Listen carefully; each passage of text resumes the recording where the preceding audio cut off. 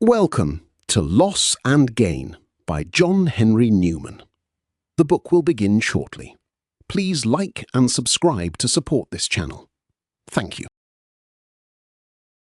The following tale is not intended as a work of controversy in behalf of the Catholic religion, but as a description of what is understood by few, viz., the course of thought and state of mind, or rather one such course and state, which issues in conviction of its divine origin. Nor is it founded on fact, to use the common phrase. It is not the history of any individual mind among the recent converts to the Catholic Church. The principal characters are imaginary, and the writer wishes to disclaim personal allusion in any. It is with this view that he has feigned ecclesiastical bodies and places, to avoid the chance, which might otherwise occur, of unintentionally suggesting to the reader real individuals who were far from his thoughts. At the same time, free use has been made of sayings and doings which were characteristic of the time and place in which the scene is laid, and, moreover, when, as in a tale, a general truth or fact is exhibited in individual specimens of it, it is impossible that the ideal representation should not more or less coincide, in spite of the author's endeavour, or even without his recognition, with its existing instances or champions. It must also be added, to prevent a farther misconception, that no proper representative is intended in this tale of the religious opinions which had lately so much influence in the University of Oxford. February 21, 1848. Chapter 1. Charles Reading was the only son of a clergyman who was in possession of a valuable benefice in a Midland county. His father intended him for orders and sent him at a proper age to a public school. He had long revolved in his mind the respective advantages and disadvantages of public and private education, and had decided in favour of the former. Seclusion, he said, is no security for virtue. There is no telling what is in a boy's heart. He may look as open and happy as usual, and be as kind and attentive, when there is a great deal wrong going on within. The heart is a secret with its maker. No one on earth can hope to get at it, or to touch it. I have a cure of souls. What do I really know of my parishioners? Nothing. Their hearts are sealed books to me. And this dear boy, he comes close to me, he throws his arms round me, but his soul is as much out of my sight as if he were at the antipodes. I am not accusing him of reserve, dear fellow. His very love and reverence for me keep him in a sort of charmed solitude. I cannot expect to get at the bottom of him.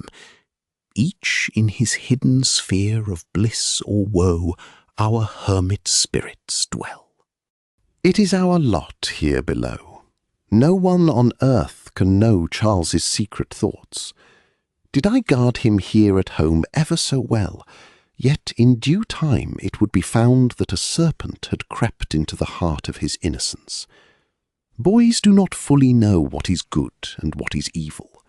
They do wrong things at first, almost innocently.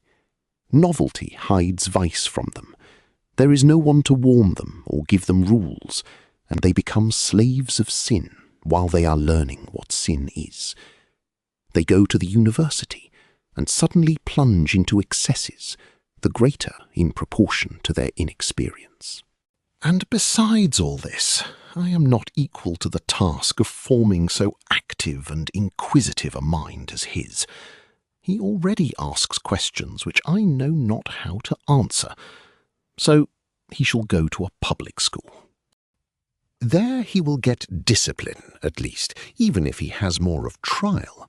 At least he will gain habits of self-command, manliness and circumspection. He will learn to use his eyes, and will find materials to use them upon.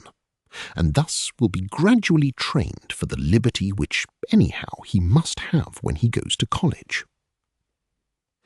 This was the more necessary, because, with many high excellences, Charles was naturally timid and retiring, over-sensitive, and, though lively and cheerful, yet not without a tinge of melancholy in his character, which sometimes degenerated into mawkishness.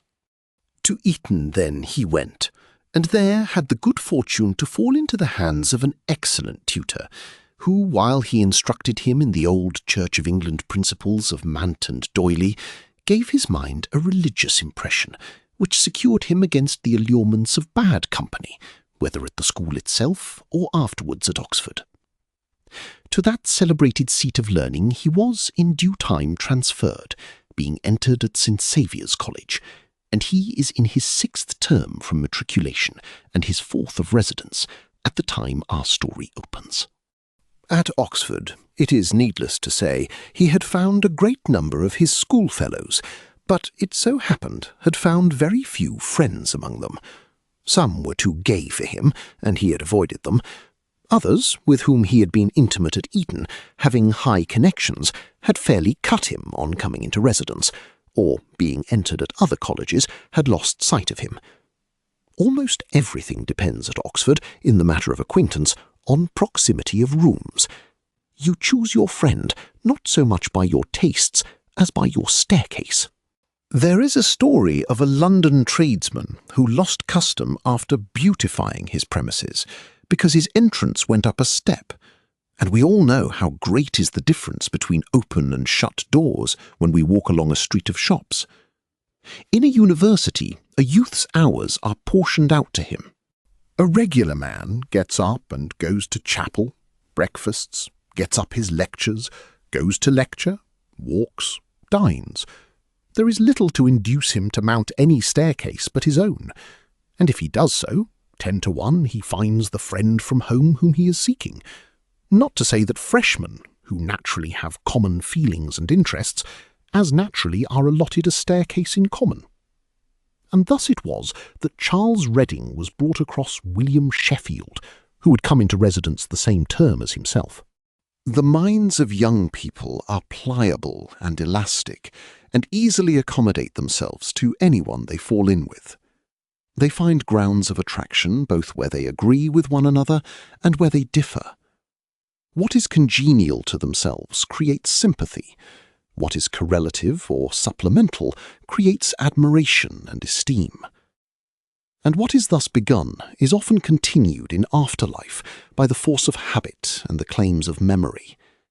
Thus, in the choice of friends, chance often does for us as much as the most careful selection could have effected. What was the character and degree of that friendship which sprang up between the freshmen Reading and Sheffield we need not here minutely explain. It will be enough to say that what they had in common was freshmanship, good talents, and the back staircase, and that they differed in this, that Sheffield had lived a good deal with people older than himself, had read much in a desultory way, and easily picked up opinions and facts, especially on controversies of the day, without laying anything very much to heart, that he was ready, clear-sighted, unembarrassed, and somewhat forward. Charles, on the other hand, had little knowledge as yet of principles or their bearings, but understood more deeply than Sheffield, and held more practically what he had once received. He was gentle and affectionate, and easily led by others, except when duty clearly interfered. It should be added that he had fallen in with various religious denominations in his father's parish, and had a general, though not a systematic, knowledge of their tenets. What they were besides will be seen as our narrative advances. Chapter 2. It was a little past 1 p.m. when Sheffield, passing Charles's door, saw it open. The college servant had just entered with the usual half-commons for luncheon, and was employed in making up the fire. Sheffield followed him in, and found Charles in his cap and gown, lounging on the arm of his easy chair, and eating his bread and cheese. Sheffield asked him if he slept as well as ate and drank, accoutred as he was.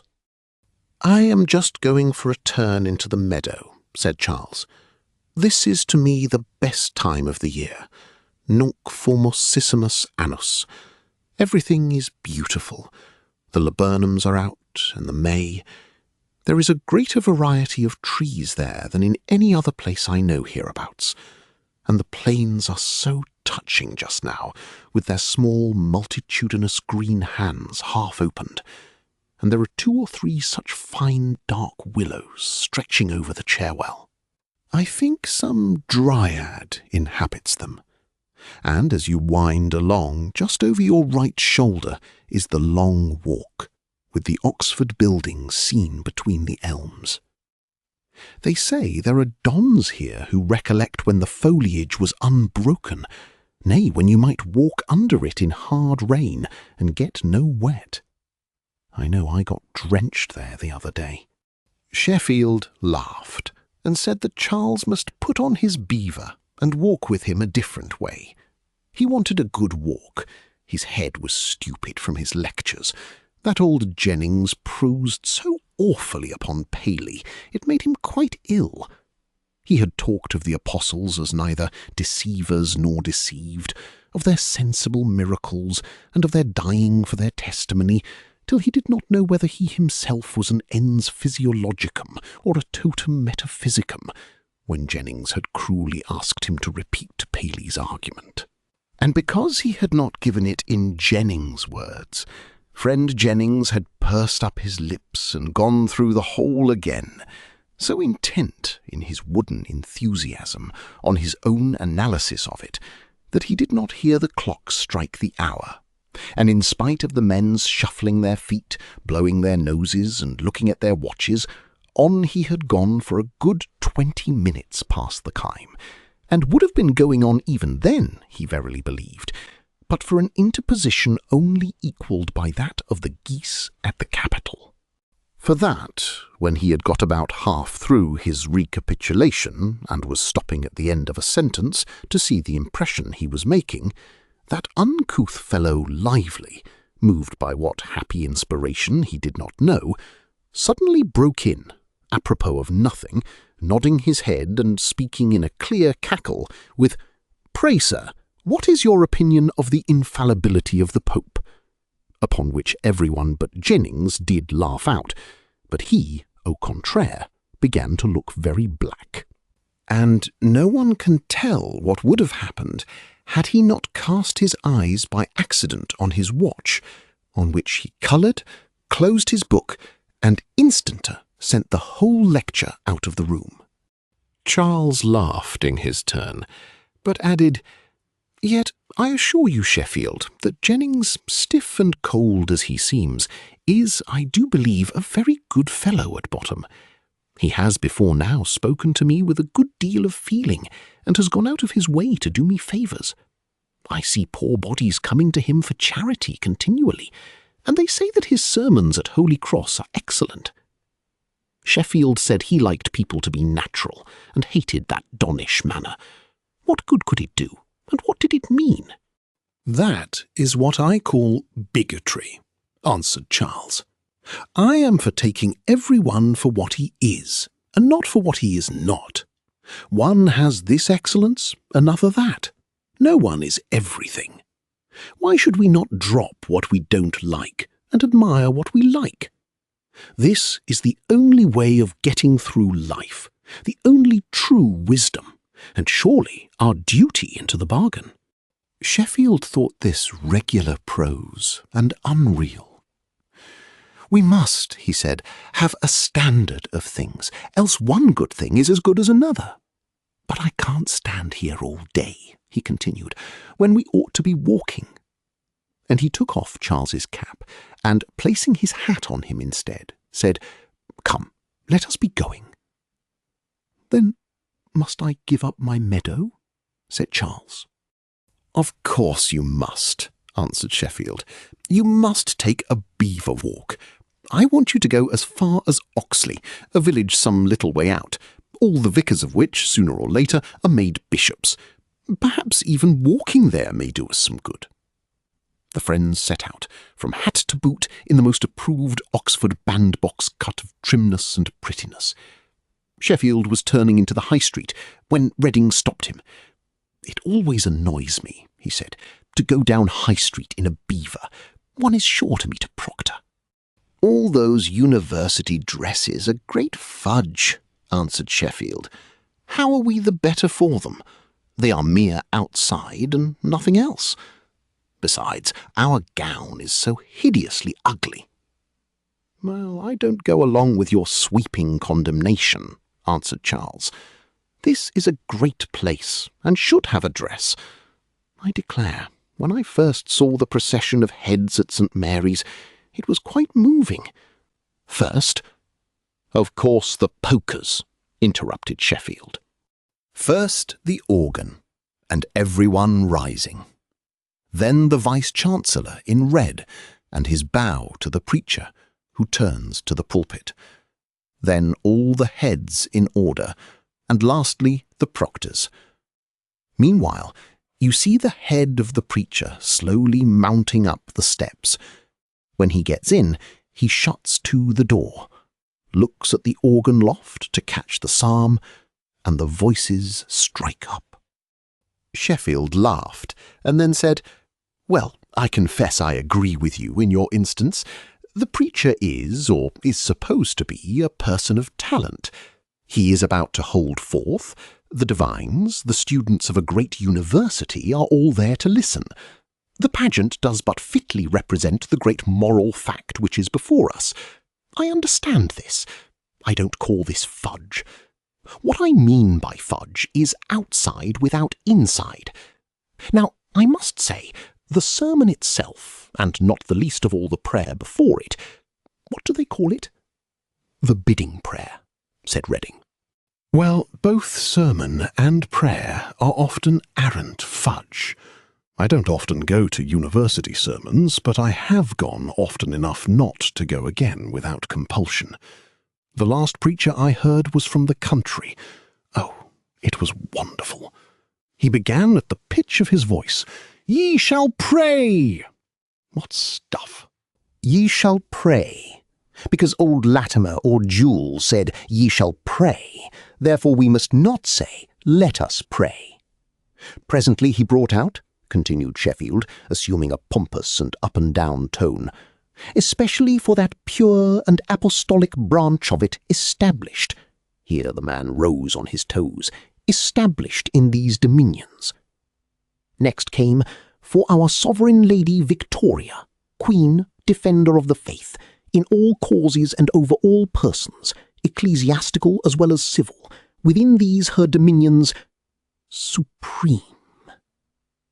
An awful pause, with an audible fall of the sermon case on the cushion, as though nature did not contain, as if the human mind could not sustain, a bigger thought. Then followed, "The pious and munificent founder," in the same twang, "of all saints and Leicester colleges." But his chef-d'oeuvre was his emphatic recognition of all the doctors, both the proctors, as if the numerical antithesis had a graphic power, and threw those excellent personages into a charming tableau vivant. Charles was amused at all this, but he said in answer that he never heard a sermon, but it was his own fault if he did not gain good from it, and he quoted the words of his father, who, when he one day asked him if so-and-so had not preached a very good sermon, "My dear Charles," his father had said, "all sermons are good." The words, simple as they were, had retained a hold on his memory. Meanwhile, they had proceeded down the forbidden High Street, and were crossing the bridge, when, on the opposite side, they saw before them a tall, upright man, whom Sheffield had no difficulty in recognising as a bachelor of Nuns' Hall, and a bore at least of the second magnitude. He was in cap and gown, but went on his way as if intending in that extraordinary guise to take a country walk. He took the path which they were going themselves, and they tried to keep behind him, but they walked too briskly, and he too leisurely to allow of that. It is very difficult duly to delineate a bore in a narrative, for the very reason that he is a bore. A tale must aim at condensation, but a bore acts in solution. It is only on the long run that he is ascertained. Then, indeed, he is felt. He is oppressive, like the sirocco which the native detects at once, while a foreigner is often at fault. Tenet occiditque. Did you hear him make but one speech, perhaps you would say he was a pleasant, well-informed man. But when he never comes to an end, or has one and the same prose every time you meet him, or keeps you standing till you are fit to sink, or holds you fast when you wish to keep an engagement, or hinders you listening to important conversation, then there is no mistake. The truth bursts on you, apparent dire facies. You are in the clutches of a bore. You may yield, or you may flee. You cannot conquer. Hence it is clear that a bore cannot be represented in a story, or the story would be the bore as much as he. The reader then must believe this upright Mr. Bateman to be what otherwise he might not discover, and thank us for our consideration in not proving as well as asserting it. Sheffield bowed to him courteously, and would have proceeded on his way, but Bateman, as became his nature, would not suffer it. He seized him. "Are you disposed," he said, "to look into the pretty chapel we are restoring on the common? It is quite a gem, in the purest style of the 14th century. It was in a most filthy condition, a mere cow-house, but we have made a subscription and set it to rights."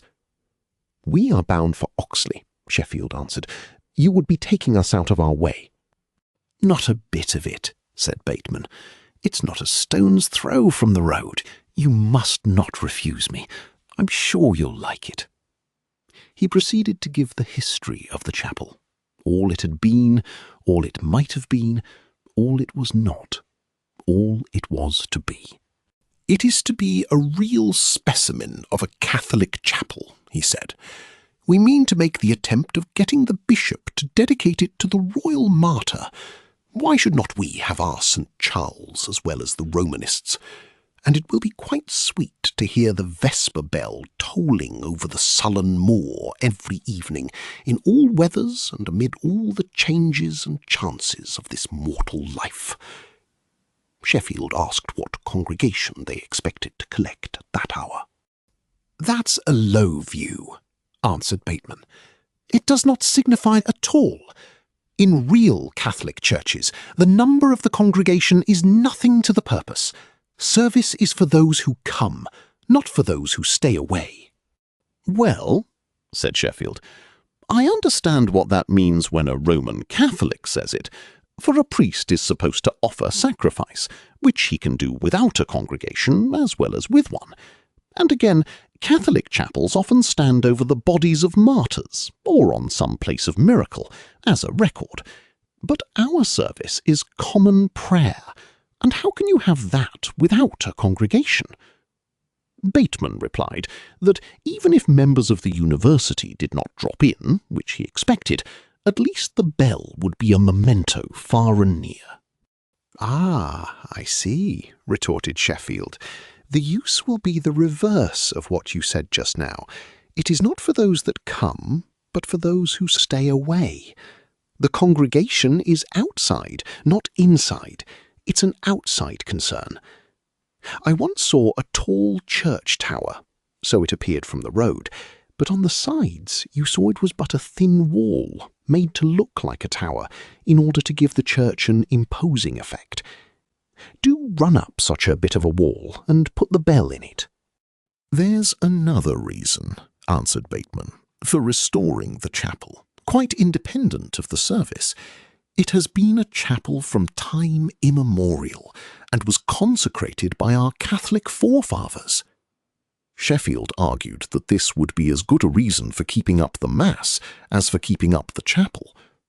"We do keep up the Mass," said Bateman.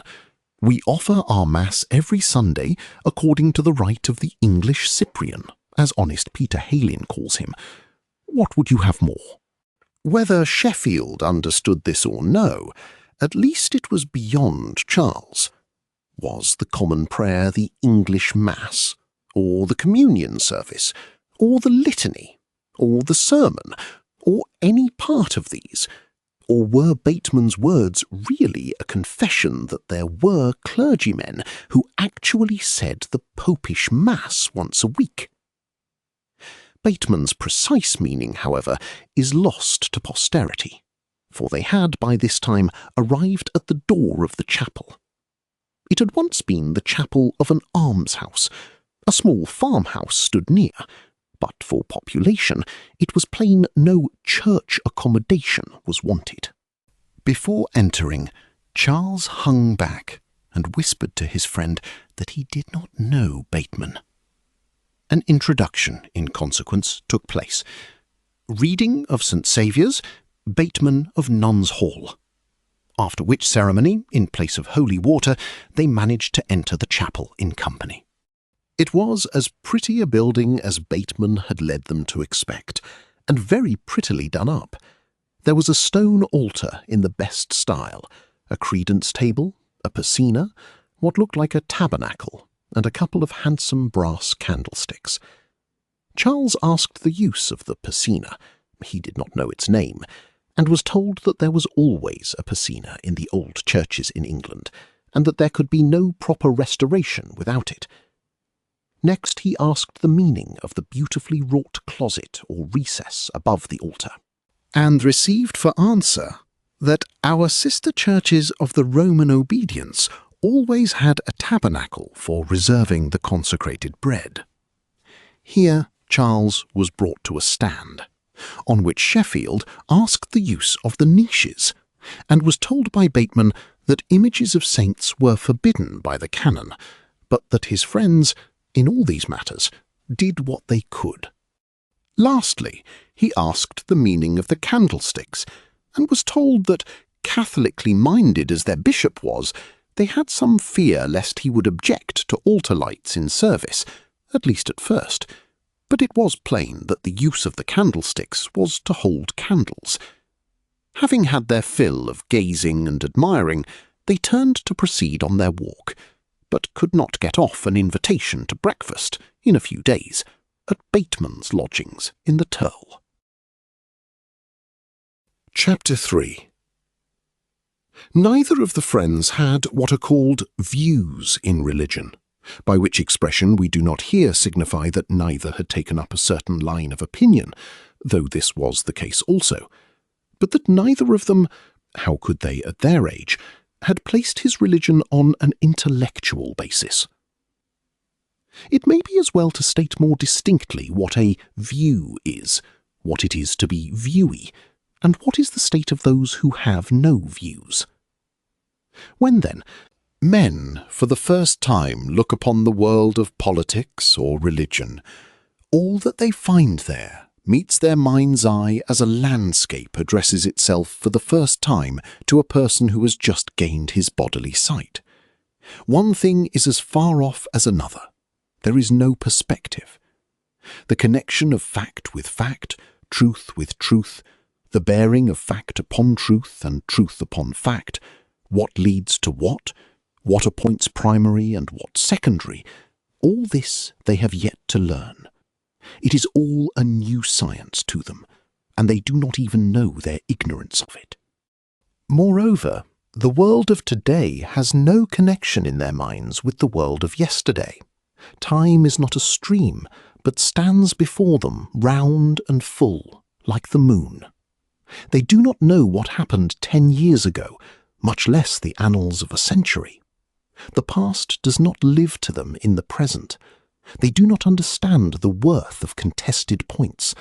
Names have no associations for them, and persons kindle no recollections. They hear of men and things and projects and struggles and principles. But everything comes and goes like the wind.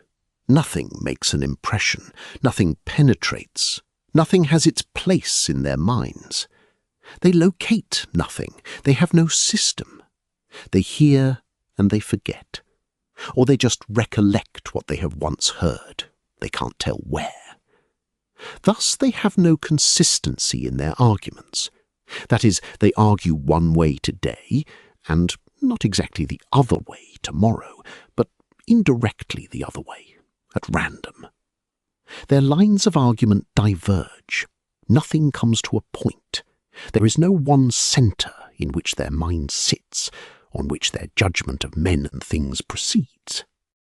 This is the state of many men all through life, and miserable politicians or churchmen they make, unless by good luck they are in safe hands and ruled by others, or are pledged to a course. Else they are at the mercy of the winds and waves, and without being radical, Whig, Tory or Conservative, High Church or Low Church, they do Whig acts, Tory acts, Catholic acts and heretical acts, as the fit takes them, or as events or parties drive them. And sometimes, when their self-importance is hurt, they take refuge in the idea that all this is a proof that they are unfettered, moderate, dispassionate, that they observe the mean, that they are no-party men, when they are, in fact, the most helpless of slaves. For our strength in this world is to be the subjects of the reason, and our liberty to be captives of the truth. Now, Charles Reading, a youth of 20, could not be supposed to have much of a view in religion or politics, but no clever man allows himself to judge of things simply at haphazard. He is obliged, from a sort of self-respect, to have some rule or other, true or false, and Charles was very fond of the maxim, which he has already enunciated, that we must measure people by what they are, and not by what they are not. He had a great notion of loving everyone, of looking kindly on everyone. He was pierced with the sentiment which he had seen in a popular volume of poetry, that Christian souls, though worn and soiled with sinful clay, are yet, to eyes that see them true, all glistening with baptismal dew. He liked, as he walked along the road and met labourer or horseman, gentleman or beggar, to say to himself, "He is a Christian." And when he came to Oxford, he came there with an enthusiasm so simple and warm as to be almost childish. He reverenced even the velvet of the pro, nay, the cocked hat which preceded the preacher had its claim on his deferential regard. Without being himself a poet, he was in the season of poetry, in the sweet springtime when the year is most beautiful because it is new. Novelty was beauty to a heart so open and cheerful as his. Not only because it was novelty and had its proper charm as such, but because when we first see things, we see them in a gay confusion, which is a principal element of the poetical. As time goes on, and we number and sort and measure things, as we gain views, we advance towards philosophy and truth, but we recede from poetry. When we ourselves were young, we once on a time walked on a hot summer day from Oxford to Newington, a dull road, as anyone who has gone it knows, yet it was new to us. And we protest to you, reader, believe it or not, laugh or not, as you will, to us it seemed on that occasion quite touchingly beautiful, and a soft melancholy came over us, of which the shadows fall even now when we look back on that dusty, weary journey. And why? Because every object which met us was unknown and full of mystery. A tree or two in the distance seemed the beginning of a great wood or park, stretching endlessly. A hill implied a vale beyond, with that vale's history. The by-lanes with their green hedges wound and vanished, yet were not lost to the imagination. Such was our first journey. But when we had gone it several times, the mind refused to act, the scene ceased to enchant. Stern reality alone remained, and we thought it one of the most tiresome, odious roads we ever had occasion to traverse. But to return to our story, such was Reading, but Sheffield, on the other hand, without possessing any real view of things more than Charles, was at this time fonder of hunting for views, and more in danger of taking up false ones. That is, he was viewy, in a bad sense of the word. He was not satisfied intellectually with things as they are. He was critical, impatient to reduce things to system, pushed principles too far, was fond of argument, partly from pleasure in the exercise, partly because he was perplexed, though he did not lay anything very much to heart. They neither of them felt any special interest in the controversy going on in the university and country about high and low church. Sheffield had a sort of contempt for it, and Reading felt it to be bad taste to be unusual or prominent in anything. An Eton acquaintance had asked him to go and hear one of the principal preachers of the Catholic party, and offered to introduce him, but he had declined it. He did not like, he said, mixing himself up with party. He had come to Oxford to get his degree, and not to take up opinions. He thought his father would not relish it. And moreover, he felt some little repugnance to such opinions and such people, under the notion that the authorities of the university were opposed to the whole movement. He could not help looking at its leaders as demagogues, and towards demagogues he felt an unmeasured aversion and contempt. He did not see why clergymen, however respectable, should be collecting undergraduates about them, and he heard stories of their way of going on which did not please him. Moreover, he did not like the specimens of their followers whom he fell in with. They were forward, or they talked strong, as it was called, did ridiculous, extravagant acts, and sometimes neglected their college duties for things which did not concern them. He was unfortunate, certainly, for this is a very unfair account of the most exemplary men of that day, who doubtless are still, as clergymen or laymen, the strength of the Anglican Church.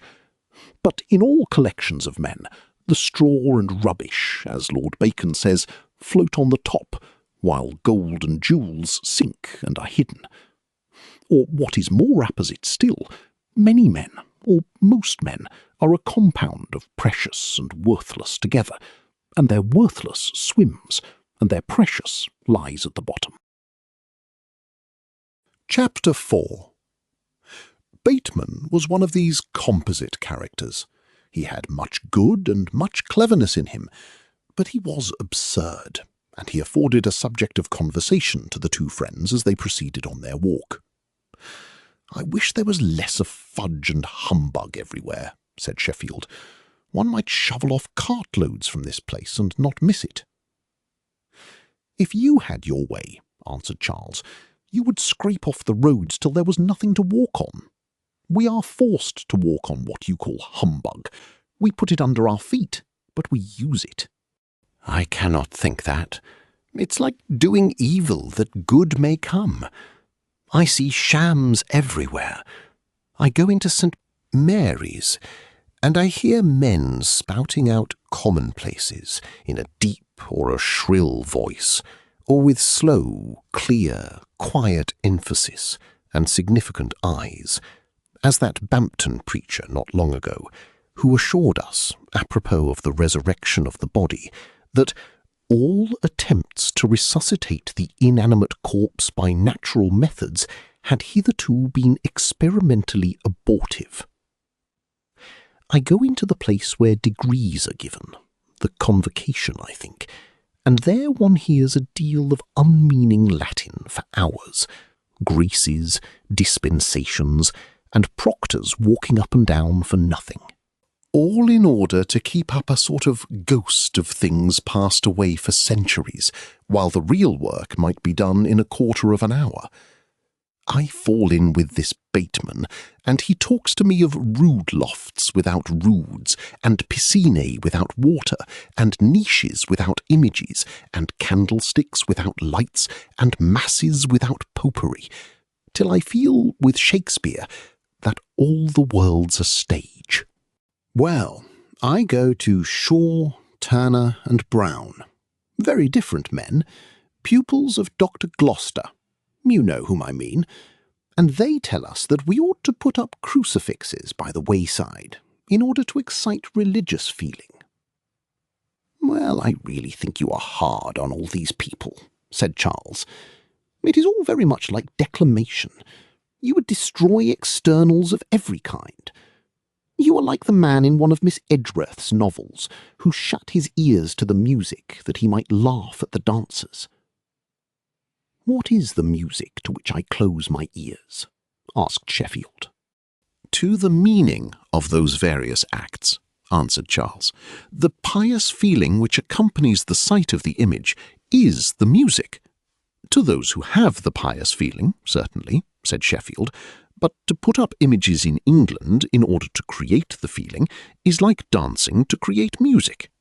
I think you are hard upon England, replied Charles. We are a religious people. Well, I will put it differently. Do you like music? You ought to know, said Charles, whom I have frightened so often with my fiddle. Do you like dancing? To tell the truth, said Charles, I don't. Nor do I, said Sheffield. It makes me laugh to think what I have done, when a boy, to escape dancing.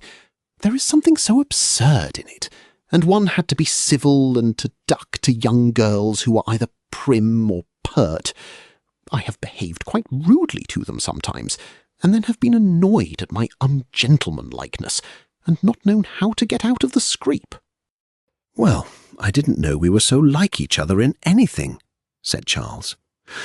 Oh, the misery I have endured in having to stand up to dance, and to walk about with a partner, everybody looking at me, and I so awkward. It has been a torture to me days before and after.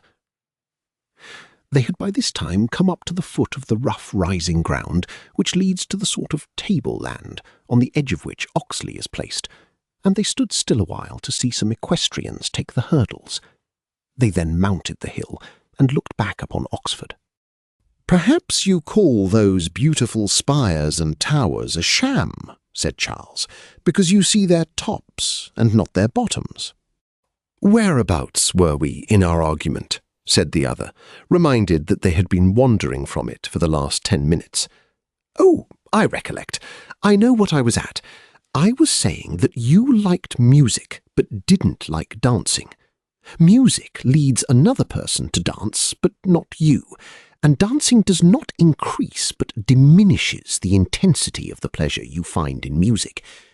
In like manner, it is a mere piece of pedantry to make a religious nation, like the English, more religious by placing images in the streets. This is not the English way, and only offends us.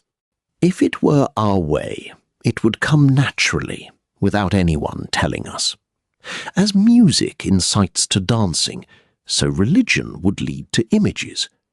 But as dancing does not improve music to those who do not like dancing, so ceremonies do not improve religion to those who do not like ceremonies. Then do you mean, said Charles, that the English Romanists are shams because they use crucifixes? Stop there, said Sheffield. Now you are getting upon a different subject. They believe that there is virtue in images. That indeed is absurd in them, but it makes them quite consistent in honouring them. They do not put up images as outward shows, merely to create feelings in the minds of beholders, as Gloucester would do, but they in good downright earnest worship images, as being more than they seem, as being not a mere outside show.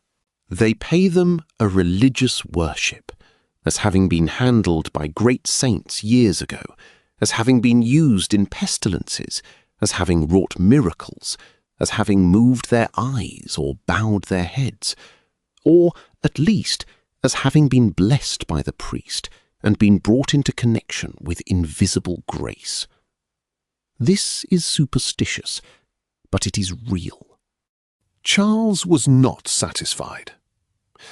An image is a mode of teaching, he said. Do you mean to say that a person is a sham merely because he mistakes the particular mode of teaching best suited to his own country? I did not say that Dr. Gloucester was a sham, answered Sheffield, but that mode of teaching of his was among Protestants a sham and a humbug. But this principle will carry you too far and destroy itself, said Charles. Don't you recollect what Thomson quoted the other day out of Aristotle, which he had lately begun in lecture with Vincent, and which we thought so acute, that habits are created by those very acts in which they manifest themselves when created? We learn to swim well by trying to swim. Now, Bateman doubtless wishes to introduce piscinae and tabernacles, and to wait before beginning till they are received is like not going into the water till you can swim. Well, but what is Bateman the better when his piscinae are universal? Asked Sheffield. What does it mean? In the Romish Church it has a use, I don't know what, but it comes into the Mass. But if Bateman makes piscinae universal among us, what has he achieved but the reign of a universal humbug? But, my dear Sheffield, answered Reading, consider how many things there are which, in the course of time, have altered their original meaning, and yet have a meaning, though a changed one still. The judge's wig is no sham, yet it has a history. The Queen, at her coronation, is said to wear a Roman Catholic vestment. Is that a sham? Does it not still typify and impress upon us the divinity that doth hedge a king, though it has lost the very meaning which the Church of Rome gave it? Or are you of the number of those who, according to the witticism, think majesty, when deprived of its externals, a jest? Then you defend the introduction of unmeaning piscinae and candlesticks? I think, answered Charles, that there's a great difference between reviving and retaining. It may be natural to retain even while the use fails, unnatural to revive when it has failed. But this is a question of discretion and judgment. Then you give it against Bateman? Said Sheffield. A slight pause ensued. Then Charles added, But perhaps these men actually do wish to introduce the realities as well as the externals. Perhaps they wish to use the piscina as well as to have it. Sheffield, he continued abruptly, why are not canonicals a sham, if piscinae are shams? Canonicals, said Sheffield, as if thinking about them. No, canonicals are no sham. For preaching, I suppose, is the highest ordinance in our church, and has the richest dress. The robes of a great preacher cost, I know, many pounds. For there was one near us who, on leaving, had a present from the ladies of an entire set, and a dozen pair of worked slippers into the bargain. But it's all fitting if preaching is the great office of the clergy. Next comes the sacrament, and has the surplice and hood. And hood, he repeated, musing. What's that for? No, it's the scarf. The hood is worn in the university pulpit. What is the scarf? It belongs to chaplains, I believe. That is, to persons.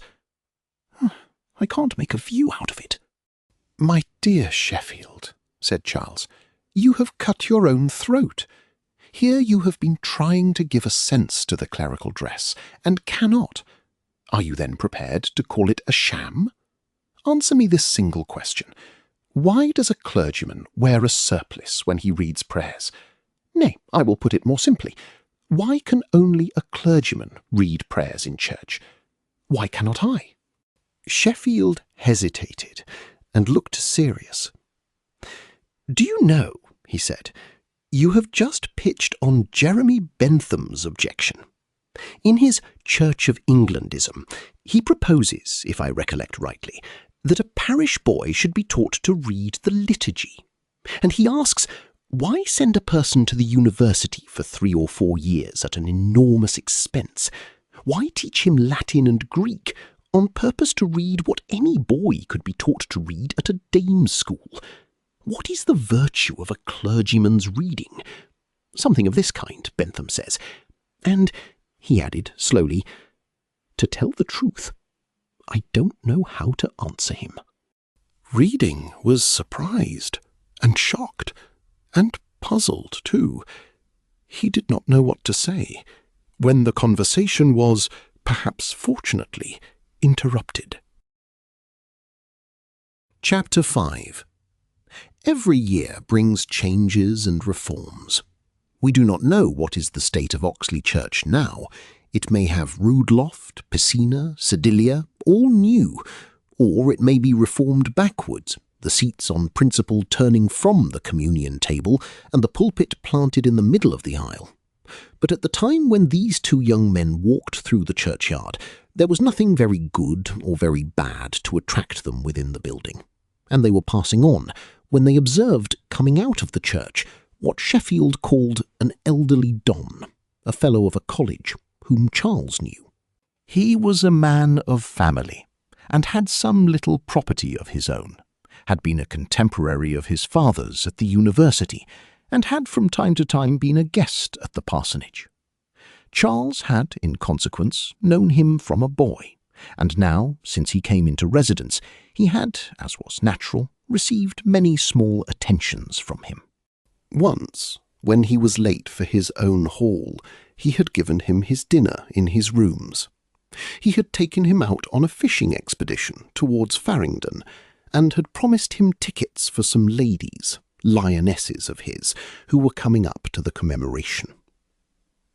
He was a shrewd, easy-tempered, free-spoken man, of small desires and no ambition, of no very keen sensibilities or romantic delicacies, and very little religious pretension.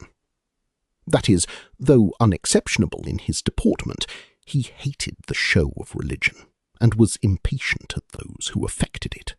He had known the university for 30 years, and formed a right estimate of most things in it.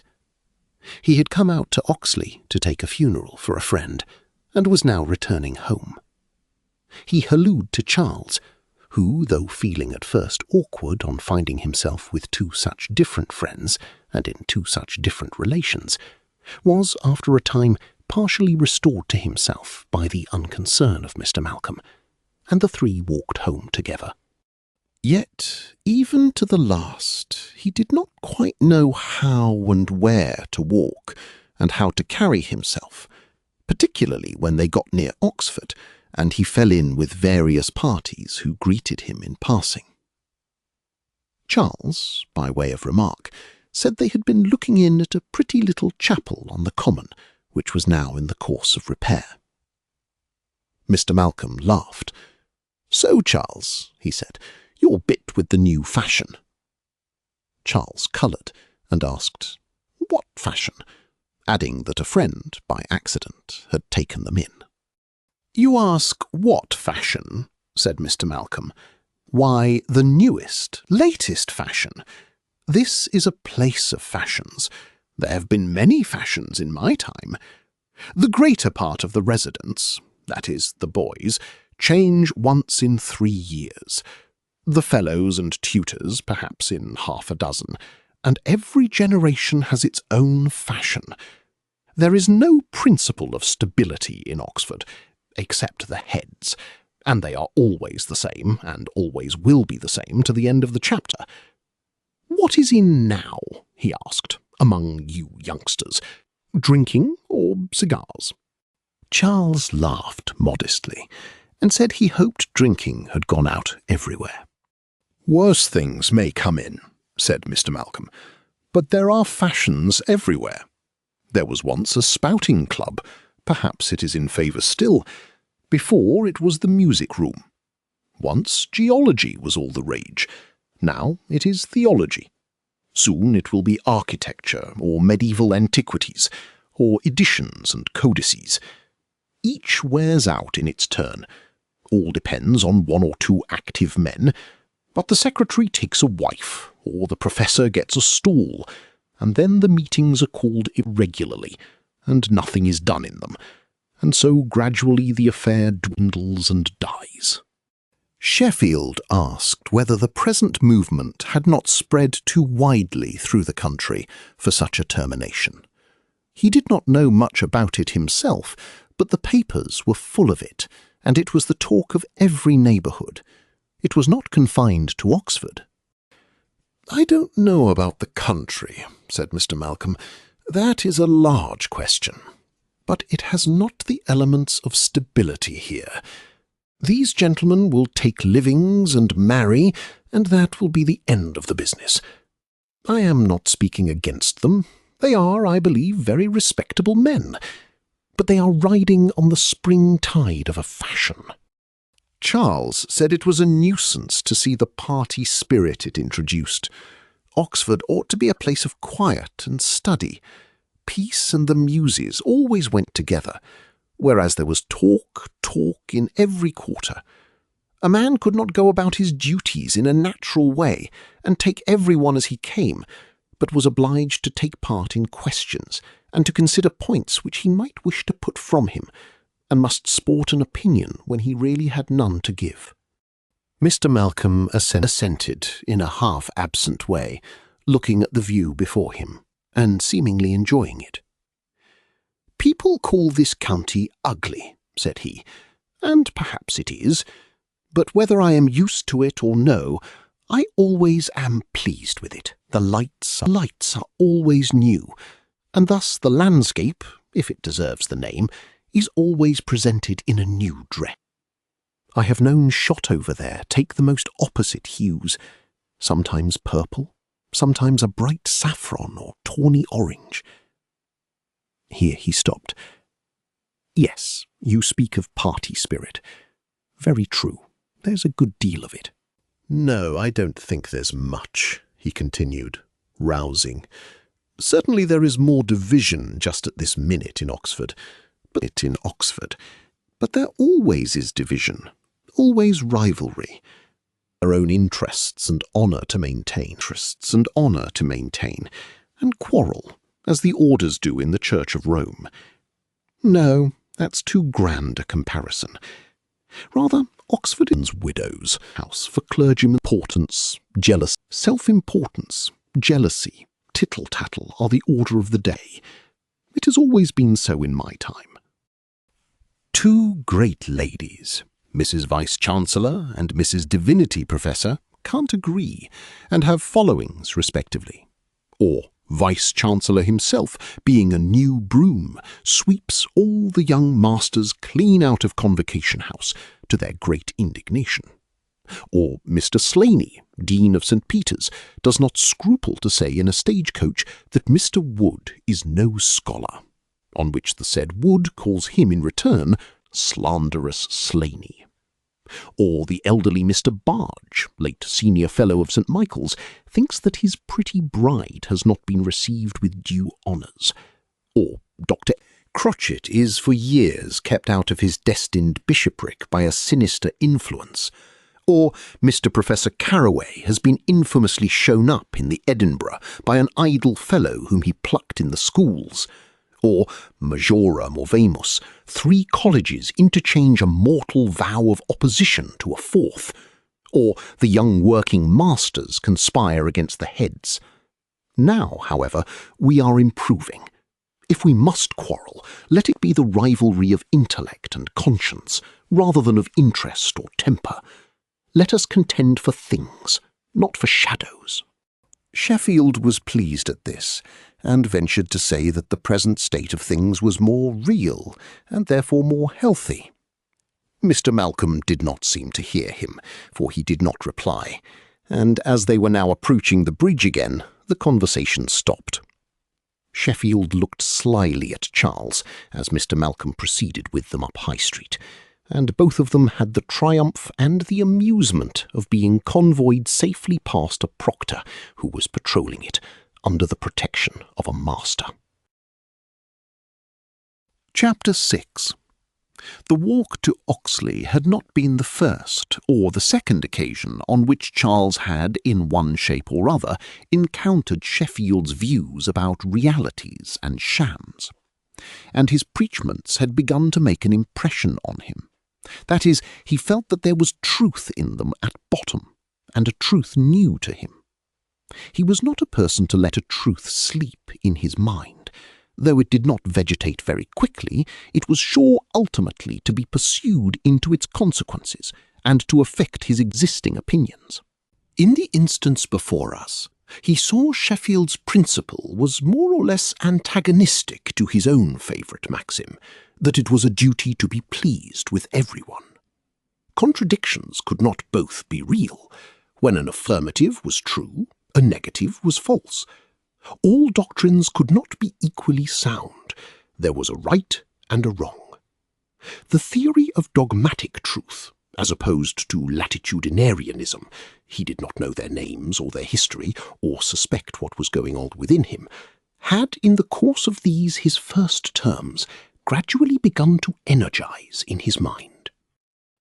Let him but see the absurdities of the latitudinarian principle when carried out, and he is likely to be still more opposed to it. Bateman, among his peculiarities, had a notion that bringing persons of contrary sentiments together was the likeliest way of making a party agreeable, or at least useful. He had done his best to give his breakfast, to which our friends were invited, this element of perfection, not, however, to his own satisfaction, for with all his efforts he had but picked up Mr. Freeborn, a young evangelical master, with whom Sheffield was acquainted. A sharp, but not very wise freshman, who, having been spoiled at home, and having plenty of money, professed to be aesthetic, and kept his college authorities in a perpetual fidget, lest he should some morning wake up a papist, and a friend of his, a nice, modest-looking youth, who, like a mouse, had keen, darting eyes, and ate his bread and butter in absolute silence. They had hardly seated themselves, and Sheffield was pouring out coffee, and a plate of muffins was going round, and Bateman was engaged, saucepan in hand, in the operation of landing his eggs, now boiled, upon the table, when our flighty youth, whose name was White, observed how beautiful the Catholic custom was of making eggs the emblem of the Easter festival. "It is truly Catholic," said he, "for it is retained in parts of England. You have it in Russia and in Rome itself, where an egg is served up on every plate through the Easter week, after being, I believe, blessed, and it is as expressive and significant as it is Catholic." "Beautiful indeed," said their host. "So pretty, so sweet. I wonder whether our reformers thought of it, or the profound Hooker. He was full of types. Or Jewel. You recollect the staff Jewel gave Hooker? That was a type. It was like the sending of Elisha's staff by his servant to the dead child." "Oh, my dear, dear Bateman," cried Sheffield, "you are making Hooker Gehazi." "That's just the upshot of such trifling," said Mr. Freeborn. "You never know where to find it. It proves anything and disproves anything." "That is only till it's sanctioned," said White. "When the Catholic Church sanctions it, we're safe." "Yes, we're safe," said Bateman. "It's safe when it's Catholic." "Yes," continued White, "things change their nature altogether when they are taken up by the Catholic Church. That's how we are allowed to do evil, that good may come." "What's that?" said Bateman. "Why," said White, "the Church makes evil good." "My dear White," said Bateman gravely, "that's going too far. It is indeed." Mr. Freeborn suspended his breakfast operations and sat back in his chair. "Why," continued White, "is not idolatry wrong, yet image worship is right?" Mr. Freeborn was in a state of collapse. "That's a bad instance, White," said Sheffield. "There are people in the world who are un-Catholic enough to think image worship is wrong, as well as idolatry." "A mere Jesuitical distinction," said Freeborn with emotion. "Well," said White, who did not seem in great awe of the young M.A., though some years, of course, his senior, "I will take a better instance. Who does not know that baptism gives grace? Yet there were heathen baptismal rites, which of course were devilish." "I should not be disposed, Mr. White, to grant you so much as you would wish," said Freeborn, "about the virtue of baptism." "Not about Christian baptism?" asked White. "It is easy," answered Freeborn, "to mistake the sign for the thing signified." "Not about Catholic baptism?" repeated White. "Catholic baptism is a mere deceit and delusion," retorted Mr. Freeborn. "Oh, my dear Freeborn," interposed Bateman, "now you are going too far. You are indeed." "Catholic, Catholic, I don't know what you mean," said Freeborn. "I mean," said White, "the baptism of the one Catholic Church of which the Creed speaks. It's quite intelligible." "But what do you mean by the Catholic Church?" asked Freeborn. "The Anglican," answered Bateman. "The Roman," answered White, both in the same breath. There was a general laugh. "There is nothing to laugh at," said Bateman. "Anglican and Roman are one." "One? Impossible!" cried Sheffield.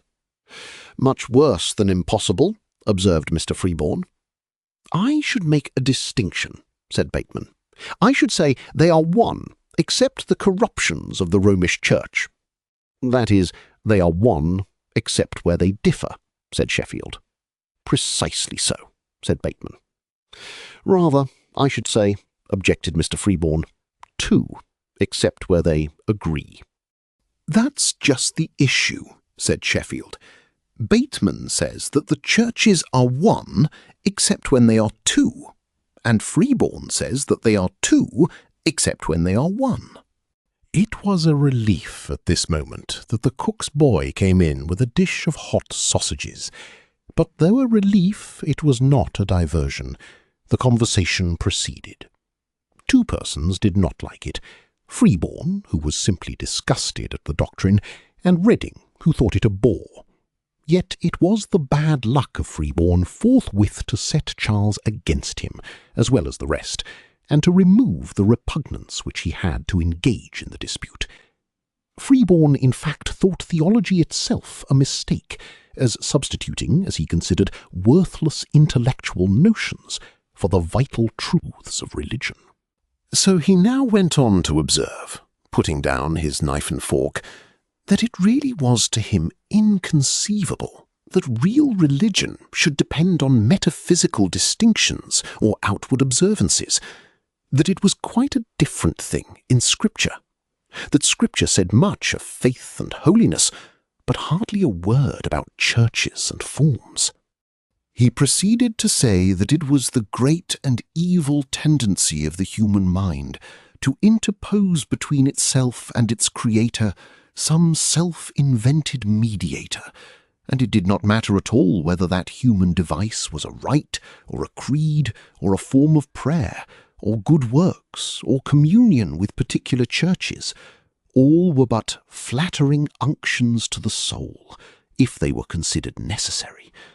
The only safe way of using them was to use them with the feeling that you might dispense with them, that none of them went to the root of the matter, for that faith, that is, firm belief that God had forgiven you, was the one thing needful, that where that one thing was present, everything else was superfluous, that where it was wanting, nothing else availed. So strongly did he hold this, that, he confessed he put it pointedly, but still not untruly, where true faith was present, a person might be anything in profession. An Arminian, a Calvinist, an Episcopalian, a Presbyterian, a Swedenborgian, nay, a Unitarian. He would go further, looking at White, a Papist, yet be in a state of salvation. Freeborn came out rather more strongly than in his sober moments he would have approved, but he was a little irritated and wished to have his turn of speaking. It was altogether a great testification. "Thank you for your liberality to the poor papists," said White. "It seems they are safe if they are hypocrites, professing to be Catholics, while they are Protestants in heart." "Unitarians, too," said Sheffield, "are debtors to your liberality. It seems a man need not fear to believe too little, so that he feels a good deal." "Rather," said White, "if he believes himself forgiven, he need not believe anything else." Reading put in his word. He said that in the prayer book, belief in the Holy Trinity was represented not as an accident, but as before all things necessary to salvation. "That's not a fair answer, Reading," said Sheffield. "What Mr. Freeborn observed was that there's no creed in the Bible, and you answer that there is a creed in the prayer book." "Then the Bible says one thing and the prayer book another," said Bateman. "No," answered Freeborn. "The prayer book only deduces from Scripture. The Athanasian Creed is a human invention, true, but human, and to be received, as one of the articles expressly says, because founded on Scripture. Creeds are useful in their place, so is the Church, but neither creed nor Church is religion." "Then why do you make so much of your doctrine of faith only?" said Bateman, "for that is not in Scripture, and is but a human deduction." "My doctrine!" cried Freeborn. "Why, it's in the Articles. The Articles expressly say that we are justified by faith only." "The Articles are not Scripture any more than the prayer book," said Sheffield. "Nor do the Articles say that the doctrine they propound is necessary for salvation," added Bateman. All this was very unfair on Freeborn, though he had provoked it. Here were 4 persons on him at once, and the silent 5th apparently a sympathiser. Sheffield talked through malice, White from habit, Reading came in because he could not help it, and Bateman spoke on principle. He had a notion that he was improving Freeborn's views by this process of badgering. At least he did not improve his temper, which was suffering. Most of the party were undergraduates. He, Freeborn, was a master. It was too bad of Bateman. He finished in silence his sausage, which had got quite cold. The conversation flagged. There was a rise in toast and muffins. Coffee cups were put aside, and tea flowed freely. Chapter 7. Freeborn did not like to be beaten. He began again. Religion, he said, was a matter of the heart. No one could interpret Scripture rightly whose heart was not right. Till our eyes were enlightened, to dispute about the sense of Scripture, to attempt to deduce from Scripture, was beating about the bush. It was like the blind disputing about colours. "If this is true," said Bateman, "no one ought to argue about religion at all, but you were the first to do so, Freeborn." "Of course," answered Freeborn. "Those who have found the truth are the very persons to argue, for they have the gift."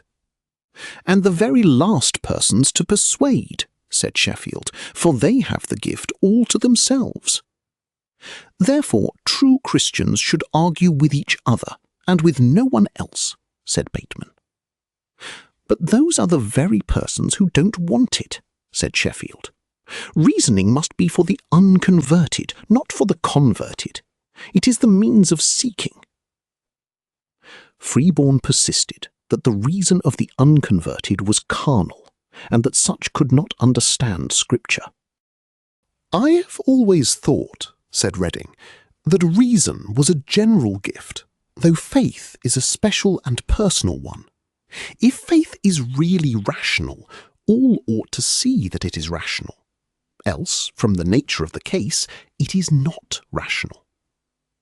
"But St. Paul says," answered Freeborn, "that to the natural man the things of the Spirit are foolishness." "But how are we to arrive at truth at all," said Reading, "except by reason? It is the appointed method for our guidance. Brutes go by instinct, men by reason." They had fallen on a difficult subject. All were somewhat puzzled. Except White, who had not been attending and was simply wearied, he now interposed. "It would be a dull world," he said, "if men went by reason. They may think they do, but they don't. Really, they are led by their feelings, their affections, by the sense of the beautiful and the good and the holy. Religion is the beautiful. The clouds, sun and sky, the fields and the woods are religion." "This would make all religions true," said Freeborn, "good and bad." "No," answered White. "Heathen rites are bloody and impure, not beautiful. And Mahometanism is as cold and as dry as any Calvinistic meeting. The Mahometans have no altars or priests, nothing but a pulpit and a preacher." "Like St. Mary's," said Sheffield. "Very like," said White. "We have no life or poetry in the Church of England. The Catholic Church alone is beautiful. You would see what I mean if you went into a foreign cathedral, or even into one of the Catholic churches in our large towns. The celebrant, deacon and subdeacon, acolytes with lights, the incense and the chanting, all combine to one end, one act of worship. You feel it is really a worshipping. Every sense, eyes, ears, smell, are made to know that worship is going on. The laity on the floor saying their beads or making their acts, the choir singing out the Kyrie, and the priest and his assistants bowing low and saying the Confiteor to each other. This is worship, and it is far above reason." This was spoken with all his heart, but it was quite out of keeping with the conversation which had preceded it, and White's poetry was almost as disagreeable to the party as Freeborn's prose. "White, you should turn Catholic out and out," said Sheffield. "My dear good fellow," said Bateman, "think what you are saying.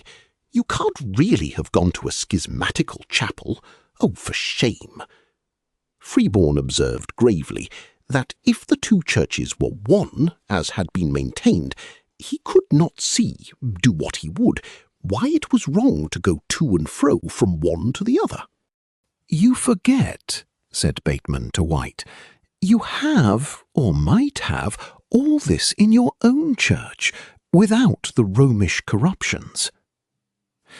"As to the Romish corruptions," answered White, "I know very little about them." Freeborn groaned audibly. "I know very little about them," repeated White eagerly. "Very little. But what is that to the purpose? We must take things as we find them. I don't like what is bad in the Catholic Church, if there is bad, but what is good. I do not go to it for what is bad, but for what is good. You can't deny that what I admire is very good and beautiful. Only you try to introduce it into your own church. You would give your ears, you know you would, to hear the Die Irae." Here a general burst of laughter took place. White was an Irishman. It was a happy interruption. The party rose up from table, and a tap at that minute, which sounded at the door, succeeded in severing the thread of the conversation. It was a print-seller's man with a large book of plates. "Well timed," said Bateman. "Put them down, Baker. Or rather, give them to me. I can take the opinion of you men on a point I have much at heart. You know, I wanted you, Freeborn, to go with me to see my chapel. Sheffield and Reading have looked into it. Well now, just see here." He opened the portfolio. It contained views of the Campo Santo at Pisa. The leaves were slowly turned over in silence, the spectators partly admiring, partly not knowing what to think, partly wondering at what was coming. "What do you think my plan is?" he continued. "You twitted me, Sheffield, because my chapel would be useless. Now I mean to get a cemetery attached to it. There is plenty of land, and then the chapel will become a chantry. But now, what will you say if we have a copy of these splendid medieval monuments round the burial place, both sculpture and painting? Now, Sheffield, Mr. Critic, what do you say to that?" "A most admirable plan," said Sheffield, "and quite removes my objections. A chantry? What is that? Don't they say Mass in it for the dead?" "Oh, no," said Bateman, in fear of Freeborn. "We'll have none of your popery. It will be a simple, guileless chapel, in which the church service will be read." Meanwhile, Sheffield was slowly turning over the plates. He stopped at one. "What will you do with that figure?" he said, pointing to a Madonna. "Oh, it will be best, most prudent, to leave it out. Certainly." Sheffield soon began again. "But look here, my good fellow, what do you do with these saints and angels? Do see, why, here's a complete legend. Do you mean to have this? Here's a set of miracles, and a woman invoking a saint in heaven." Bateman looked cautiously at them and did not answer. He would have shut the book, but Sheffield wished to see some more. Meanwhile he said, "Oh, yes, true, there are some things, but I have an expedient for all this. I mean to make it all allegorical. The Blessed Virgin shall be the Church, and the saints shall be cardinal and other virtues. And as to that saint's life, St. Ranieri's, it shall be a Catholic Pilgrim's Progress." "Good! Then you must drop all these popes and bishops, copes and chalices," said Sheffield, "and have their names written under the rest, that people mayn't take them for saints and angels.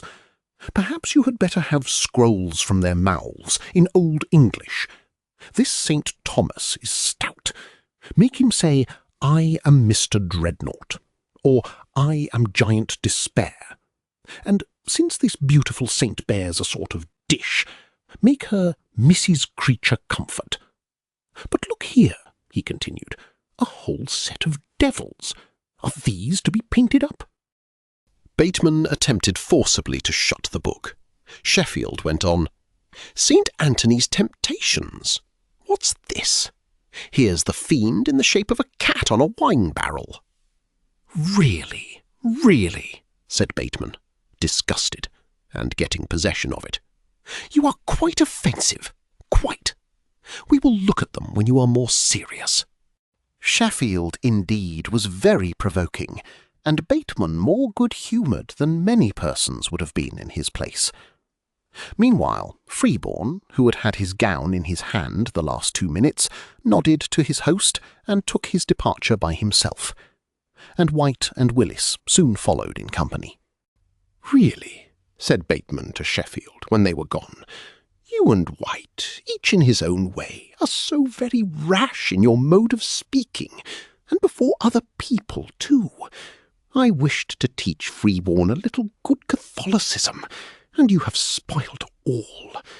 I hoped something would have come out of this breakfast. But only think of White. It will all out. Freeborn will tell it to his set. It is very bad indeed.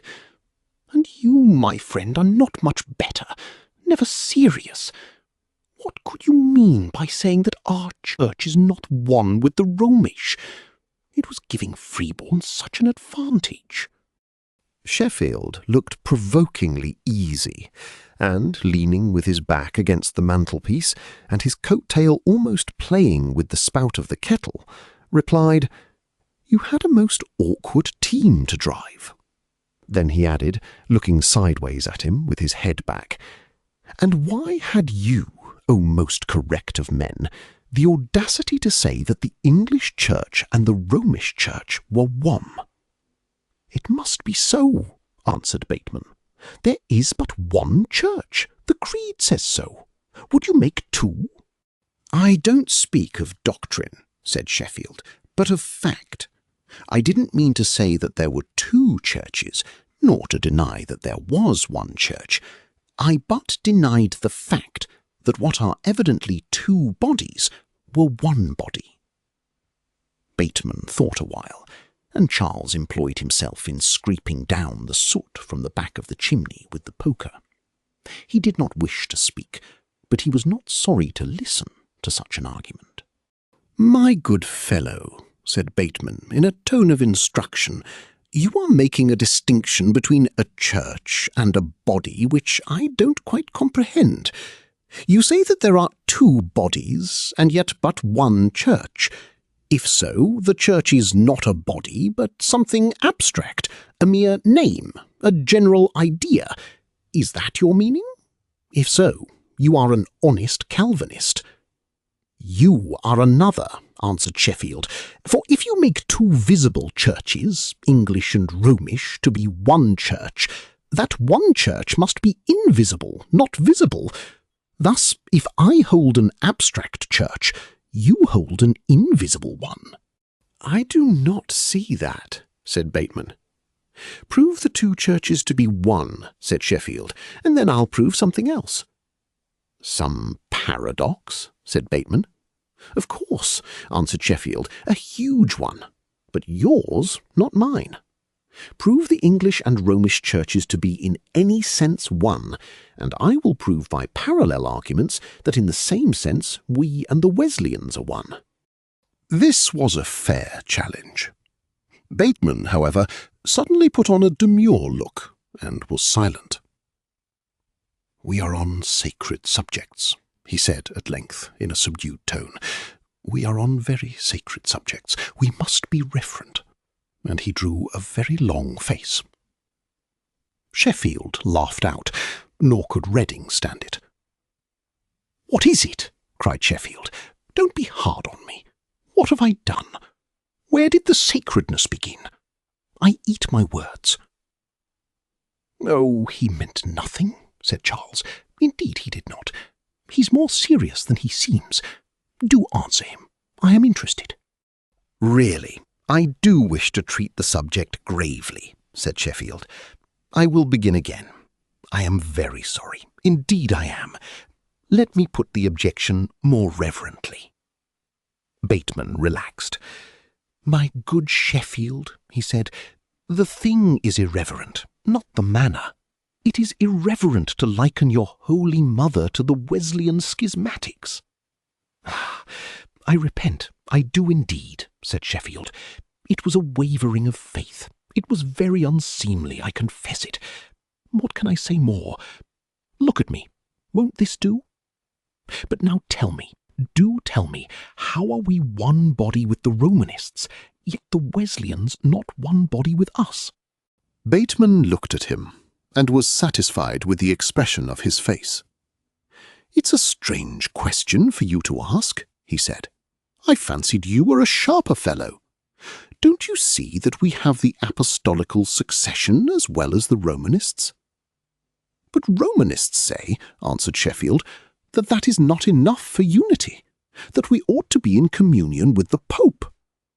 "That's their mistake," answered Bateman. "That's just what the Wesleyans say of us," retorted Sheffield, "when we won't acknowledge their succession. They say it's our mistake." "Their succession!" cried Bateman. "They have no succession." "Yes, they have," said Sheffield. "They have a ministerial succession." "It isn't apostolical," answered Bateman. "Yes, but it is evangelical. A succession of doctrine," said Sheffield. "Doctrine! Evangelical!" cried Bateman. "Who ever heard? That's not enough. Doctrine is not enough without bishops." "And succession is not enough without the Pope," answered Sheffield. "They act against the bishops," said Bateman, not quite seeing whither he was going. "And we act against the Pope," said Sheffield. "We say that the Pope isn't necessary," said Bateman. "And they say that bishops are not necessary," returned Sheffield. They were out of breath, and paused to see where they stood. Presently Bateman said, "My good sir, this is a question of fact, not of argumentative cleverness. The question is whether it is not true that bishops are necessary to the notion of a church, and whether it is not false that popes are necessary." "No, no," cried Sheffield. "The question is this. Whether obedience to our bishops is not necessary to make Wesleyans one body with us, and obedience to their pope necessary to make us one body with the Romanists. You maintain the one and deny the other. I maintain both. Maintain both or deny both. I am consistent. You are inconsistent. Bateman was puzzled. In a word, Sheffield added, succession is not unity, any more than doctrine. Not unity? What then is unity? Asked Bateman. Oneness of polity, answered Sheffield. Bateman thought a while. The idea is preposterous, he said. Here we have possession. Here we are established since King Lucius's time, or since St. Paul preached here, filling the island, one continuous church, with the same territory, the same succession, the same hierarchy, the same civil and political position, the same churches. Yes, he proceeded, we have the very same fabrics, the memorials of 1,000 years, doctrines stamped and perpetuated in stone, all the mystical teaching of the old saints. What have the Methodists to do with Catholic rites, with altars, with sacrifice, with rood lofts, with fonts, with niches? They call it all superstition. Don't be angry with me, Bateman, said Sheffield, and before going, I will put forth a parable. Here's the Church of England, as like a Protestant establishment as it can stare. Bishops and people, all but a few like yourselves, call it Protestant. The living body calls itself Protestant. The living body abjures Catholicism, flings off the name and the thing, hates the Church of Rome, laughs at sacramental power, despises the fathers, is jealous of priestcraft, is a Protestant reality, is a Catholic sham. This existing reality, which is alive and no mistake, you wish to top with a filigree work of screens, dorsals, pastoral staffs, croziers, mitres, and the like.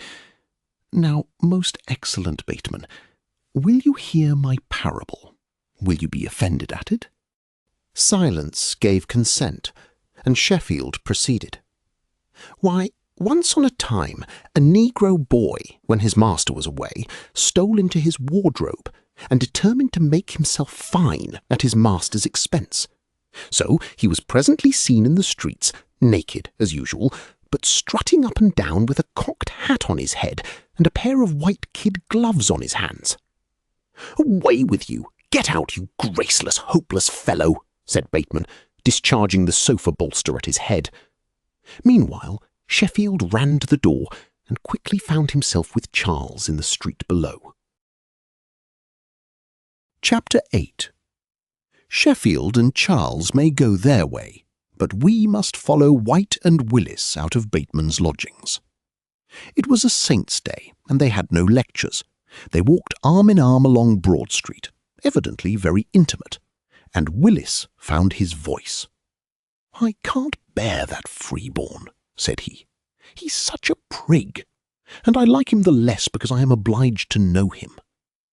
"You knew him in the country, I think," said White. "In consequence, he has several times had me to his spiritual tea parties, and has introduced me to old Mr. Grimes, a good, kind-hearted old fogey, but an awful evangelical, and his wife worse. Grimes is the old original religious tea-man, and Freeborn imitates him.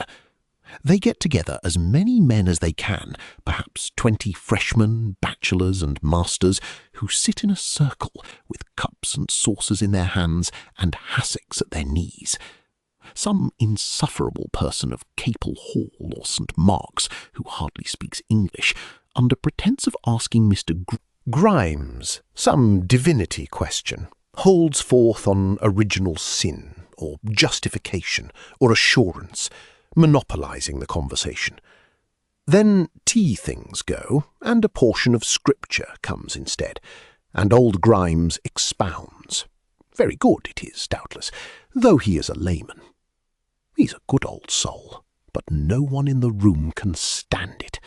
Even Mrs. Grimes nods over her knitting, and some of the dear brothers breathe very audibly. Mr. Grimes, however, hears nothing but himself. At length he stops. His hearers wake up, and the hassocks begin. Then we go, and Mr. Grimes and the St. Mark's man call it a profitable evening. I can't make out why anyone goes twice, yet some men never miss. They all go on faith, said White. Faith in Mr. Grimes. Faith in old Grimes, said Willis, an old half-pay lieutenant. Here's a church open, said White. That's odd. Let's go in. They entered. An old woman was dusting the pews as if for service. That will be all set right, said Willis. We must have no women but sacristans and servers. Then, you know, all these pews will go to the right about. Did you ever see a finer church for a function? Where would you put the sacristy? Said Willis.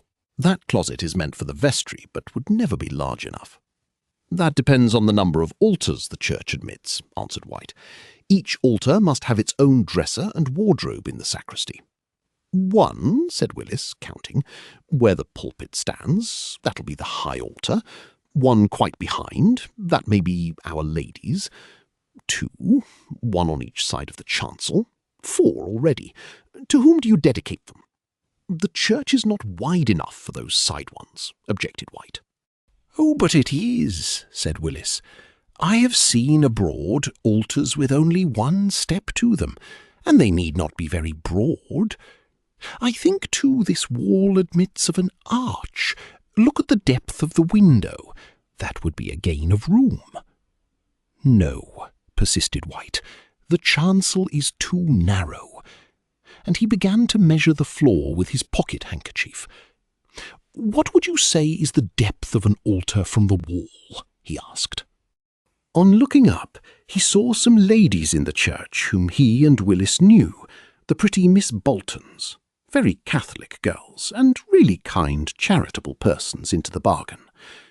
We cannot add that they were much wiser at that time than the 2 young gentlemen whom they now encountered, and if any fair reader thinks our account of them a reflection on Catholic-minded ladies generally, we beg distinctly to say that we by no means put them forth as a type of a class, that among such persons were to be found, as we know well, the gentlest spirits and the tenderest hearts, and that nothing short of severe fidelity to historical truth keeps us from adorning these 2 young persons in particular with that prudence and good sense with which so many such ladies were endowed. These 2 sisters had open hands, if they had not wise heads, and their object in entering the church, which was not the church of their own parish, was to see the old woman, who was at once a subject and instrument of their bounty, and to say a word about her little grandchildren, in whom they were interested. As may be supposed, they did not know much of matters ecclesiastical, and they knew less of themselves, and the latter defect White could not supply, though he was doing and had done his best to remedy the former deficiency, and every meeting did a little. The 2 parties left the church together, and the gentlemen saw the ladies home. We were imagining, Miss Bolton, White said, walking at a respectful distance from her, we were imagining St. James's, a Catholic church, and trying to arrange things as they ought to be. What was your first reform? Asked Miss Bolton.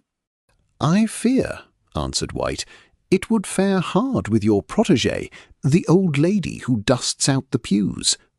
Why, certainly, said Miss Bolton, because there would be no pews to dust. But not only in office, but in person, or rather in character, she must make her exit from the church, said White. Impossible, said Miss Bolton. Are women then to remain Protestants? Oh no, answered White. The good lady will reappear, only in another character. She will be a widow. And who will take her present place? The sacristan, answered White. A sacristan in a cotter. Do you like the short cotter or the long? He continued, turning to the younger lady. I? answered Miss Charlotte. "I always forget, but I think you told us the Roman was the short one. I'm for the short cotter." "You know, Charlotte," said Miss Bolton, "that there's a great reform going on in England in ecclesiastical vestments." "I hate all reforms," answered Charlotte, "from the Reformation downwards. Besides, we have got some way in our cope.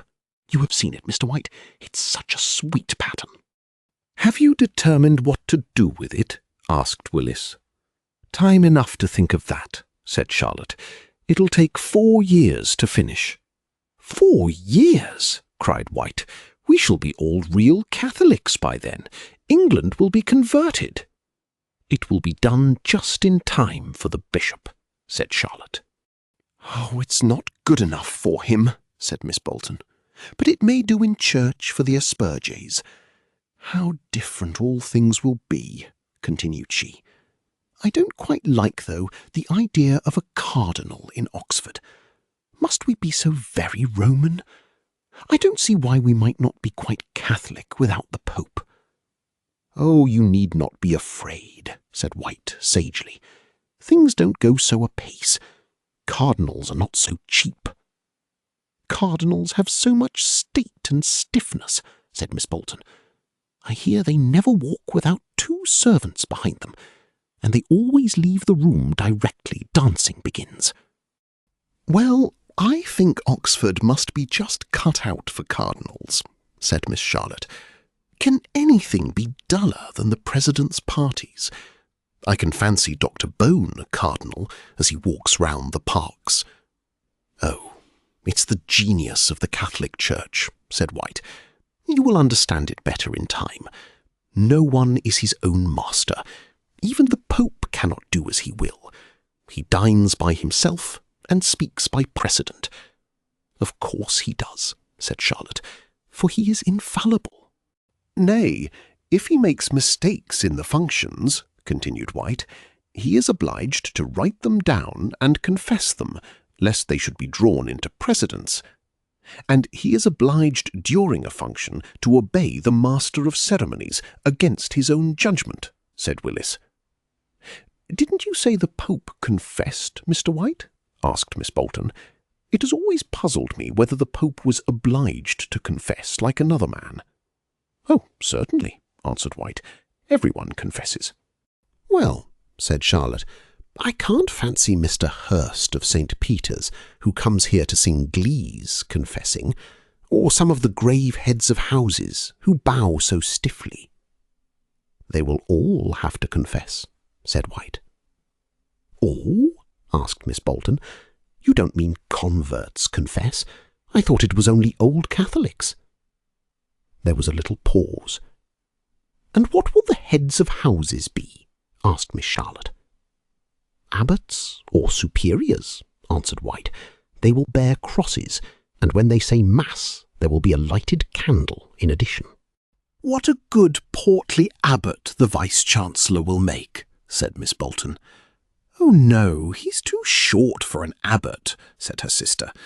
"But you have left out the Chancellor himself. You seem to have provided for everyone else. What will become of him?" "The Chancellor is my difficulty," said White gravely. "Make him a Knight Templar," said Willis. "The Duke's a queer hand," said White, still thoughtfully. "There's no knowing what he'll come to. A Knight Templar. Yes, Malta is now English property. He might revive the order." The ladies both laughed. "But you have not completed your plan, Mr. White," said Miss Bolton. "The heads of houses have got wives. How can they become monks?" "Oh, the wives will go into convents," said White. "Willis and I have been making inquiries in the High Street, and they are most satisfactory. Some of the houses there were once university halls and inns, and will easily turn back into convents. All that will be wanted is grating to the windows." "Have you any notion what order they ought to join?" said Miss Charlotte. "That depends on themselves," said White. "No compulsion whatever must be put on them. They are the judges. But it would be useful to have 2 convents, one of an active order and one contemplative. Ursuline, for instance, and Carmelite of St. Teresa's reform. Hitherto their conversation had been on the verge of jest and earnest. Now it took a more pensive tone. "The nuns of St. Teresa are very strict, I believe, Mr. White," said Miss Bolton. "Yes," he made reply. "I have fears for the Mrs. Wardens and Mrs. Principals who, at their age, undertake it."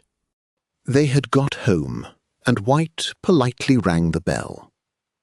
"Younger persons," said he tenderly, "are too delicate for such a sacrifice." Louisa was silent. Presently she said, "And what will you be, Mr. White?" "I know not," he answered. "I have thought of the Cistercians. They never speak." "Oh, the dear Cistercians," she said. "St. Bernard, wasn't it? Sweet, heavenly man, and so young. I have seen his picture. Such eyes." White was a good-looking man. The nun and the monk looked at each other very respectfully and bowed. The other pair went through a similar ceremony. Then it was performed diagonally. The two ladies entered their home. The two gentlemen retired. We must follow the former upstairs. When they entered the drawing-room, they found their mother sitting at the window in her bonnet and shawl, dipping into a chance volume in that unsettled state which implies that a person is occupied, if it may be so called, in waiting more than in anything else. "My dear children," she said as they entered, "where have you been? The bells have stopped a good quarter of an hour. I fear we must give up going to church this morning." "Impossible, dear mamma," answered Miss Bolton. "We went out punctually at 9:30. We did not stop 2 minutes at your worsted shop, and here we are back again." "The only thing we did besides," said Charlotte, "was to look in at St. James's as the door was open, to say a word or two to poor old Wiggins. Mr. White was there, and his friend Mr. Willis, and they saw us home." "Oh, I understand," answered Mrs. Bolton. "That is the way when young gentlemen and ladies get together. But at any rate we are late for church." "Oh, no," said Charlotte. "Let us set out directly. We shall get in by the first lesson." "My dear child, how can you propose such a thing?" said her mother. "I would not do so for any consideration. It is so very disgraceful. Better not go at all." "Oh, dearest mamma," said the elder sister, "this certainly is a prejudice. Why always come in at one time? There is something so formal in people coming in all at once and waiting for each other. It is surely more reasonable to come in when you can. So many things may hinder persons." "Well, my dear Louisa," said her mother, "I like the old way. It used always to be said to us, 'Be in your seats before when the wicked man, and at latest before the dearly beloved.' That's the good old-fashioned way. And Mr. Jones and Mr. Pearson used always to sit at least 5 minutes in the desk to give us some law, and used to look round before beginning. And Mr. Jones used frequently to preach against latecomers. I can't argue, but it seems to me reasonable that good Christians should hear the whole service. They might as well go out before it's over." "Well, but mamma," said Charlotte, "so it is abroad. They come in and go out when they please. It's so devotional." "My dear girl," said Mrs. Bolton, "I am too old to understand all this. It's beyond me. I suppose Mr. White has been saying all this to you. He's a good young man, very amiable and attentive. I have nothing to say against him, except that he is young, and he'll change his view of things when he gets older." "While we talk, time's going," said Louisa. "Is it quite impossible we should still go to church?" "My dear Louisa, I would not walk up the aisle for the world. Positively, I should sink into the earth. Such a bad example. How can you dream of such a thing?" "Then I suppose nothing's to be done," said Louisa, taking off her bonnet. Really, it is very sad to make worship so cold and formal a thing. Twice as many people would go to church if they might be late. Well, my dear, all things are changed now. In my younger days, Catholics were the formal people, and we were the devotional. Now it's just the reverse. "But isn't it so, dear mamma?" said Charlotte. "Isn't it something much more beautiful, this continued concourse, flowing and ebbing, changing yet full, than a way of praying which is as wooden as the reading desk? It's so free and natural." "Free and easy, I think," said her mother. "For shame, Charlotte. How can you speak against the beautiful church service? You pain me." "I don't," answered Charlotte. "It's a mere puritanical custom, which is no more part of our church than the pews are." "Common prayer is offered to all who can come," said Louisa. "Church should be a privilege, not a mere duty." "Well, my dear love, this is more than I can follow. There was young George Ashton. He always left before the sermon, and when taxed with it, he said he could not bear an heretical preacher. A boy of 18. "But, dearest mamma," said Charlotte, "what is to be done when a preacher is heretical? What else can be done? It's so distressing to a Catholic mind." "Catholic? Catholic?" cried Mrs. Bolton, rather vexed. "Give me good old George III and the Protestant religion. Those were the times. Everything went on quietly then. We had no disputes or divisions, no differences in families. But now it is all otherwise. My head is turned, I declare. I hear so many strange out-of-the-way things." The young ladies did not answer. One looked out of the window, the other prepared to leave the room. "Well, it's a disappointment to us all," said their mother. "You first hindered me going, then I have hindered you. But I suspect, dear Louisa, mine is the greater disappointment of the two." Louisa turned round from the window. "I value the prayer book, as you cannot do, my love," she continued, "for I have known what it is to one in deep affliction. May it be long, dearest girls, before you know it in a similar way. But if affliction comes on you, depend on it, all these new fancies and fashions will vanish from you like the wind, and the good old prayer book alone will stand you in any stead." They were both touched. "Come, my dears, I have spoken too seriously," she added. "Go and take your things off, and come and let us have some quiet work before luncheon time." Chapter 9. Some persons fidget at intellectual difficulties, and, successfully or not, are ever trying to solve them. Charles was of a different cast of temper. A new idea was not lost on him, but it did not distress him if it was obscure or conflicted with his habitual view of things. He let it work its way and find its place and shape itself within him by the slow, spontaneous action of the mind. Yet perplexity is not in itself a pleasant state, and he would have hastened its removal had he been able. By means of conversations such as those which we have related, to which many others might be added, which we spare the reader's patience, and from the diversities of view which he met with in the university, he had now come, in the course of a year, to one or two conclusions, not very novel, but very important. First, that there are a great many opinions in the world on the most momentous subjects. Secondly, that all are not equally true. Thirdly, that it is a duty to hold true opinions. And fourthly, that it is uncommonly difficult to get hold of them.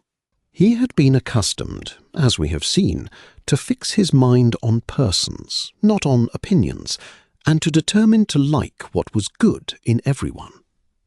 But he had now come to perceive that, to say the least, it was not respectable in any great question to hold false opinions.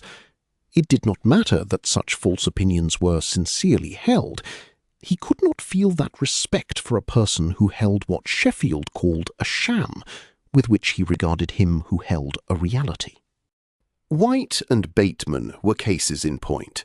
They were very good fellows, but he could not endure their unreal way of talking, though they did not feel it to be unreal themselves. In like manner, if the Roman Catholic system was untrue, so far was plain, putting aside higher considerations, that a person who believed in the power of saints and prayed to them was an actor in a great sham, let him be as sincere as he would. He mistook words for things, and so far forth he could not respect him more than he respected White or Bateman, and so of a Unitarian. If he believed the power of unaided human nature to be what it was not, if by birth man is fallen and he thought him upright, he was holding an absurdity.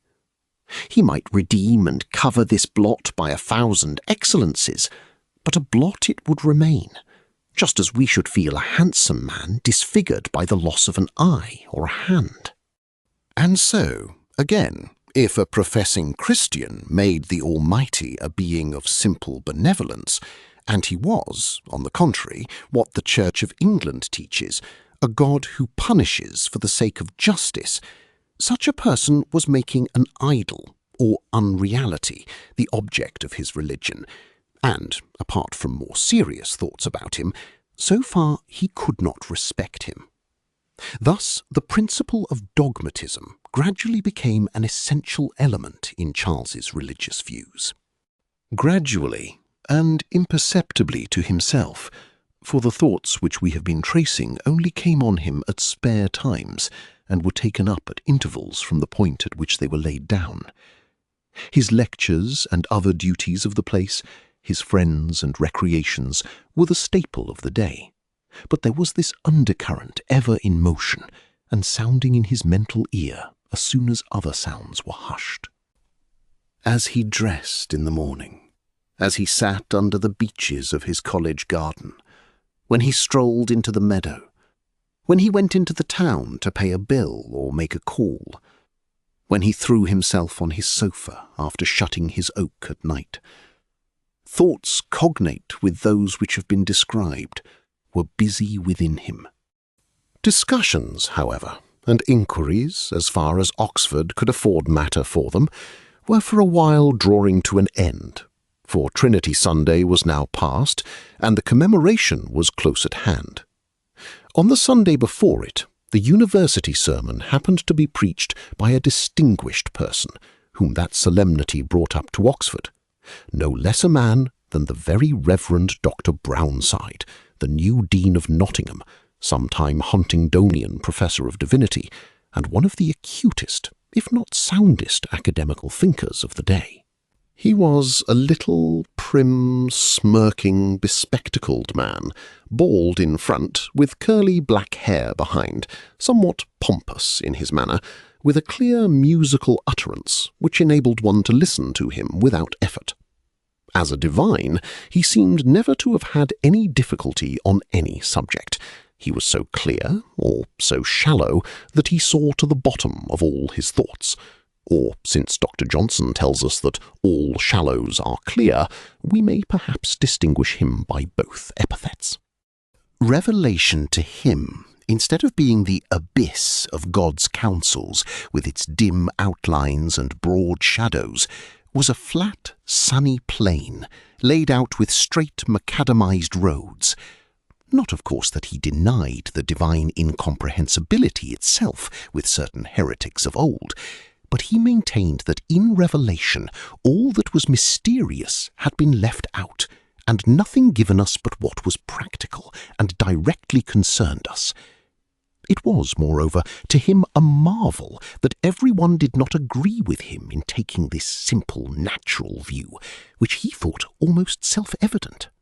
And he attributed the phenomenon, which was by no means uncommon, to some want of clearness of head or twist of mind, as the case might be.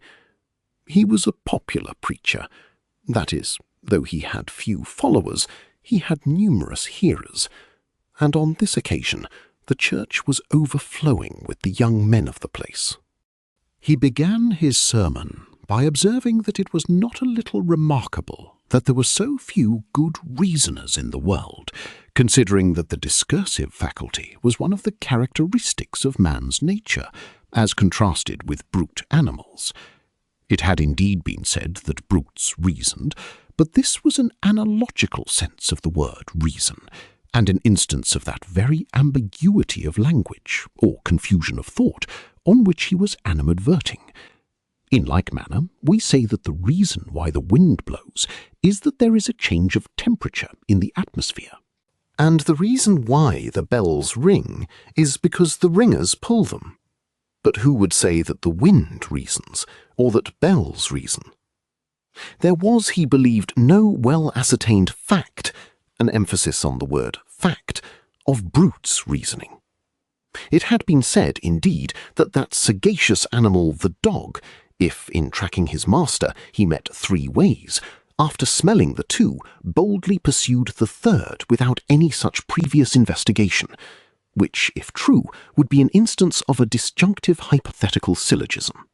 Also, Dugald Stewart spoke of the case of a monkey cracking nuts behind a door, which, not being a strict imitation of anything which he could have actually seen, implied an operation of abstraction, by which the clever brute had first ascended to the general notion of nutcrackers, which perhaps he had seen in a particular instance, in silver or in steel, at his master's table, and then descending, had embodied it, thus obtained, in the shape of an expedient of his own devising.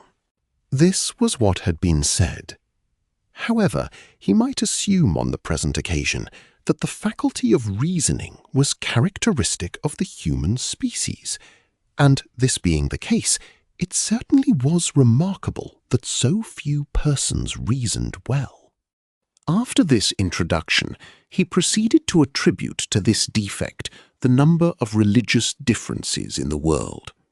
He said that the most celebrated questions in religion were but verbal ones, that the disputants did not know their own meaning or that of their opponents, and that a spice of good logic would have put an end to dissensions which had troubled the world for centuries, would have prevented many a bloody war, many a fierce anathema, many a savage execution, and many a ponderous folio.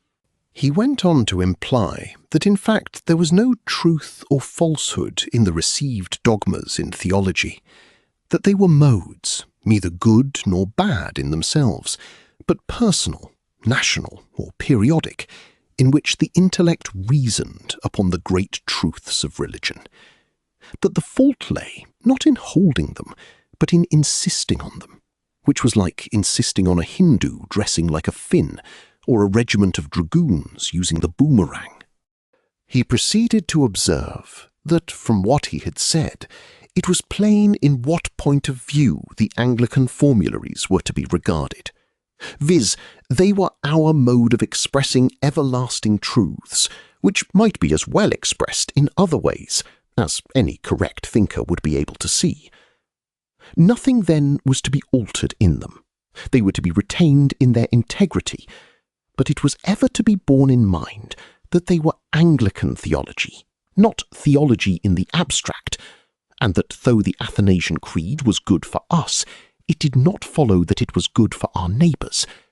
Rather, that what seemed the very reverse might suit others better, might be their mode of expressing the same truths.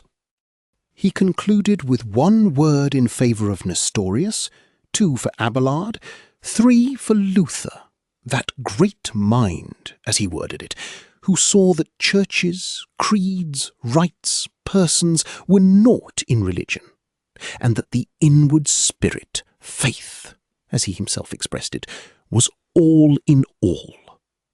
And with a hint that nothing would go well in the university till this great principle was so far admitted as to lead its members, not indeed to give up their own distinctive formularies, no, but to consider the direct contradictories of them equally pleasing to the divine author of Christianity. Charles did not understand the full drift of the sermon, but he understood enough to make him feel that it was different from any sermon he had heard in his life. He more than doubted whether, if his good father had heard it, he would not have made it an exception to his favourite dictum. He came away marvelling with himself what the preacher could mean, and whether he had misunderstood him. Did he mean that Unitarians were only bad reasoners, and might be as good Christians as orthodox believers? He could mean nothing else. But what if, after all, he was right? He indulged the thought a while. Then everyone is what Sheffield calls a sham, more or less, and there was no reason for being annoyed at anyone. Then I was right originally in wishing to take everyone for what he was. Let me think. Everyone a sham. Shams are respectable, or rather, no one is respectable. We can't do without some outward form of belief. One is not truer than another. That is, all are equally true. All are true. That is the better way of taking it. None are shams, all are true.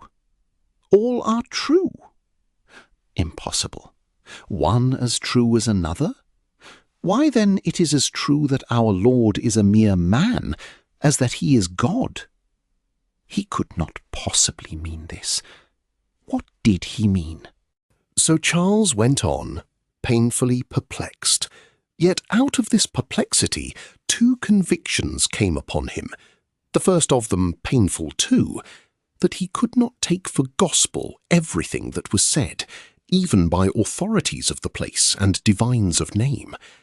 And next, that his former amiable feeling of taking everyone for what he was a dangerous one, leading with little difficulty to a sufferance of every sort of belief, and legitimately terminating in the sentiment expressed in Pope's universal prayer, which his father had always held up to him as a pattern specimen of shallow philosophism. Father of all, in every age, in every clime adored, by saint, by savage, and by sage, Jehovah, Jove, or Lord. Chapter 10. Charles went up this term for his first examination, and this caused him to remain in Oxford some days after the undergraduate part of his college had left for the long vacation. Thus he came across Mr. Vincent, one of the junior tutors, who was kind enough to ask him to dine in common room on Sunday, and on several mornings made him take some turns with him up and down the Fellows' Walk in the college garden. A few years make a great difference in the standing of men at Oxford, and this made Mr. Vincent what is called a don in the eyes of persons who were very little younger than himself. Besides, Vincent looked much older than he really was. He was of a full habit, with a florid complexion and large blue eyes, and showed a deal of linen at his bosom and full wristbands at his cuffs. Though a clever man, and a hard reader and worker, and a capital tutor, he was a good feeder as well. He ate and drank, he walked and rode with as much heart as he lectured in Aristotle or crammed in Greek plays. What is stranger still, with all this he was something of a valetudinarian. He had come off from school on a foundation fellowship, and had the reputation both at school and in the university of being a first-rate scholar. He was a strict disciplinarian in his way, had the undergraduates under his thumb, and having some bonhomie in his composition, was regarded by them with mingled feelings of fear and goodwill. They laughed at him, but carefully obeyed him. Besides this, he preached a good sermon, read prayers with unction, and in his conversation sometimes had even a touch of evangelical spirituality. The young men even declared they could tell how much port he had taken in common room by the devoutness of his responses in even chapel, and it is on record that once, during the confession, he had, in the heat of his contrition, shoved over the huge velvet cushion in which his elbows were embedded upon the heads of the gentlemen commoners who sat under him.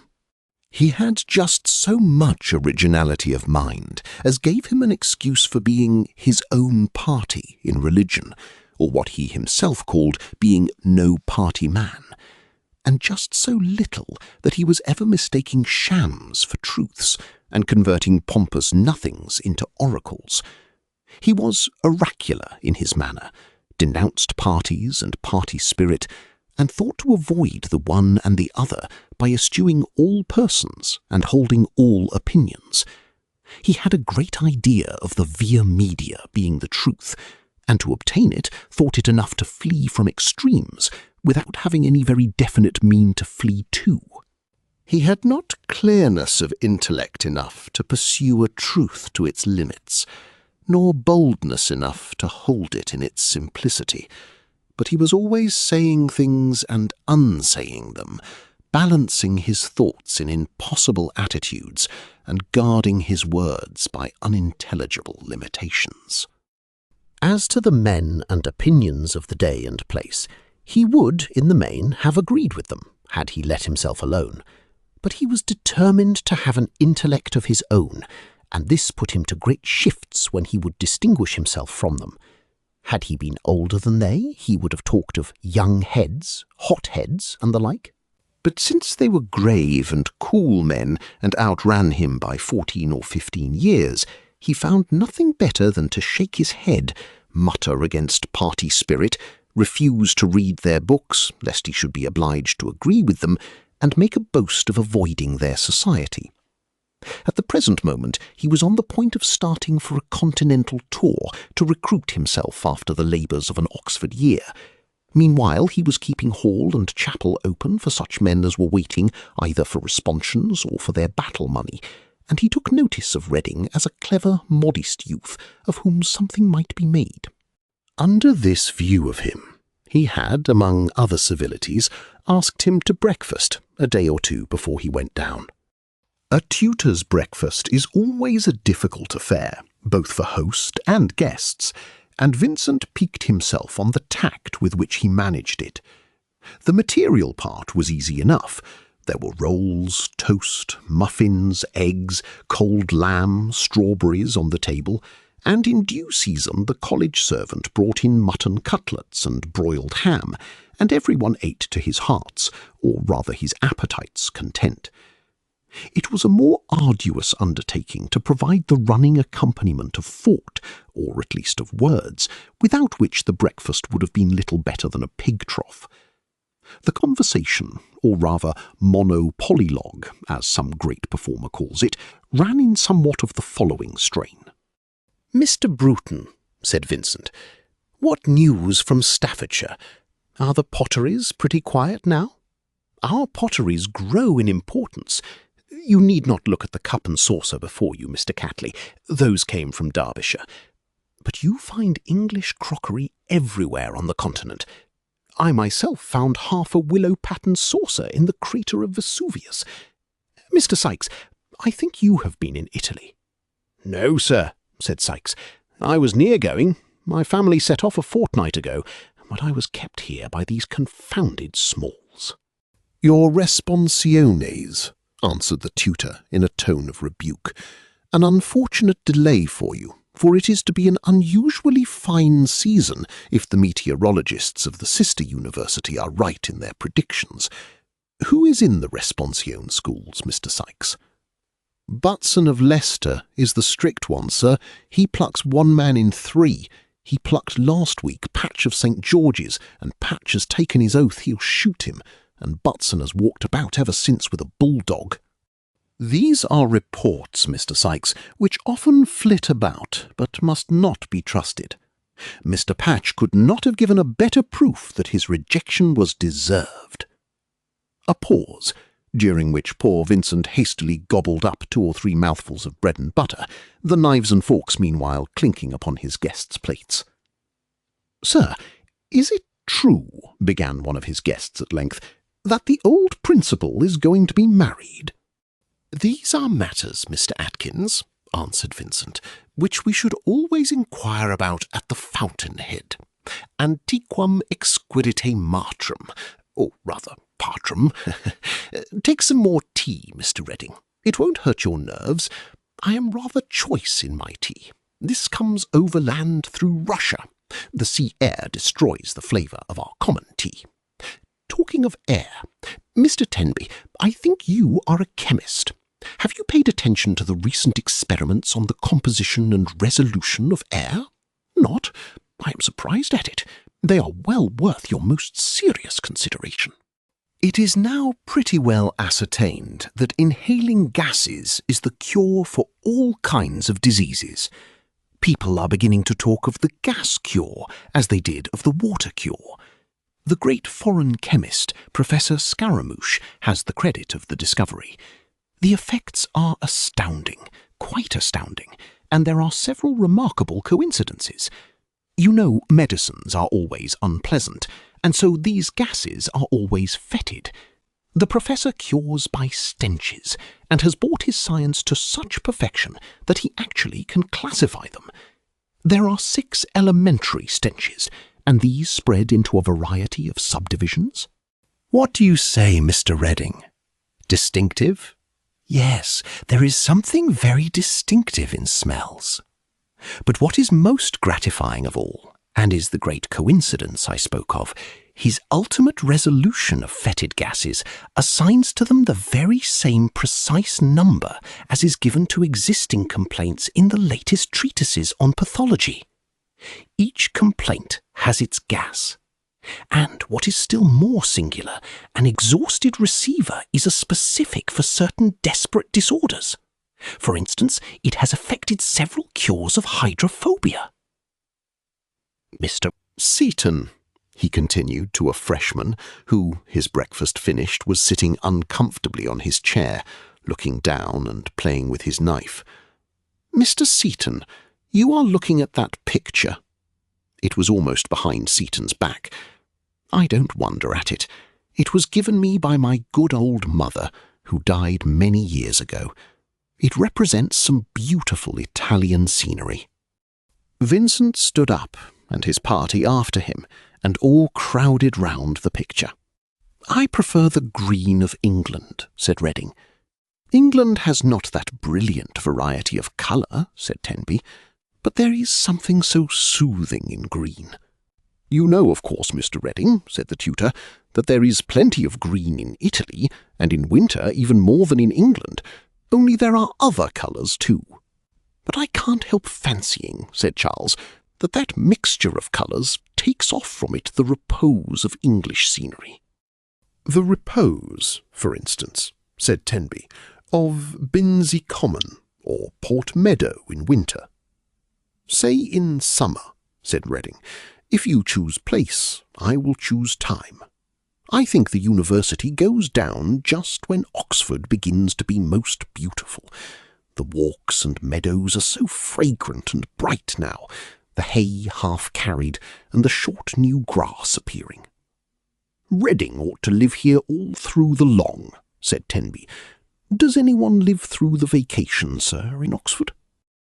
Do you mean they die before the end of it, Mr. Tenby? Asked Vincent. It can't be denied, he continued, that many, like Mr. Redding, think it a most pleasant time. I am fond of Oxford, but it is not my habitat out of term time. Well, I think I should like to make it so, said Charles, but I suppose undergraduates are not allowed. Mr. Vincent answered with more than necessary gravity. No. It rested with the principal, but he conceived that he would not consent to it. Vincent added that certainly there were parties who remained in Oxford through the long vacation.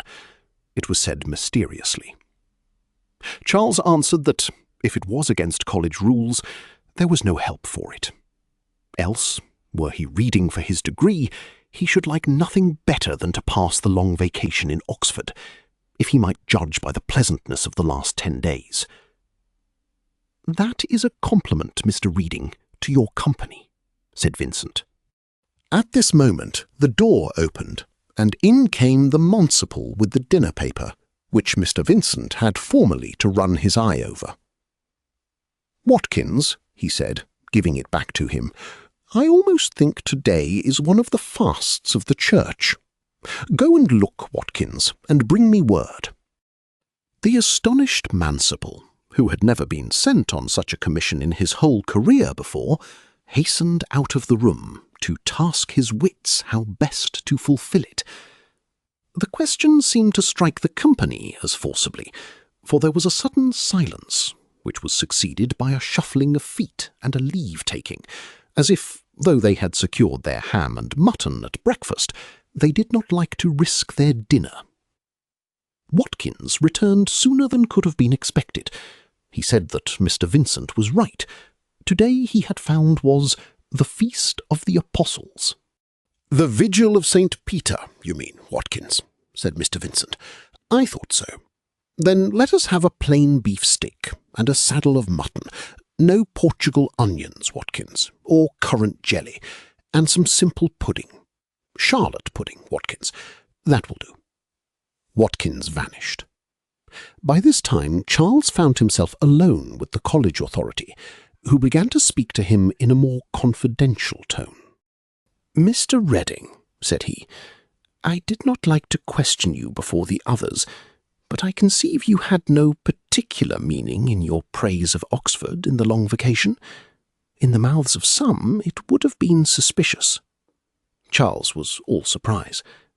"To tell the truth, Mr. Redding, as things stand," he proceeded, "it is often a mark of party, this residence in the vacation, though of course there is nothing in the thing itself but what is perfectly natural and right." Charles was all attention. "My good sir," the tutor proceeded, "avoid parties. Be sure to avoid party. You are young in your career among us. I always feel anxious about young men of talent. There is the greatest danger of the talent of the university being absorbed in party." Reading expressed a hope that nothing he had done had given cause to his tutor's remark. "No," replied Mr. Vincent. "No," yet with some slight hesitation. "No, I don't know that it has. But I have thought some of your remarks and questions at lecture were like a person pushing things too far and wishing to form a system." Charles was so much taken aback by the charge that the unexplained mystery of the long vacation went out of his head. He said he was very sorry and obliged, and tried to recollect what he could have said to give ground to Mr. Vincent's remark.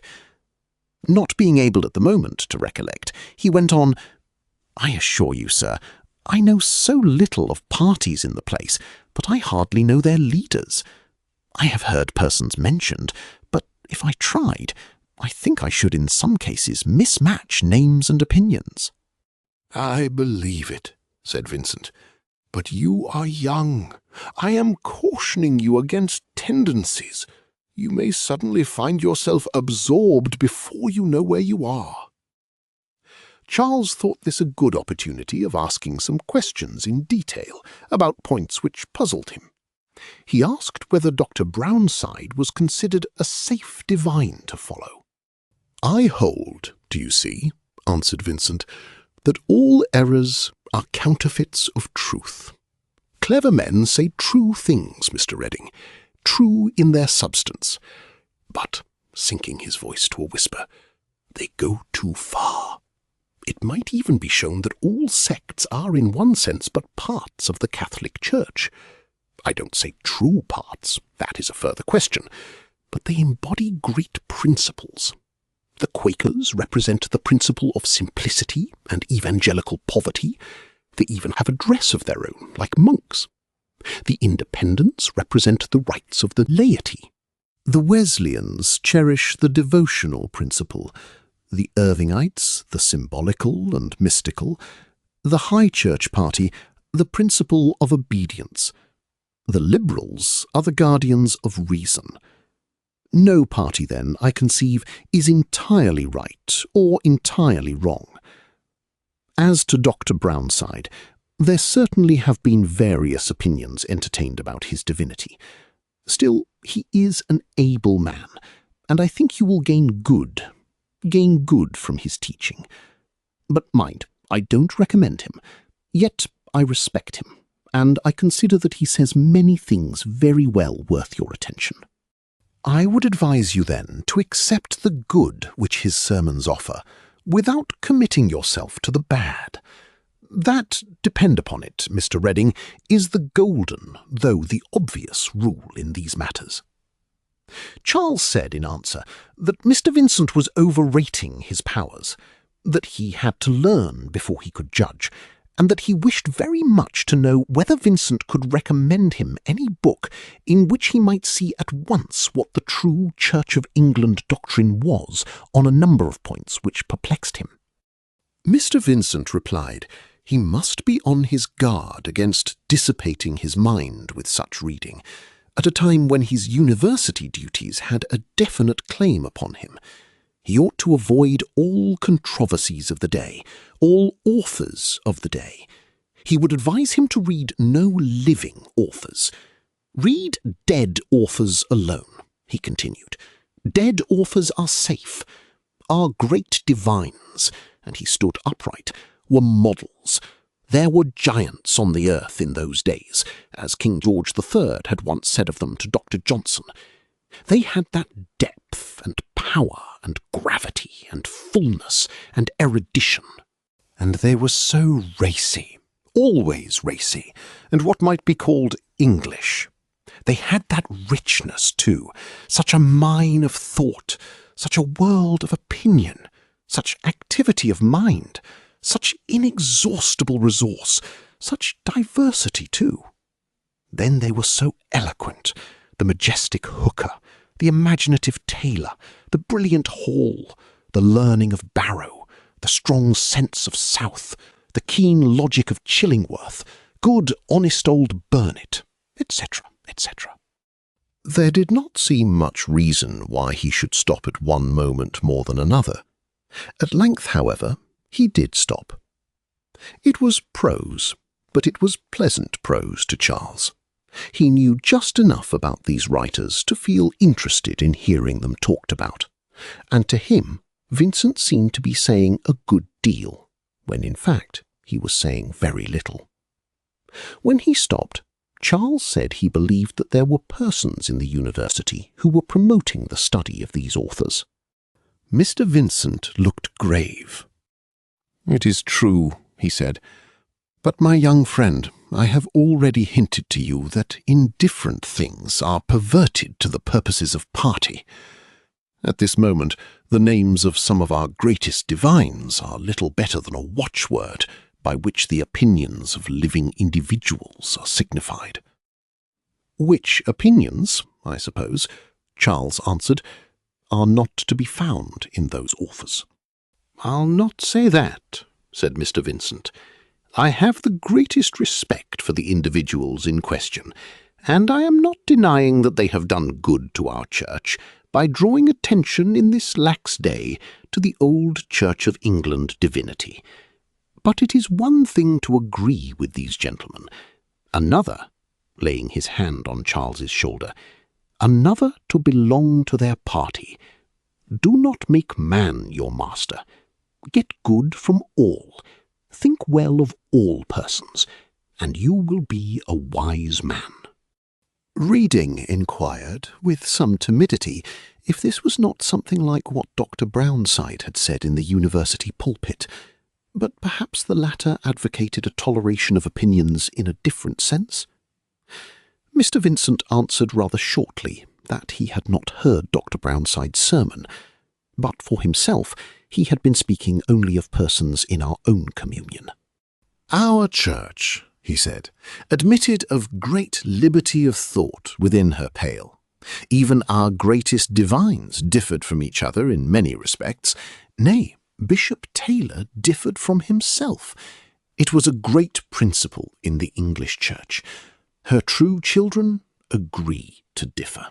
In truth," he continued, "there is that robust, masculine, noble independence in the English mind, which refuses to be tied down to artificial shapes, but is like, I will say, some great and beautiful production of nature, a tree which is rich in foliage and fantastic in limb, no sickly denizen of the hothouse, or helpless dependent of the garden wall, but in careless magnificence sheds its fruits upon the free earth, for the bird of the air and the beast of the field, and all sorts of cattle, to eat thereof and rejoice. When Charles came away, he tried to think what he had gained by his conversation with Mr. Vincent. Not exactly what he had wanted, some practical rules to guide his mind and keep him steady, but still some useful hints. He had already been averse to parties, and offended at what he saw of individuals attached to them. Vincent had confirmed him in his resolution to keep aloof from them, and to attend to his duties in the place. He felt pleased to have had this talk with him. But what could he mean by suspecting a tendency in himself to push things too far, and thereby to implicate himself in party? He was obliged to resign himself to ignorance on the subject, and to be content with keeping a watch over himself in future. Chapter 11.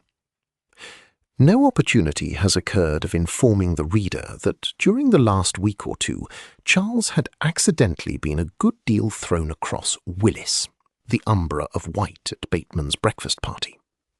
He had liked his looks on that occasion when he was dumb. He did not like him so much when he heard him talk. Still, he could not help being interested in him, and not the least for this reason, that Willis seemed to have taken a great fancy to himself. He certainly did court Charles, and seemed anxious to stand well with him. Charles, however, did not like his mode of talking better than he did White's, and when he first saw his rooms, there was much in them which shocked both his good sense and his religious principles. A large ivory crucifix in a glass case was a conspicuous ornament between the windows. An engraving representing the Blessed Trinity, as is usual in Catholic countries, hung over the fireplace, and a picture of the Madonna and St. Dominic was opposite to it. On the mantelpiece were a rosary, a thuribalum, and other tokens of Catholicism, of which Charles did not know the uses. A missal, ritual, and some Catholic tracts lay on the table, and as he happened to come on Willis unexpectedly, he found him sitting in a vestment more like a cassock than a reading gown, and engaged upon some portion of the breviary. Virgil and Sophocles, Herodotus and Cicero seemed, as impure pagans, to have hid themselves in corners, or flitted away before the awful presence of the ancient church. Charles had taken upon himself to protest against some of these singularities, but without success. On the evening before his departure for the country, he had occasion to go towards Folly Bridge to pay a bill, when he was startled, as he passed what he had ever taken for a dissenting chapel, to see Willis come out of it. He hardly could believe he saw correctly. He knew indeed that Willis had been detained in Oxford, as he had been himself, but what had compelled him to a visit so extraordinary as that which he had just made, Charles had no means of determining. "Willis!" he cried as he stopped. Willis coloured and tried to look easy. "Do come a few paces with me," said Charles. "What in the world has taken you there? Is it not a dissenting meeting?" "Dissenting meeting?" cried Willis, surprised and offended in his turn. "What on earth could make you think I would go to a dissenting meeting?" "Well, I beg your pardon," said Charles. "I recollect now. It's the exhibition room. However, once it was a chapel. That's my mistake. Isn't it what is called the Old Methodist Chapel? I never was there. They showed there the Dio-Astrodoxon, so I think they called it." Charles talked on to cover his own mistake, for he was ashamed of the charge he had made. Willis did not know whether he was in jest or earnest. "Reading," he said. "Don't go on. You offend me." "Well, what is it?" said Charles. "You know well enough," answered Willis, "though you wish to annoy me." "I don't indeed. It's the Catholic Church," said Willis. Reading was silent a moment. Then he said, I don't think you have mended the matter. It is a dissenting meeting, call it what you will, though not the kind of one I meant." "What can you mean?" asked Willis. "Rather, what mean you by going to such places?" retorted Charles. "Why, it is against your oath." "My oath? What oath?" "There's not an oath now, but there was an oath till lately," said Redding, "and we still make a very solemn engagement. Don't you recollect your matriculation at the Vice-Chancellor's, and what oaths and declarations you made?" "I don't know what I made. My tutor told me nothing about it. I signed a book or two." "You did more," said Redding. "I was told most carefully. You solemnly engaged to keep the statutes, and one statute is not to go into any dissenting chapel or meeting whatever." "Catholics are not dissenters," said Willis. "Oh, don't speak so," said Charles. "You know it's meant to include them. The statute wishes us to keep from all places of worship whatever but our own." "But it is an illegal declaration or vow," said Willis, "and so not binding." "Where did you find that get-off?" said Charles.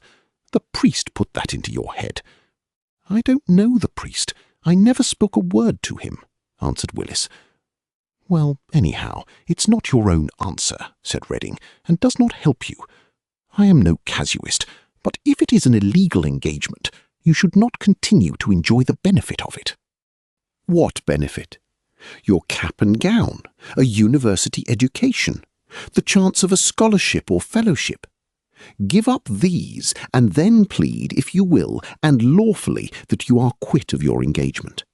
But don't sail under false colours. Don't take the benefit and break the stipulation." "You take it too seriously. There are 100 statutes you don't keep, any more than I.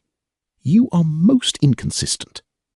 "Well, if we don't keep them," said Charles, "I suppose it is in points where the authorities don't enforce them. For instance, they don't mean us to dress in brown, though the statutes order it." "But they do mean to keep you from walking down High Street in beaver," answered Willis, "for the proctors march up and down, and send you back if they catch you." "But this is a different matter," said Redding, changing his ground. "This is a matter of religion. It can't be right to go to strange places of worship or meetings." "Why," said Willis, "if we are one church with the Roman Catholics, I can't make out for the life of me how it's wrong for us to go to them or them to us." "I'm no divine. I don't understand what is meant by one church," said Charles. "But I know well that there's not a bishop, not a clergyman, not a sober churchman in the land but would give it against you. It's a sheer absurdity." "Don't talk in that way," answered Willis. "Please don't. I feel all my heart drawn to the Catholic worship. Our own service is so cold." "That's just what every stiff dissenter says," answered Charles. "Every poor cottager, too, who knows no better, and goes after the Methodists, after her dear Mr. Spoutaway, or the preaching cobbler. She says, I have heard them, 'Oh, sir, I suppose we ought to go where we get most good. Mr. So-and-so goes to my heart. He goes through me.'" Willis laughed. "Well, not a bad reason, as times go, I think," said he. "Poor souls, what better means of judging have they? How can you hope they will like the Scripture moveth us? Really, you are making too much of it. This is only the second time I have been there, and I tell you in earnest, I find my mind filled with awe and devotion there, as I think you would too. I really am better for it. I cannot pray in church. There's a bad smell there, and the pews hide everything. I can't see through a deal board. But here, when I went in, I found all still and calm, the space open, and in the twilight the tabernacle just visible, pointed out by the lamp." Charles looked very uncomfortable. "Really, Willis," he said, "I don't know what to say to you. Heaven forbid that I should speak against the Roman Catholics. I know nothing about them. But this I know, that you are not a Roman Catholic, and have no business there. If they have such sacred things among them as those you allude to, still these are not yours. You are an intruder. I know nothing about it. I don't like to give a judgment, I am sure. But it's a tampering with sacred things, running here and there, touching and tasting, taking up, putting down. I don't like it, he added with vehemence. It's taking liberties with God. "Oh, my dear Redding, please don't speak so very severely," said poor Willis. "Now what have I done more than you would do yourself? Were you in France or Italy? Do you mean to say you wouldn't enter the churches abroad?" "I will only decide about what is before me," answered Redding. "When I go abroad, then will be the time to think about your question. It is quite enough to know what we ought to do at the moment, and I am clear you have been doing wrong. How did you find your way there?" "White took me." "Then there is one man in the world more thoughtless than you. Do many of the gownsmen go there?" "Not that I know of. One or two have gone from curiosity. There is no practice of going. At least this is what I am told." "Well," said Charles, "you must promise me you will not go again. Come, we won't part till you do." "That is too much," said Willis gently. Then, disengaging his arm from Redding's, he suddenly darted away from him, saying, "Goodbye, goodbye, to our next merry meeting. Au revoir." There was no help for it. Charles walked slowly home, saying to himself, "What if, after all, the Roman Catholic Church is the true church? I wish I knew what to believe. No one will tell me what to believe. I am so left to myself." Then he thought, "I suppose I know quite enough for practice, more than I do practice, and I ought surely to be contented and thankful." Chapter 12. Charles was an affectionate son, and the long vacation passed very happily at home. He was up early and read steadily till luncheon, and then he was at the service of his father, mother, and sisters for the rest of the day. He loved the calm, quiet country. He loved the monotonous flow of time, when each day is like the other, and after the excitement of Oxford, the secluded parsonage was like a haven beyond the tossing of the waves.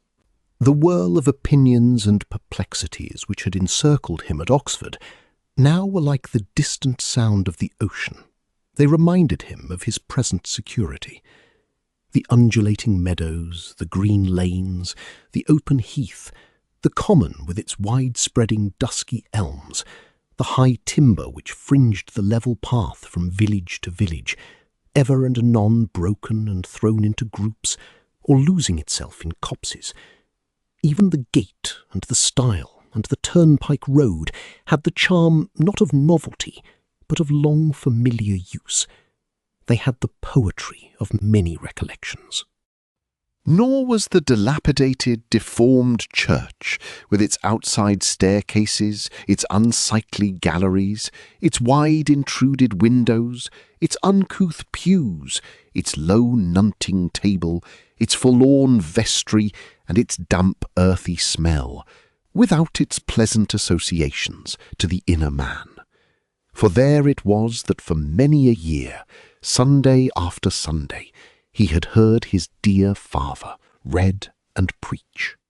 There were the old monuments with Latin inscriptions and strange devices, the black boards with white letters, the resurgams and grinning skulls, the fire buckets, the faded militia colours, and, almost as much a fixture, the old clerk with a Welsh wig over his ears, shouting the responses out of place, which had arrested his imagination and awed him when a child. And then there was his home itself, its well-known rooms, its pleasant routine, its order and its comfort, an old and true friend, the dearer to him because he had made new ones. "Where I shall be in time to come, I know not, he said to himself. I am but a boy. Many things which I have not a dream of, which my imagination cannot compass, may come on me before I die, if I live. But here at least, and now, I am happy, and I will enjoy my happiness. Some say that school is the pleasantest time of one's life. This does not exclude college. I suppose care is what makes life so wearing. At present, I have no care, no responsibility. I suppose I shall feel a little when I go up for my degree. Care is a terrible thing. I have had a little of it at times at school. What a strange thing to fancy. I shall be one day 25 or 30. How the weeks are flying by. The vacation will soon be over. Oh, I am so happy. It quite makes me afraid. Yet I shall have strength for my day. Sometimes, however, his thoughts took a sadder turn, and he anticipated the future more vividly than he enjoyed the present. Mr. Malcolm had come to see them, after an absence from the parsonage for several years. His visit was a great pleasure to Mr. Redding, and not much less to himself, to whom a green home and a family circle were agreeable sights after his bachelor life at college. He had been a great favourite with Charles and his sisters as children, though now his popularity with them for the most part rested on the memory of the past. When he told them amusing stories, or allowed them to climb his knee and take off his spectacles, he did all that was necessary to gain their childish hearts. More is necessary to conciliate the affection of young men and women, and thus it is not surprising that he lived in their minds principally by prescription. He neither knew this, nor would have thought much about it if he had, for, like many persons of advancing years, he made himself very much his own centre, did not care to enter into the minds of others, did not consult for them, or find his happiness in them. He was kind and friendly to the young people, as he would be kind to a canary bird or a lapdog. It was a sort of external love, and though they got on capitally with him, they did not miss him when gone, nor would have been much troubled to know that he was never to come again. Charles drove him about the country, stamped his letters, secured him his newspapers from the neighbouring town, and listened to his stories about Oxford and Oxford men. He really liked him and wished to please him, but as to consulting him in any serious matter, or going to him for comfort in affliction, he would as soon have thought of betaking him to Dan the pedlar, or old Isaac who played the Sunday bassoon. "How have your peaches been this year, Malcolm?" said Mr. Redding one day after dinner to his guest. "You ought to know that we have no peaches in Oxford," answered Mr. Malcolm. "My memory plays me false, then. I had a vision of at least October peaches on one occasion, and fine ones too."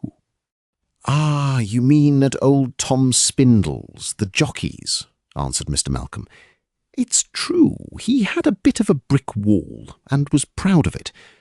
But peaches come when there is no one in Oxford to eat them. So either the tree, or at least the fruit, is a great rarity there. Oxford wasn't so empty once. You have old mulberry trees there in record of better days." "At that time, too," said Charles, "I suppose the more expensive fruits were not cultivated. Mulberries are the witness, not only of a full college, but of simple tastes." "Charles is secretly cutting at our hothouse here," said Mr. Redding, "as if our first father did not prefer fruits and flowers to beef and mutton." "No, indeed," said Charles. "I think peaches capital things, and as to flowers, I am even too fond of scents." "Charles has some theory, then, about scents, I'll be bound," said his father. "I never knew a boy who so placed his likings and dislikings on fancies. He began to eat olives directly he read the Oedipus of Sophocles, and I verily believe will soon give up oranges from his dislike to King William." "Everyone does so," said Charles. "Who would not be in the fashion? There's Aunt Kitty. She calls a bonnet a sweet one year, which makes her a perfect fright the next." "You're right, Papa, in this instance," said his mother. "I know he has some good reason, though I never can recollect it, why he smells a rose or distills lavender. What is it, my dear Mary?" "Relics ye are of Eden's bowers," said she. "Why, sir, that was precisely your own reason just now," said Charles to his father. "There's more than that," said Mrs. Redding, "if I knew what it was." "He thinks the scent more intellectual than the other senses," said Mary, smiling. "Such a boy for paradoxes," said his mother. "Well, so it is in a certain way," said Charles, "but I can't explain. Sounds and scents are more ethereal, less material. They have no shape, like the angels." Mr. Malcolm laughed. "Well, I grant it, Charles," he said. "They are length without breadth." "Did you ever hear the like?" said Mrs. Redding, laughing too. "Don't encourage him, Mr. Malcolm. You are worse than he. Angels, length without breadth. They pass from place to place. They come, they go," continued Mr. Malcolm. "They conjure up the past so vividly," said Charles. "But sounds, surely, more than scents," said Mr. Malcolm. "Pardon me, the reverse, as I think," answered Charles. "That is a paradox, Charles," said Mr. Malcolm. "The smell of roast beef never went further than to remind a man of dinner. But sounds are pathetic and inspiring." "Well, sir, but think of this," said Charles. "Scents are complete in themselves, yet do not consist of parts. Think how very distinct the smell of a rose is from a pink from a sweet pea from a stock from lilac from lavender from jasmine from honeysuckle from hawthorn from hyacinth. "Spare us," interrupted Mr. Malcolm. "You are going through the index of Loudon." "And these are only the scents of flowers. How different flowers smell from fruits, fruits from spices, spices from roast beef or pork cutlets, and so on. Now, what I was coming to is this. These scents are perfectly distinct from each other and sui generis.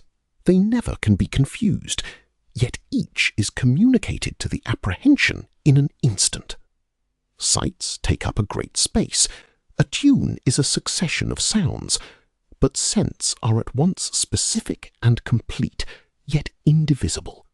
Who can halve a scent? They need neither time nor space. Thus they are immaterial or spiritual." "Charles hasn't been to Oxford for nothing," said his mother, laughing and looking at Mary. "This is what I call chopping logic." "Well done, Charles," cried Mr. Malcolm. "And now, since you have such clear notions of the power of smells, you ought, like the man in the story, to be satisfied with smelling at your dinner, and grow fat upon it. It's a shame you sit down to table." "Well, sir," answered Charles, "some people do seem to thrive on snuff, at least." "For shame, Charles," said Mr. Malcolm. "You have seen me use the common room snuff-box to keep myself awake after dinner, but nothing more. I keep a box in my pocket merely as a bauble. It was a present. You should have lived when I was young. There was old Dr. Troughton of Nuns' Hall. He carried his snuff loose in his pocket, and old Mrs. Vice-Principal Daffy used to lay a train along her arm and fire it with her nose. Doctors of medicine took it as a preservative against infection, and doctors of divinity against drowsiness in church." "They take wine against infection now," said Mr. Redding. "It's a much surer protective." "Wine?" cried Mr. Malcolm. "Oh, they didn't take less wine then, as you and I know. On certain solemn occasions they made a point of getting drunk, the whole college, from the vice-principal or sub-warden down to the scouts. Heads of houses were kept in order by their wives. but I assure you the jolly god came very near Mr. Vice-Chancellor himself. There was old Dr. Sturdy of St. Michael's, a great martinet in his time. One day the king passed through Oxford. Sturdy, a tall, upright, iron-faced man, had to meet him in procession at Magdalen Bridge, and walked down with his pokers before him, gold and silver, vergers, cocked hats, and the rest. There wasn't one of them that wasn't in liquor. Think of the good old man's horror, majesty in the distance, and his own people swaying to and fro under his very nose, and promising to leave him for the gutter before the march was ended. "No one can get tipsy with snuff, I grant," said Mr. Redding, "but if wine has done some men harm, it has done others a deal of good." "Hair powder is as bad as snuff," said Mary, preferring the former subject. "There's old Mr. Butler of Cooling. His wig is so large and full of powder that when he nods his head, I am sure to sneeze." "Ah, but all these are accidents, young lady," said Mr. Malcolm, put out by this block to the conversation, and running off somewhat testily in another direction. "Accidents, after all. Old people are always the same. So are young. Each age has its own fashion. If Mr. Butler wore no wig, still there would be something about him odd and strange to young eyes. Charles, don't you be an old bachelor. No one cares for old people. Marry, my dear boy. Look out betimes for a virtuous young woman who will make you an attentive wife." Charles slightly coloured, and his sister laughed as if there was some understanding between them. Mr. Malcolm continued, "Don't wait till you want someone to buy flannel for your rheumatism or gout. Marry betimes." "You will let me take my degree first, sir?" said Charles. "Certainly. Take your M.A.'s if you will, but don't become an old fellow. Don't wait till 40. People make the strangest mistakes." "Dear Charles will make a kind and affectionate husband, I am sure," said his mother, "when the time comes, and come it will, though not just yet. Yes, my dear boy," she added, nodding at him, "you will not be able to escape your destiny when it comes."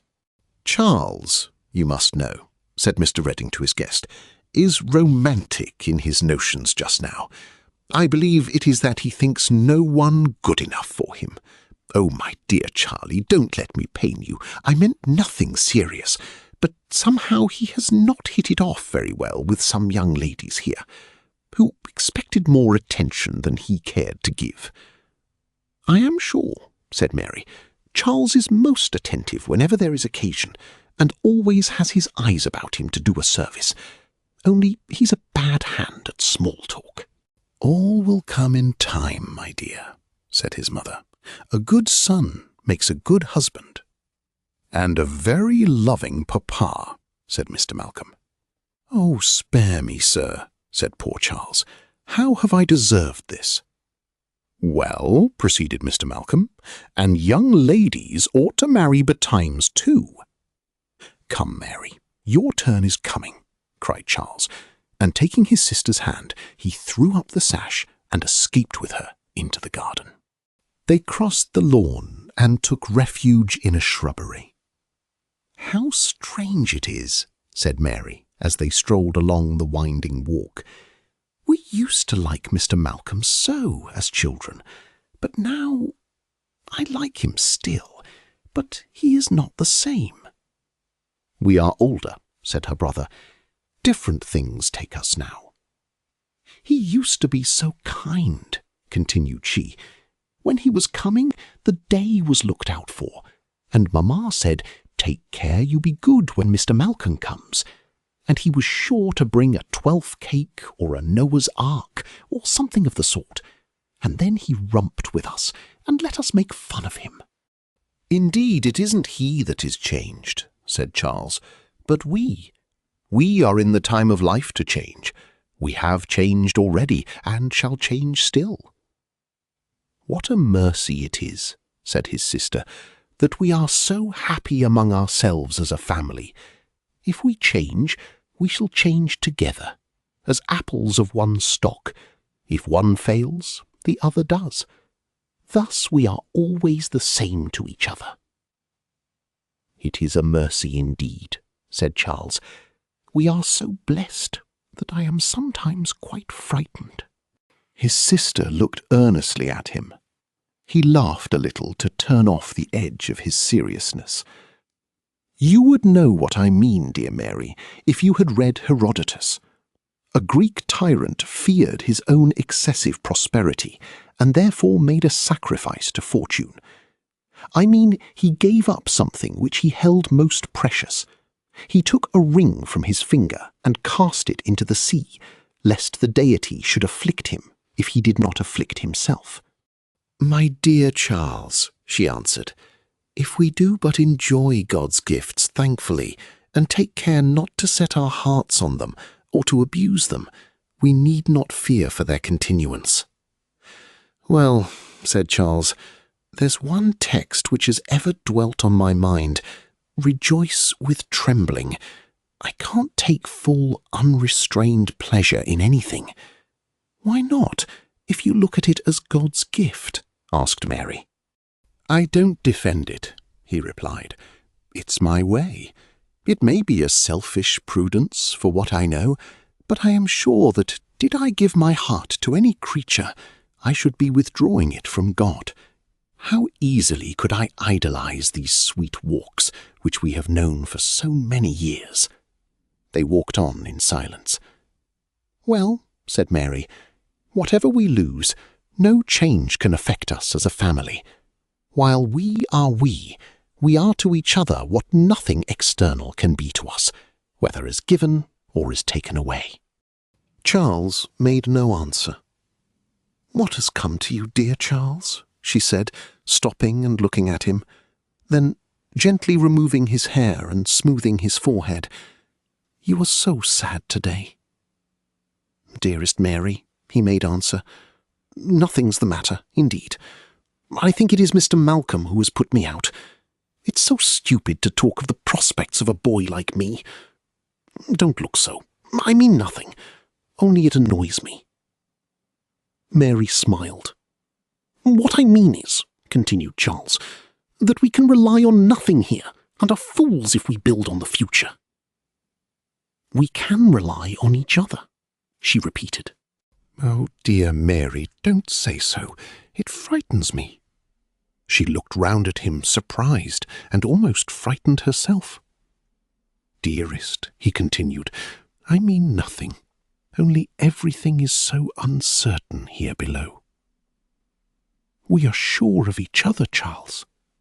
"Yes, Mary," and he kissed her affectionately. "It is true, most true." Then he added, "All I meant was that it seems presumptuous to say so. David and Jonathan were parted, St. Paul and St. Barnabas." Tears stood in Mary's eyes. "Oh, what an ass I am," he said, "for thus teasing you about nothing. No, I only mean that there is one only who cannot die, who never changes, only one. It can't be wrong to remember this. Do you recollect Cowper's beautiful lines? I know them without having learned them. They struck me so much the first time I read them." And he repeated them. Chapter 13. October came at length, and with it Charles's thoughts were turned again to Oxford. 1 or 2 weeks passed by, then a few days, and it was time to be packing. His father parted with him with even greater emotion than when he first went to school. He would himself drive him in the phaeton to the neighbouring town, from which the omnibus ran to the railroad, though he had the gout flying about him. And when the moment for parting came, he could not get himself to give up his hand, as if he had something to say which he could not recollect or master. "Well, Christmas will soon come," he said. "We must part. It's no use delaying it. Write to us soon, dear boy, and tell us all about yourself and your matters. Tell us about your friends. They are nice young men, apparently, but I have great confidence in your prudence. You have more prudence than some of them. Your tutor seems a valuable man from what you tell me." He went on repeating what had passed between him and Charles many times before. "A sound, well-judging man, that Mr. Vincent. Sheffield is too clever. He is young. You have an older head. It's no good my going on. I have said all this before, and you may be late for the train. Well, God bless you, my dearest Charlie, and make you a blessing. May you be happier and better than your father. I have ever been blessed all my life long, wonderfully blessed. Blessings have been poured on me from my youth, far above my deserts. May they be doubled upon you. Goodbye, my beloved Charles. Goodbye." Charles had to pass a day or two at the house of a relative who lived a little way out of London. While he was there, a letter arrived for him, forwarded from home. It was from Willis, dated from London, and announced that he had come to a very important decision and should not return to Oxford. Charles was fairly in the world again, plunged into the whirl of opinions. How sad a contrast to his tranquil home. There was no mistaking what the letter meant, and he set out at once with the chance of finding the writer at the house from which he dated it. It was a lodging at the west end of town, and he reached it about noon. He found Willis in company with a person apparently 2 or 3 years older. Willis started on seeing him. "Who would have thought? What brings you here?" he said. "I thought you were in the country." Then to his companion, "This is the friend I was speaking to you about, Morley. A happy meeting. Sit down, dear Redding. I have much to tell you." Charles sat down, all suspense, looking at Willis with such keen anxiety that the latter was forced to cut the matter short. "Redding, I am a Catholic." Charles threw himself back in his chair and turned pale. "My dear Redding, what is the matter with you? Why don't you speak to me?" Charles was still silent. At last, stooping forward, with his elbows on his knees and his head on his hands, he said in a low voice, "Oh, Willis, what have you done?" "Done," said Willis. "What you should do, and half Oxford besides. Oh, Redding, I'm so happy." "Alas, alas," said Charles. "But what is the good of my staying? All good attend you, Willis. Goodbye." "No, my good Redding, you don't leave me so soon, having found me so unexpectedly. And you have had a long walk, I dare say. Sit down, there's a good fellow. We shall have luncheon soon, and you must not go without taking your part in it." He took Charles's hat from him as he spoke, and Charles, in a mixture of feelings, let him have his way. "Oh, Willis, so you have separated yourself from us for ever," he said. "You have taken your course, we keep ours. Our paths are different." "Not so," said Willis. "You must follow me, and we shall be one still." Charles was half offended. "Really, I must go," he said, and he rose. "You must not talk in that manner." "Pray forgive me," answered Willis. "I won't do so again, but I could not help it. I am not in a common state. I'm so happy." A thought struck Redding. "Tell me, Willis," he said, "your exact position. In what sense are you a Catholic? What is to prevent your returning with me to Oxford?" His companion interposed. "I am taking a liberty, perhaps," he said, "but Mr. Willis has been regularly received into the Catholic Church." "I have not introduced you," said Willis. "Reading, let me introduce Mr. Morley." "Morley? Mr. Reading?" "Yes, Reading. I owe it to him that I am a Catholic. I have been on a tour with him abroad. We met with a good priest in France who consented to receive my abjuration. Well, I think he might profitably have examined into your state of mind a little before he did so, said Reading. You are not the person to become a Catholic, Willis. What do you mean? Because, answered Reading, you are more of a dissenter than a Catholic. I beg your pardon, he added, seeing Willis look up sharply. Let me be frank with you, pray do. You were attached to the Church of Rome, not as a child to a mother, but in a wayward, roving way, as a matter of fancy or liking, or, excuse me, as a greedy boy to something nice. And you pursued your object by disobeying the authorities set over you. It was as much as Willis could bear. He said he thought he recollected a text about obeying God rather than men. I see you have disobeyed men, retorted Charles. I trust you have been obeying God. Willis thought him rude and would not speak. Mr. Morley began. If you knew the circumstances better, he said, you would doubtless judge differently.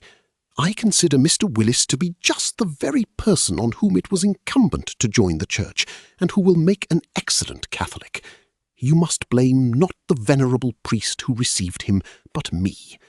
The good man saw his devotion, his tears, his humility, his earnest desire, but the state of his mind he learned through me, who speak French better than Mr. Willis.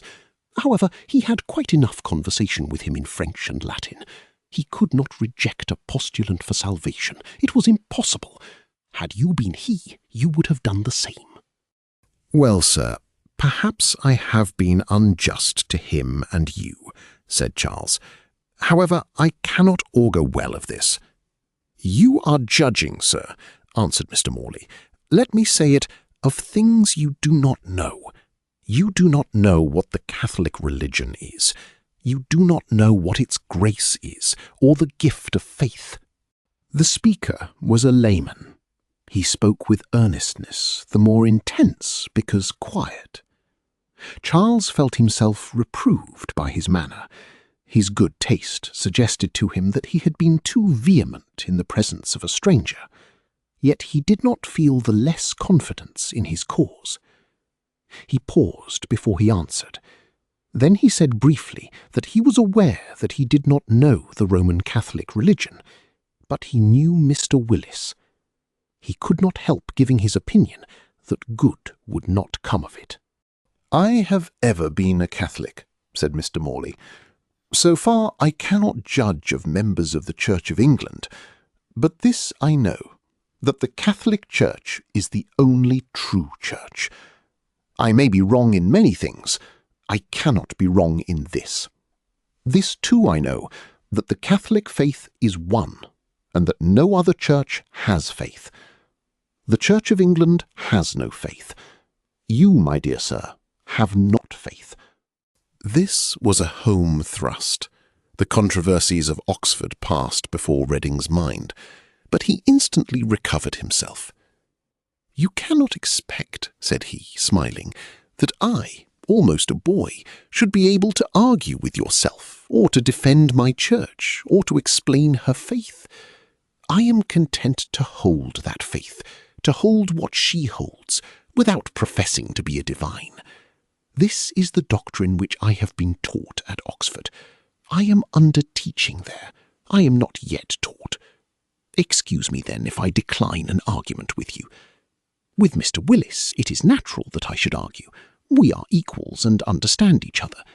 But I am no theologian. Here Willis cried out, "Oh, my dear Reading, what I say is, come and see. Don't stand at the door arguing, but enter the great home of the soul. Enter and adore." "But," said Reading, "surely God wills us to be guided by reason. I don't mean that reason is everything, but it is at least something. Surely we ought not to act without it, against it."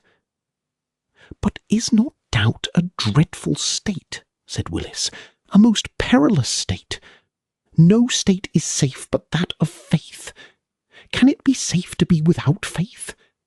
Now, have you faith in your church? I know you well enough to know you have not. Where, then, are you?" "Willis, you have misunderstood me most extraordinarily," said Charles. 10,000 thoughts pass through the mind, and if it is safe to note down and bring against a man his stray words, I suppose there's nothing he mayn't be accused of holding. You must be alluding to some half-sentence or other of mine, which I have forgotten, and which was no real sample of my sentiments. Do you mean I have no worship? And does not worship presuppose faith? I have much to learn, I am conscious, but I wish to learn it from the Church, under whose shadow my lot is cast, and with whom I am content." "He confesses," said Willis, "that he has no faith. He confesses that he is in doubt. My dear Reading, can you sincerely plead that you are in invincible ignorance after what has passed between us? Now, suppose for an instant that Catholicism is true. Is it not certain that you now have an opportunity of embracing it? And if you do not, are you in a state to die in?" Reading was perplexed how to answer. That is, he could not, with the necessary quickness, analyse and put into words the answer which his reason suggested to Willis's rapid interrogatories. Mr. Morley had kept silence, lest Charles should have two upon him at once, but when Willis paused, and Charles did not reply, he interposed. He said that all the calls in Scripture were obeyed with promptitude by those who were called, and that our Lord would not suffer one man even to go and bury his father. Reading answered that in those cases the voice of Christ was actually heard. He was on earth, in bodily presence. Now, however, the very question was, which was the voice of Christ, and whether the Church of Rome did or did not speak with the voice of Christ. That surely we ought to act prudently, that Christ could not wish us to act otherwise, that for himself he had no doubt that he was in the place where Providence wished him to be. But even if he had any doubts whether Christ was calling him elsewhere, which he had not, but if he had, he should certainly think that Christ called him in the way and method of careful examination, that prudence was the divinely appointed means of coming at the truth. "Prudence," cried Willis. "Such prudence as St. Thomas's, I suppose, when he determined to see before believing." Charles hesitated to answer. "I see it," continued Willis, and, starting up, he seized his arm. "Come, my dear fellow, come with me directly. Let us go to the good priest who lives 2 streets off. You shall be received this very day. On with your hat." And before Charles could show any resistance, he was half out of the room. He could not help laughing, in spite of his vexation. He disengaged his arm and deliberately sat down. "Not so fast," he said. "We are not quite this sort of person." Willis looked awkward for a moment. Then he said, "Well, at least you must go into a retreat. You must go forthwith. Morley, do you know when Mr. de Mowbray or Father Agostino gives his next retreat? Reading, it is just what you want, just what all Oxford men want. I think you will not refuse me." Charles looked up in his face and smiled. "It is not my line," he said at length. "I am on my way to Oxford. I must go. I came here to be of use to you. I can be of none, so I must go. Would I could be of service, but it is hopeless. Oh, it makes my heart ache." And he went on brushing his hat with his glove, as if on the point of rising, yet loath to rise. Morley now struck in. He spoke all along like a gentleman and a man of real piety, but with a great ignorance of Protestants, or how they were to be treated. "Excuse me, Mr. Reading," he said. "If before you go I say one word. I feel very much for the struggle which is going on in your mind, and I am sure it is not for such as me to speak harshly or unkindly to you. The struggle between conviction and motives of this world is often long. May it have a happy termination in your case. Do not be offended if I suggest to you that the dearest and closest ties, such as your connection with the Protestant Church involves, may be on the side of the world in certain cases. It is a sort of martyrdom to have to break such. But they who do so have a martyr's reward. And then, at a university, you have so many inducements to fall in with the prevailing tone of thought. Prospects, success in life, good opinion of friends. All these things are against you. They are likely to choke the good seed. Well, I could have wished that you had been able to follow the dictates of conscience at once. But the conflict must continue its appointed time. We will hope that all will end well. I can't persuade these good people, thought Charles as he closed the street door after him, that I am not in a state of conviction and struggling against it. How absurd! Here I come to reclaim a deserter, and I am seized even bodily, and against my will all but hurried into a profession of faith. Do these things happen to people every day? Or is there some particular fate with me thus to be brought across religious controversies, which I am not up to? I, a Roman Catholic. What a contrast all this with quiet Hartley, naming his home. As he continued to think on what had passed, he was still less satisfied with it, or with himself. He had gone to lecture, and he had been lectured, and he had let out his secret state of mind. No, not let out. He had nothing to let out. He had indeed implied that he was inquiring after religious truth, but every Protestant inquires. He would not be a Protestant if he did not. Of course he was seeking the truth. It was his duty to do so. He recollected distinctly his tutor laying down on one occasion the duty of private judgment. This was the very difference between Protestants and Catholics. Catholics begin with faith, Protestants with inquiry, and he ought to have said this to Willis. He was provoked he had not said it. It would have simplified the question and shown how far he was from being unsettled. Unsettled! It was most extravagant. He wished this had but struck him during the conversation, but it was a relief that it struck him now. It reconciled him to his position. Chapter 14. The first day of Michaelmas term is, to an undergraduate's furniture, the brightest day of the year.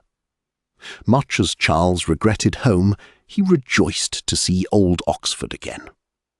The porter had acknowledged him at the gate, and the scout had smiled and bowed as he ran up the worn staircase and found a blazing fire to welcome him. The coals crackled and split and threw up a white flame in strong contrast with the newly blackened bars and hobs of the grate. A shining copper kettle hissed and groaned under the internal torment of water at boiling point. The chimney glass had been cleaned, the carpet beaten, the curtains fresh glazed. A tea tray and tea commons were placed on the table, besides a battle paper, 2 or 3 cards from tradesmen who desired his patronage, and a note from a friend whose term had already commenced.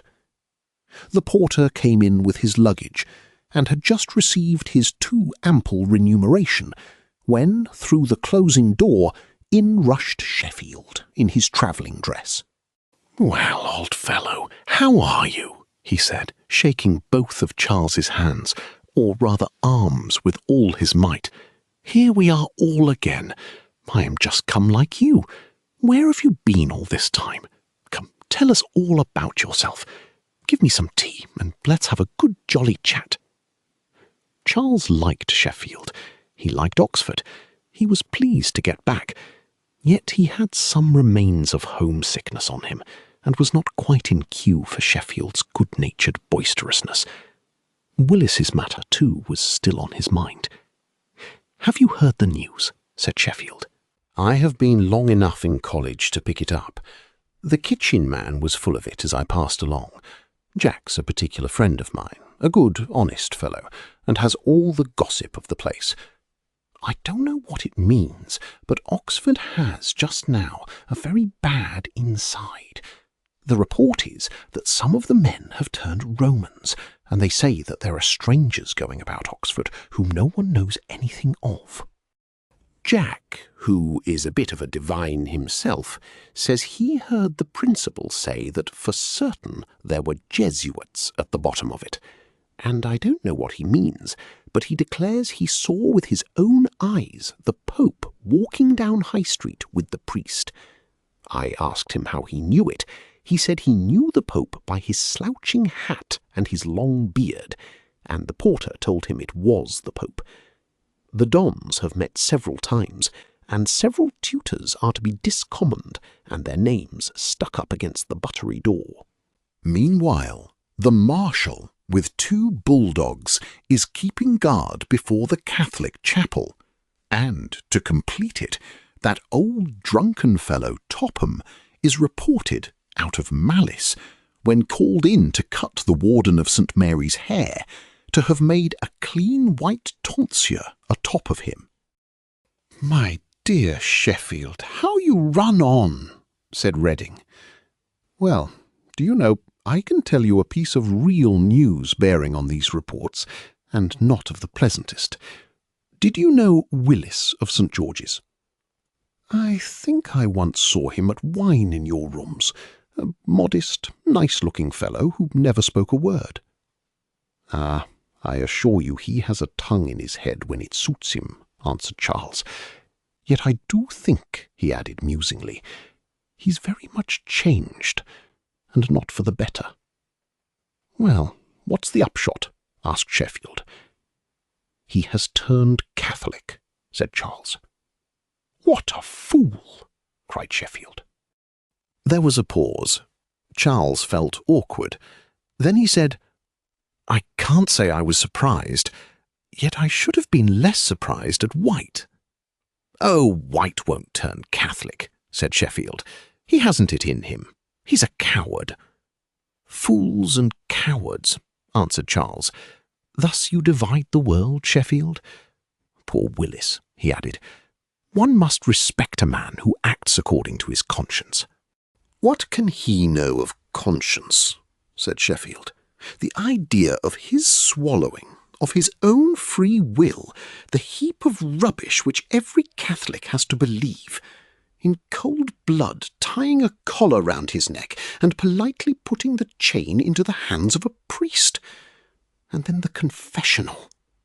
'Tis marvellous." And he began to break the coals with the poker. "It's very well," he continued, "if a man is born a Catholic. I don't suppose they really believe what they are obliged to profess. But how an Englishman, a gentleman, a man here at Oxford, with all his advantages, can so eat dirt, scraping and picking up all the dead lies of the Dark Ages. It's a miracle." "Well, if there is anything that recommends Romanism to me," said Charles, "it is what you so much dislike. I'd give 2pence if someone whom I could trust would say to me, 'This is true, this is not true.' We should be saved this eternal wrangling. Wouldn't you be glad if St. Paul could come to life? I've often said to myself, oh, that I could ask St. Paul this or that." "But the Catholic Church isn't St. Paul quite, I guess," said Sheffield. "Certainly not.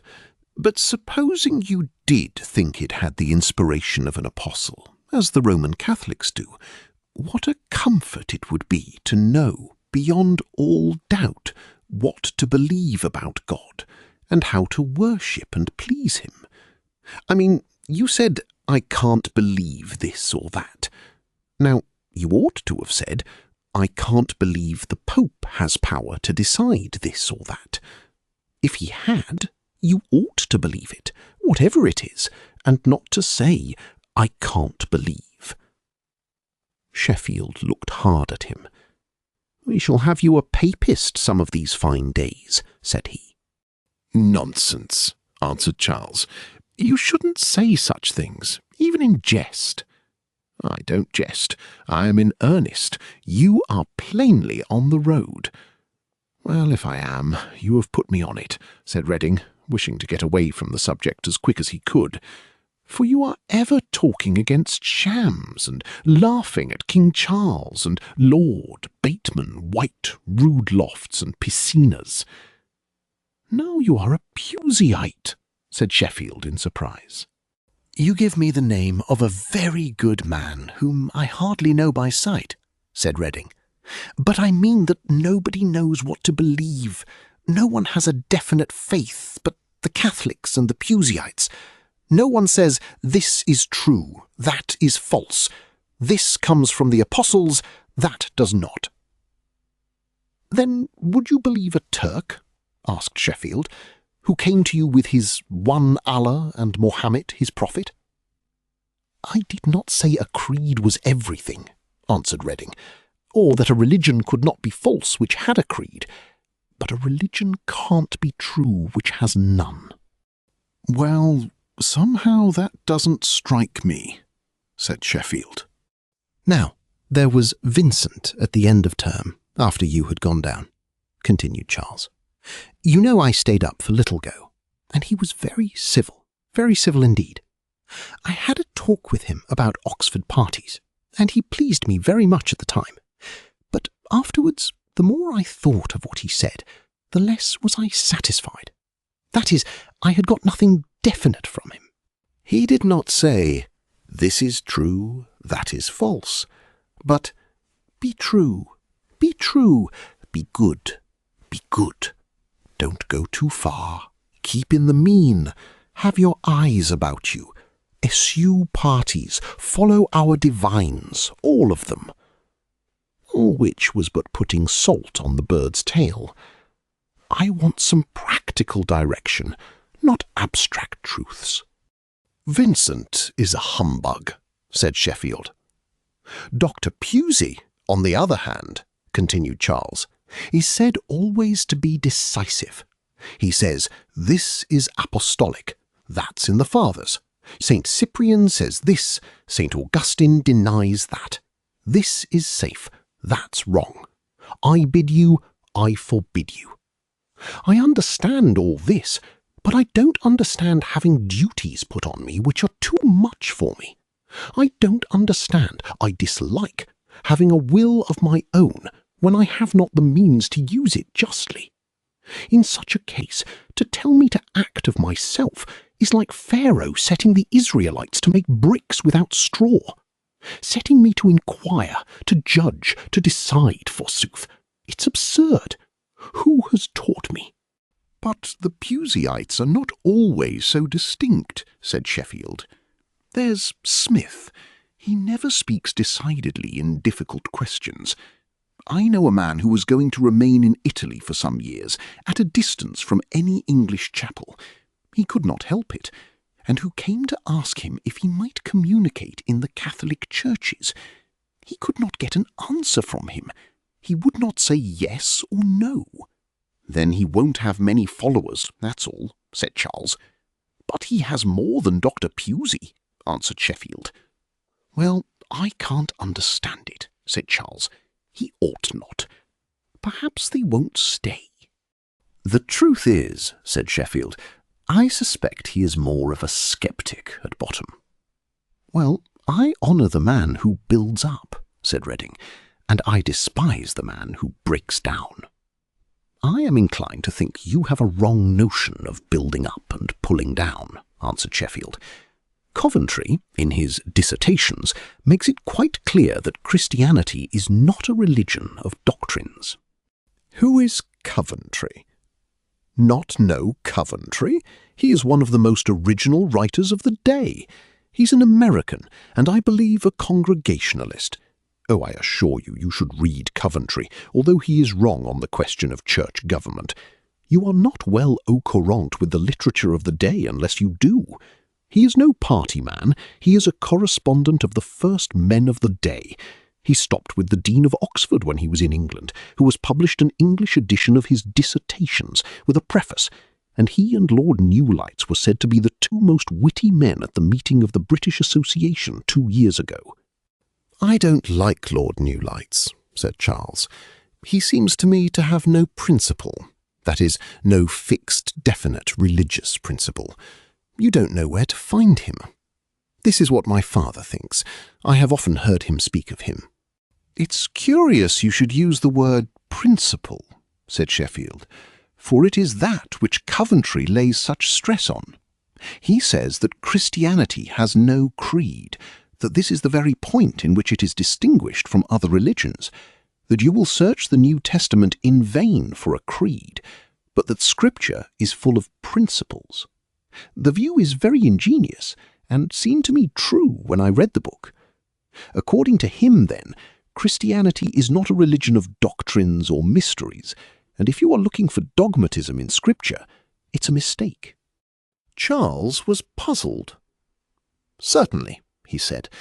"At first sight there is no creed in Scripture."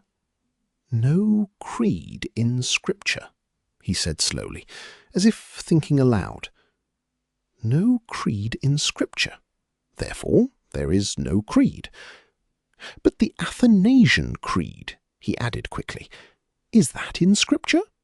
It either is in Scripture or it is not. Let me see.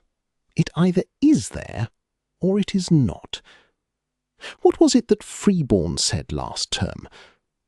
Tell me, Sheffield, would the Dean of Oxford say that the Creed was in Scripture or not? Perhaps you do not fairly explain Coventry's view. What is your impression?" "Why, I will tell you frankly, my impression is, judging from his preface, that he would not scruple to say that it is not in Scripture, but a scholastic addition." "My dear fellow," said Charles, "do you mean that he, a dignitary of the Church, would say that the Athanasian Creed was a mistake because it represented Christianity as a revelation of doctrines or mysteries to be received on faith?" "Well, I may be wrong," said Sheffield, "but so I understood him." "After all," said Charles sadly, "it's not so much more than that other dean, I forget his name, said at St. Mary's before the vacation. It's part of the same system. Oh, it was after you went down, or just at the end of term. You don't go to sermons. I'm inclined not to go either. I can't enter upon the dean's argument. It's not worth while. Well," he added, standing up and stretching himself, "I am tired with the day. Yet it has not been a fatiguing one either. But London is so bustling a place." "You wish me to say good night," said Sheffield. Charles did not deny the charge, and the friends parted. Chapter 15. There could not have been a lecture more unfavourable for Charles's peace of mind than that in which he found himself this term placed.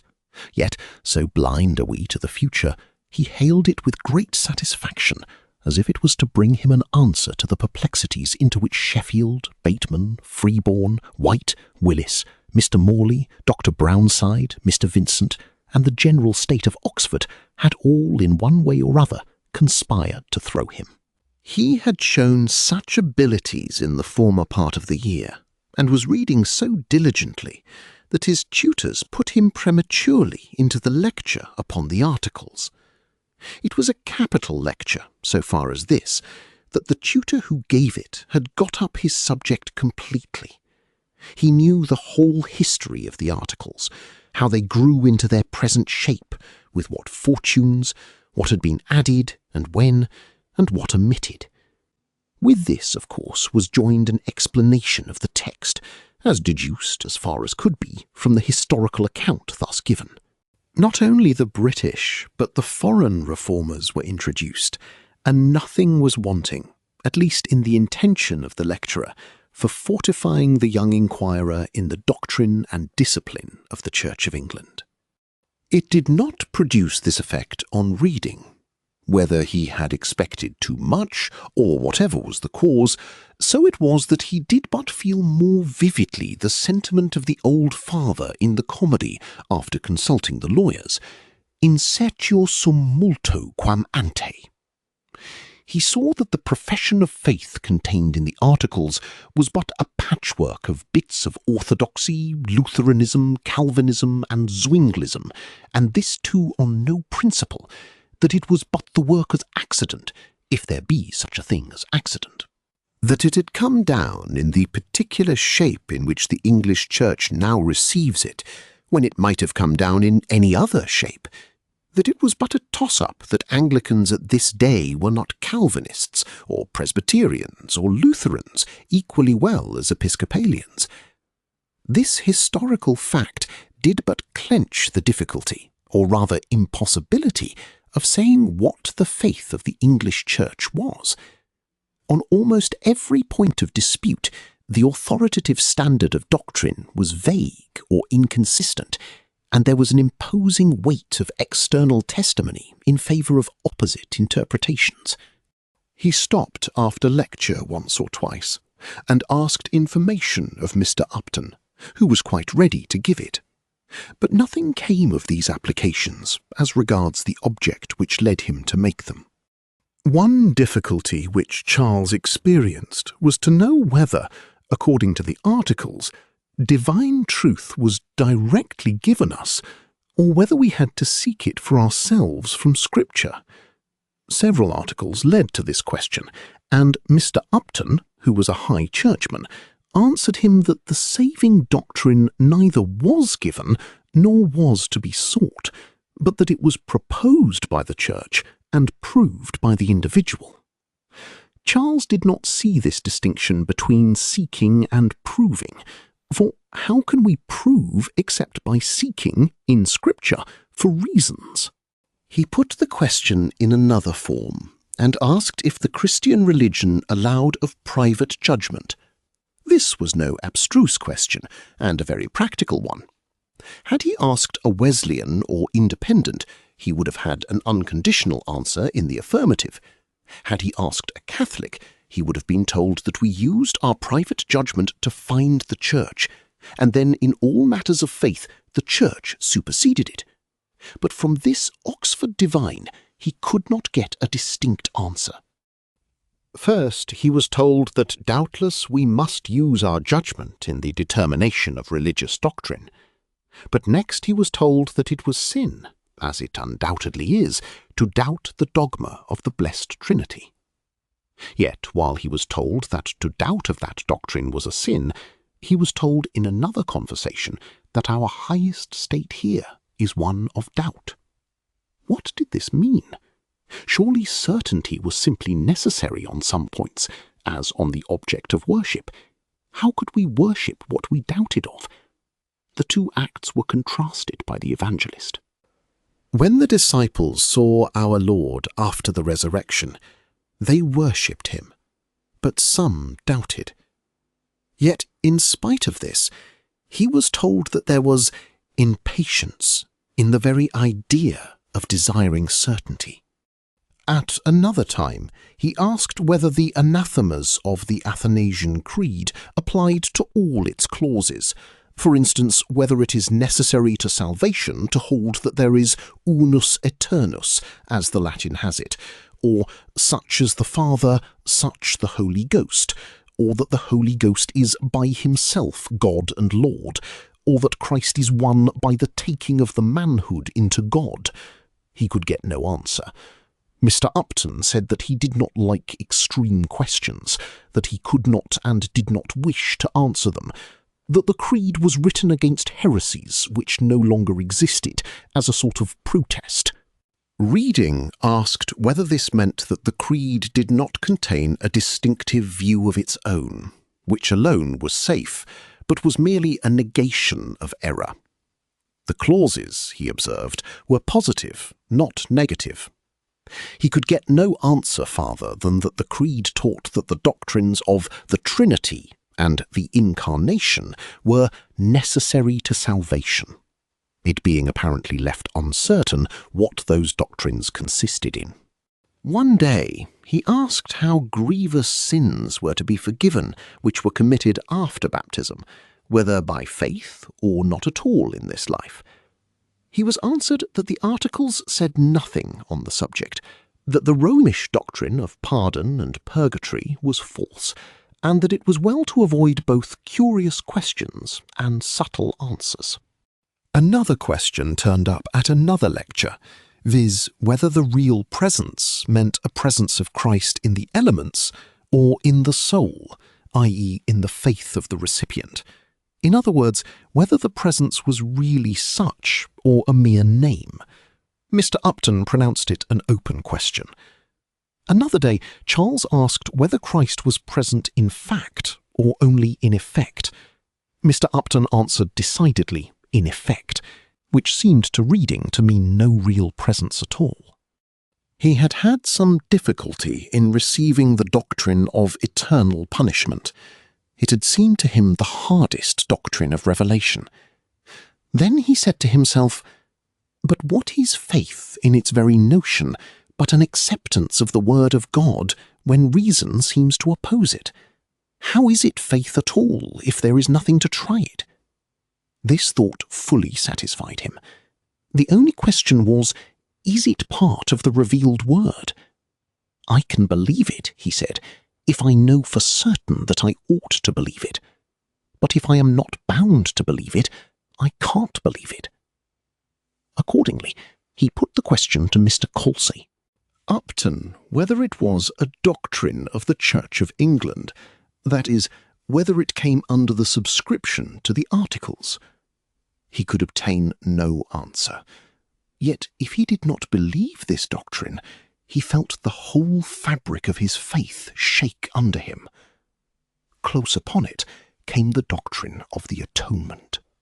It is difficult to give instances of this kind without producing the impression on the reader's mind that Charles was forward and captious in his inquiries.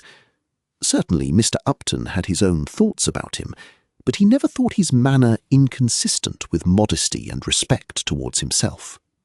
Charles naturally was full of the subject, and would have disclosed his perplexities to Sheffield had he not had a strong anticipation that this would have been making matters worse.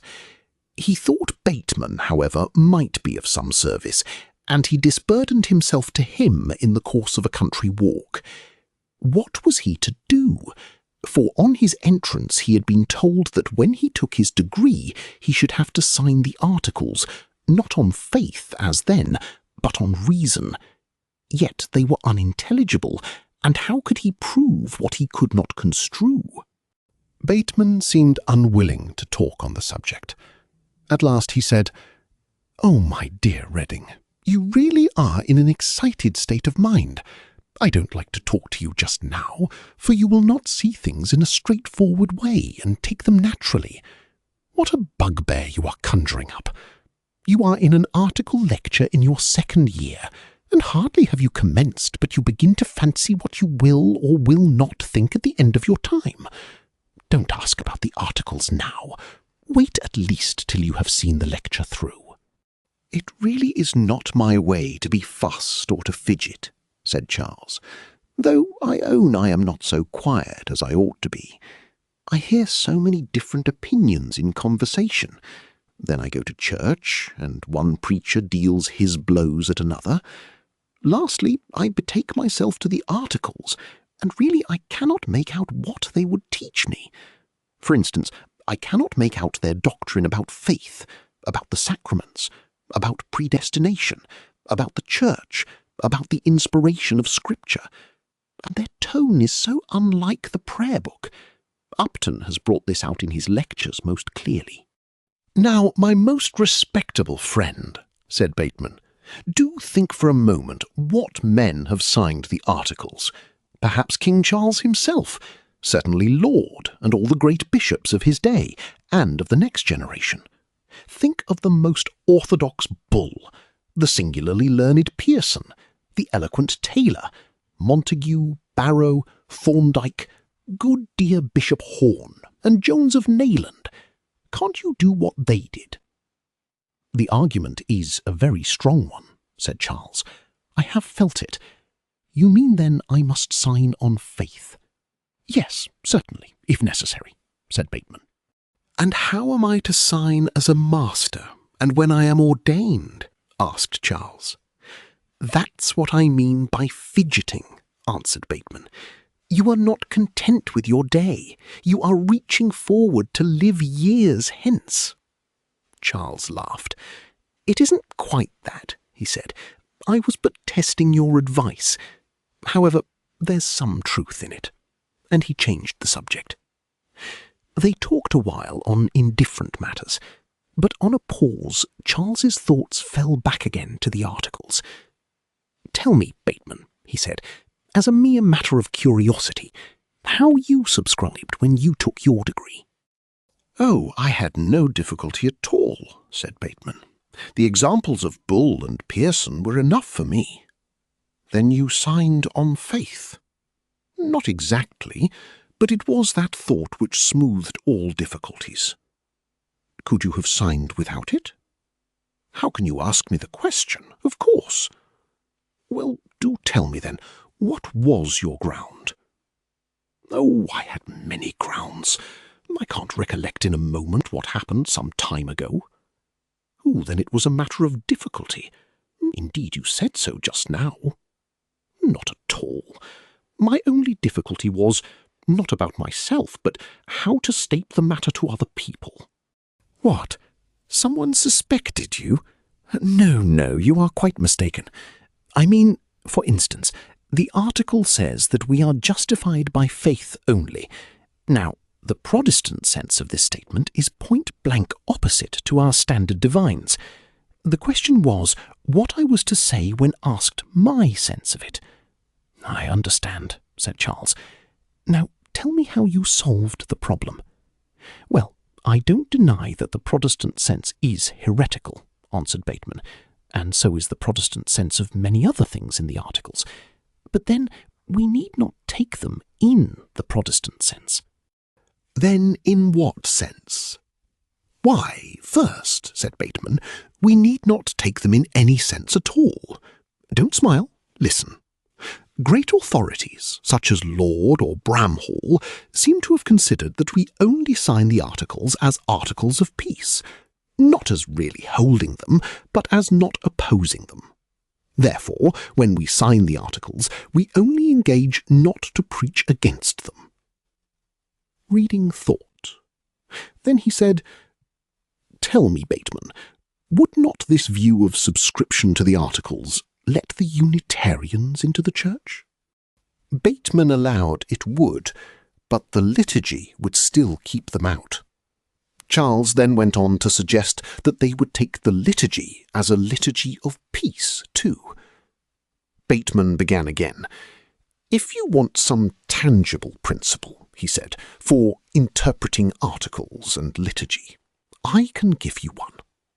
You know, he continued after a short pause, what it is we hold. Why, we give the articles a Catholic interpretation. Charles looked inquisitive. It is plain, continued Bateman, that no document can be a dead letter. It must be the expression of some mind, and the question here is whose is what may be called the voice which speaks the articles. Now, if the bishops, heads of houses, and other dignitaries and authorities were unanimous in their religious views, and one and all said that the articles meant this and not that, they, as the imponents, would have a right to interpret them, and the articles would mean what those great men said they meant. But they do not agree together. Some of them are diametrically opposed to others. One clergyman denies apostolical succession, another affirms it. One denies the Lutheran justification, another maintains it. One denies the inspiration of Scripture, a second holds Calvin to be a saint, a third considers the doctrine of sacramental grace a superstition, a fourth takes part with Nestorius against the Church, a fifth is a Sabellian. It is plain, then, that the articles have no sense at all if the collective voice of bishops, deans, professors, and the like is to be taken. They cannot supply what schoolmen call the form of the articles. But perhaps the writers themselves of the articles will supply it. No, for first, we don't know for certain who the writers were, and next, the articles have gone through so many hands and so many mendings that some, at least, of the original authors would not like to be responsible for them. Well, let us go to the convocations which ratified them.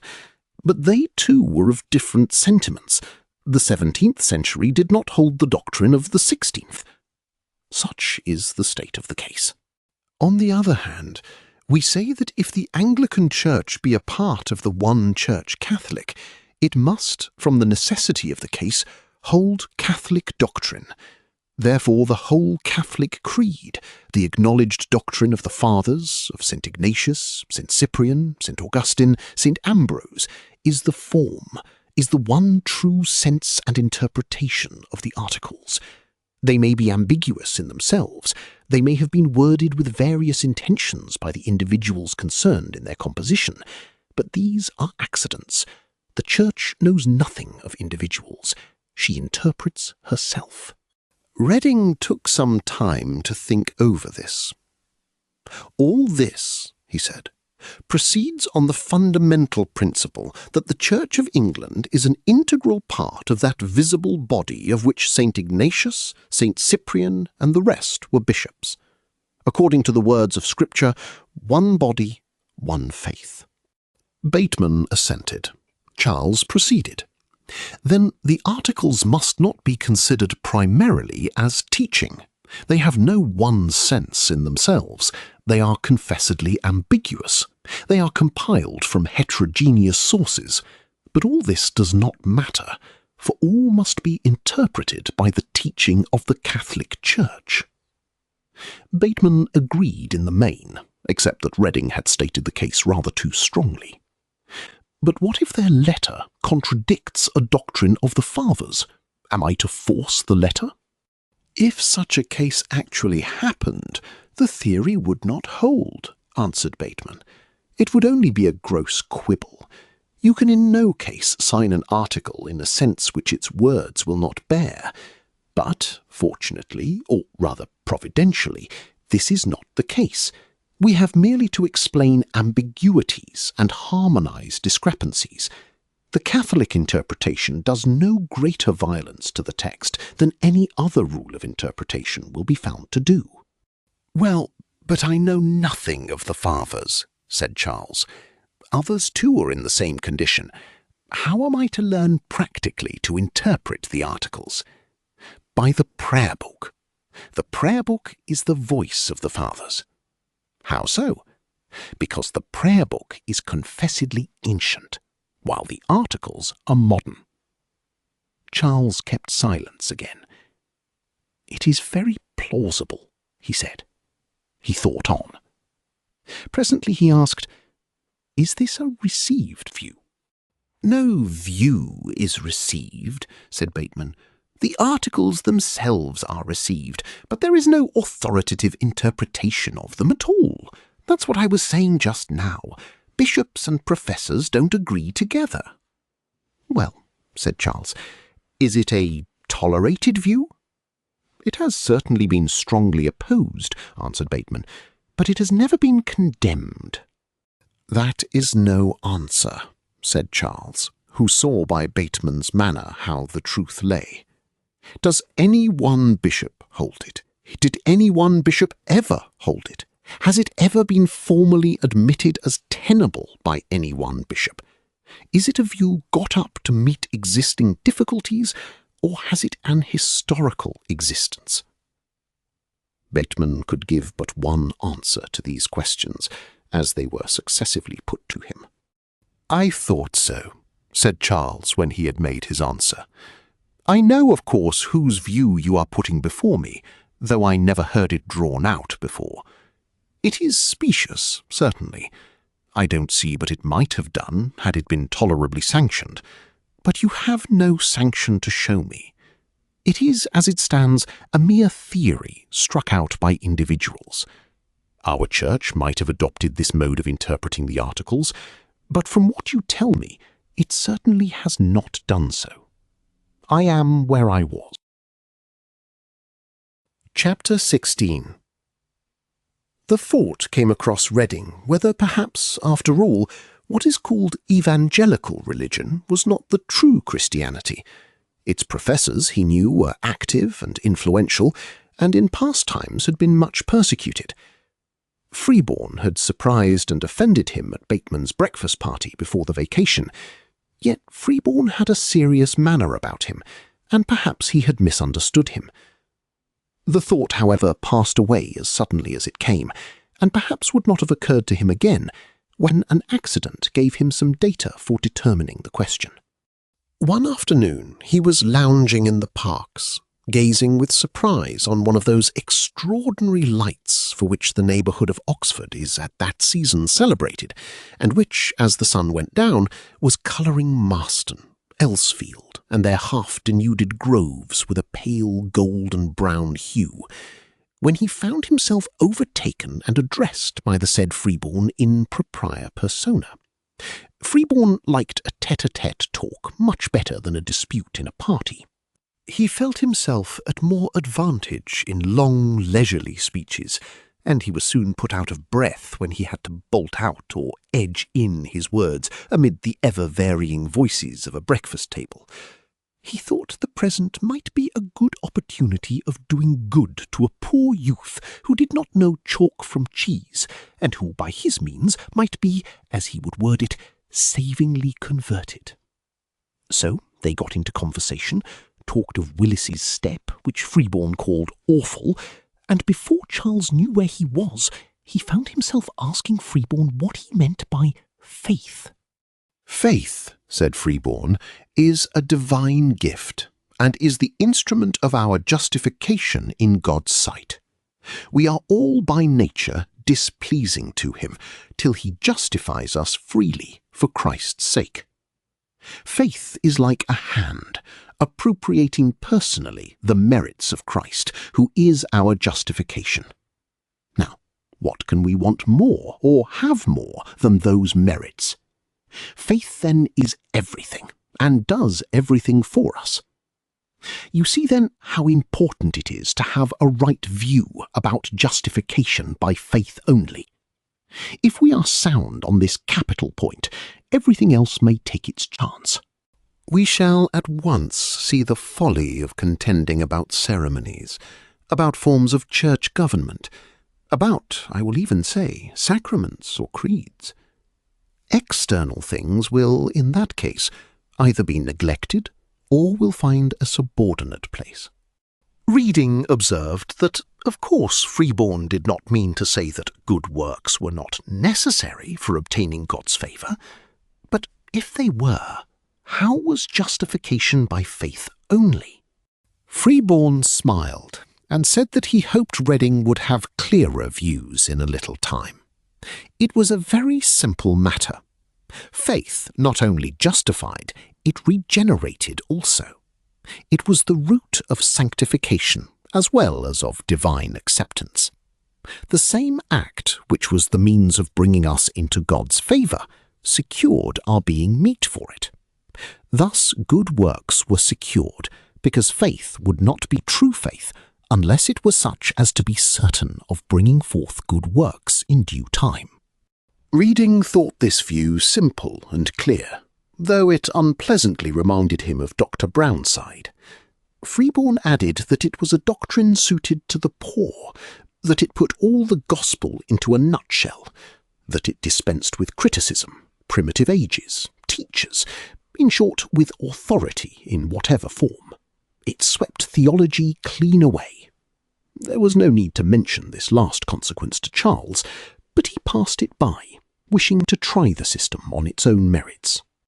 "You speak of true faith," he said, "as producing good works. You say that no faith justifies but true faith, and true faith produces good works. In other words, I suppose, faith which is certain to be fruitful, or fruitful faith, justifies. This is very like saying that faith and works are the joint means of justification." "Oh, no, no," cried Freeborn. That is deplorable doctrine. It is quite opposed to the gospel. It is anti-Christian. We are justified by faith only, apart from good works." "I am in an article lecture just now," said Charles, "and Upton told us that we must make a distinction of this kind. For instance, the Duke of Wellington is Chancellor of the University, but though he is as much Chancellor as Duke, still he sits in the House of Lords as Duke, not as Chancellor. Thus, although faith is as truly fruitful as it is faith, yet it does not justify as being fruitful, but as being faith. Is this what you mean?" "Not at all," said Freeborn. "That was Melanchthon's doctrine. He explained away a cardinal truth into a mere matter of words. He made faith a mere symbol, but this is a departure from the pure gospel. Faith is the instrument, not a symbol of justification. It is in truth a mere apprehension and nothing else, the seizing and clinging which a beggar might venture on when a king passed by. Faith is as poor as Job in the ashes. It is like Job stripped of all pride and pomp and good works. It is covered with filthy rags. It is without anything good. It is, I repeat, a mere apprehension. Now you see what I mean." "I can't believe I understand you," said Charles. "You say that to have faith is to seize Christ's merits, and that we have them if we will but seize them. But surely not everyone who seizes them gains them, because dissolute men who never have a dream of thorough repentance or real hatred of sin would gladly seize and appropriate them if they might do so. They would like to get to heaven for nothing. Faith, then, must be some particular kind of apprehension. What kind? Good works cannot be mistaken, but an apprehension may. What then is a true apprehension? What is faith?" "What need, my dear friend," answered Freeborn, "of knowing metaphysically what true faith is, if we have it and enjoy it? I do not know what bread is, but I eat it. Do I wait till a chemist analyses it? No, I eat it and I feel the good effects afterwards. And so let us be content to know not what faith is, but what it does, and enjoy our blessedness in possessing it." "I really don't want to introduce metaphysics," said Charles, "but I will adopt your own image. Suppose I suspected the bread before me to have arsenic in it, or merely to be unwholesome. Would it be wonderful if I tried to ascertain how the fact stood?" "Did you do so this morning at breakfast?" asked Freeborn. "I did not suspect my bread," answered Charles. "Then why suspect faith?" asked Freeborn. "Because it is, so to say, a new substance," Freeborn sighed. "Because I am not used to it. Nay, because I suspect it. I must say suspect it, because though I don't know much about the matter, I know perfectly well, from what has taken place in my father's parish, what excesses this doctrine may lead to, unless it is guarded. You say that it is a doctrine for the poor. Now they are very likely to mistake one thing for another, so indeed is everyone. If then we are told that we have but to apprehend Christ's merits, and need not trouble ourselves about anything else, that justification has taken place, and works will follow, that all is done, and that salvation is complete, while we do but continue to have faith, I think we ought to be pretty sure that we have faith, a real apprehension, before we shut up our books and make holiday."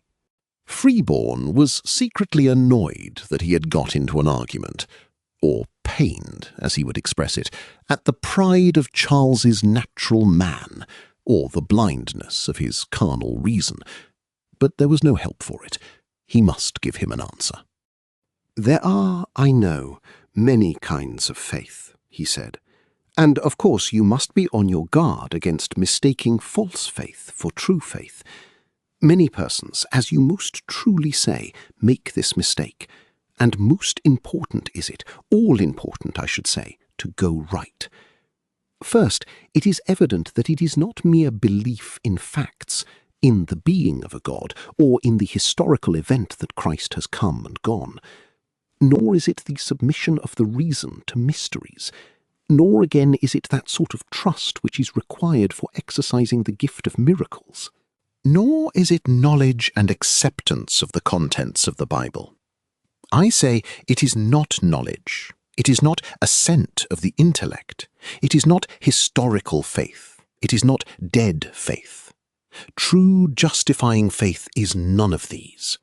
It is seated in the heart and affections. He paused, then added, "Now, I suppose for practical purposes, I have described pretty well what justifying faith is." Charles hesitated. "By describing what it is not, you mean," said he. "Justifying faith, then, is, I suppose, living faith?" "Not so fast," answered Freeborn. "Why," said Charles, "if it's not dead faith, it's living faith." "It's neither dead faith nor living," said Freeborn, "but faith, simple faith which justifies. Luther was displeased with Melanchthon for saying that living and operative faith justified. I have studied the question very carefully." "Then do you tell me," said Charles, "what faith is, since I do not explain it correctly. For instance, if you said, what you don't say, that faith was submission of the reason to mysteries, or acceptance of Scripture as an historical document, I should know perfectly well what you meant. That is information. But when you say that faith which justifies is an apprehension of Christ, that it is not living faith, or fruitful faith, or operative, but a something which in fact and actually is distinct from these, I confess I feel perplexed." Freeborn wished to be out of the argument. "Oh," he said, "if you really once experienced the power of faith, how it changes the heart, enlightens the eyes, gives a new spiritual taste, a new sense to the soul. If you once knew what it was to be blind, and then to see, you would not ask for definitions. Strangers need verbal descriptions. The heirs of the kingdom enjoy. Oh, if you could but be persuaded to put off high imaginations, to strip yourself of your proud self, and to experience in yourself the wonderful change, you would live in praise and thanksgiving, instead of argument and criticism." Charles was touched by his warmth. "But," he said, "we ought to act by reason, and I don't see that I have more or so much reason to listen to you as to listen to the Roman Catholic, who tells me I cannot possibly have that certainty of faith before believing, which on believing will be divinely given me." "Surely," said Freeborn, with a grave face, "you would not compare the spiritual Christian, such as Luther, holding his cardinal doctrine about justification, to any such formal, legal, superstitious devotee as popery can make, with its carnal rites and quack remedies, which never really cleanse the soul or reconcile it to God?" "I don't like you to talk so," said Redding. "I know very little about the real nature of popery, but when I was a boy I was once, by chance, in a Roman Catholic chapel, and I really never saw such devotion in my life. The people all on their knees and most earnestly attentive to what was going on. I did not understand what that was, but I am sure had you been there, you never would have called their religion, be it right or wrong, an outward form or carnal ordinance." Freeborn said it deeply pained him to hear such sentiments, and to find that Charles was so tainted with the errors of the day, and he began, not with much tact, to talk of the papal Antichrist, and would have got off to prophecy, had Charles said a word to afford fuel for discussion. As he kept silence, Freeborn's zeal burnt out, and there was a break in the conversation. After a time, Redding ventured to begin again. "If I understand you," he said, "faith carries its own evidence with it. Just as I eat my bread at breakfast without hesitation about its wholesomeness, so when I have really faith, I know it beyond mistake, and need not look out for tests of it?" "Precisely so," said Freeborn. "You begin to see what I mean. You grow. The soul is enlightened to see that it has real faith." "But how," asked Charles, "are we to rescue those from their dangerous mistake who think they have faith while they have not? Is there no way in which they can find out that they are under a delusion?" "It is not wonderful," said Freeborn, "though there be no way. There are many self-deceivers in the world. Some men are self-righteous, trust in their works, and think they are safe when they are in a state of perdition. No formal rules can be given by which their reason might for certain detect their mistake, and so of false faith." "Well, it does seem to me wonderful," said Charles, "that there is no natural and obvious warning provided against this delusion. Wonderful that false faith should be so exactly like true faith that there is nothing to determine their differences from each other. Effects imply causes. If one apprehension of Christ leads to good works and another does not, there must be something in the one which is not in the other. What is a false apprehension of Christ wanting in which a true apprehension has? The word apprehension is so vague, it conveys no definite idea to me, yet justification depends on it. Is a false apprehension, for instance, wanting in repentance and amendment?" "No, no," said Freeborn. "True faith is complete without conversion. Conversion follows, but faith is the root. Is it the love of God which distinguishes true faith from false?" "Love?" answered Freeborn. "You should read what Luther says in his celebrated comment on the Galatians. He calls such a doctrine pestilens figmentum, diaboli portentum, and cries out against the papists, periant sophistae cum sua maledicta glossa." "Then it differs from false faith in nothing." "Not so," said Freeborn. "It differs from it in its fruits. By their fruits ye shall know them." "This is coming round to the same point again," said Charles. "Fruits come after, but a man, it seems, is to take comfort in his justification before fruits come, before he knows that his faith will produce them." "Good works are the necessary fruits of faith," said Freeborn. "So says the article." Charles made no answer, but said to himself, "My good friend here certainly has not the clearest of heads." Then aloud, "Well, I despair of getting at the bottom of the subject." "Of course," answered Freeborn, with an air of superiority, though in a mild tone. "It is a very simple principle. Fides justificat ante et sine caritate, but it requires a divine light to embrace it." They walked a while in silence. Then, as the day was now closing in, they turned homewards and parted company when they came to the Clarendon. Chapter 17. Freeborn was not the person to let go a young man like Charles without another effort to gain him, and in a few days he invited him to take tea at his lodgings.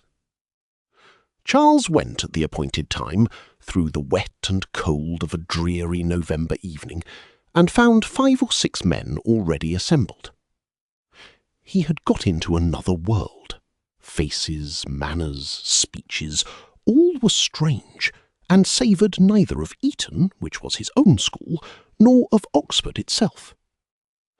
He was introduced, and found the awkwardness of a new acquaintance little relieved by the conversation which went on.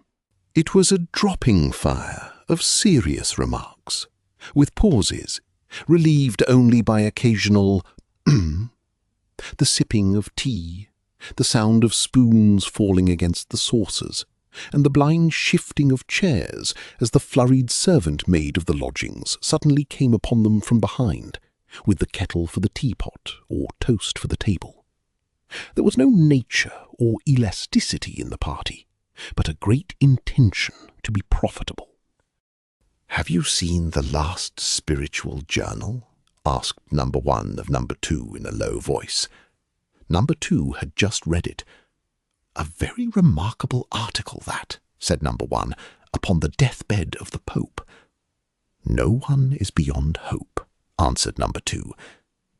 "I have heard of it, but not seen it," said number 3. A pause. "What is it about?" asked Redding. "The late Pope Sixtus XVI," said number 3. "He seems to have died a believer." A sensation. Charles looked as if he wished to know more. "The journal gives it on excellent authority," said number 2. "Mr. O'Niggins, the agent for the Roman Priest Conversion Branch Tract Society, was in Rome during his last illness. He solicited an audience with the Pope, which was granted to him. He at once began to address him on the necessity of a change of heart, belief in the one hope of sinners, and abandonment of all creature mediators. He announced to him the glad tidings, and assured him there was pardon for all.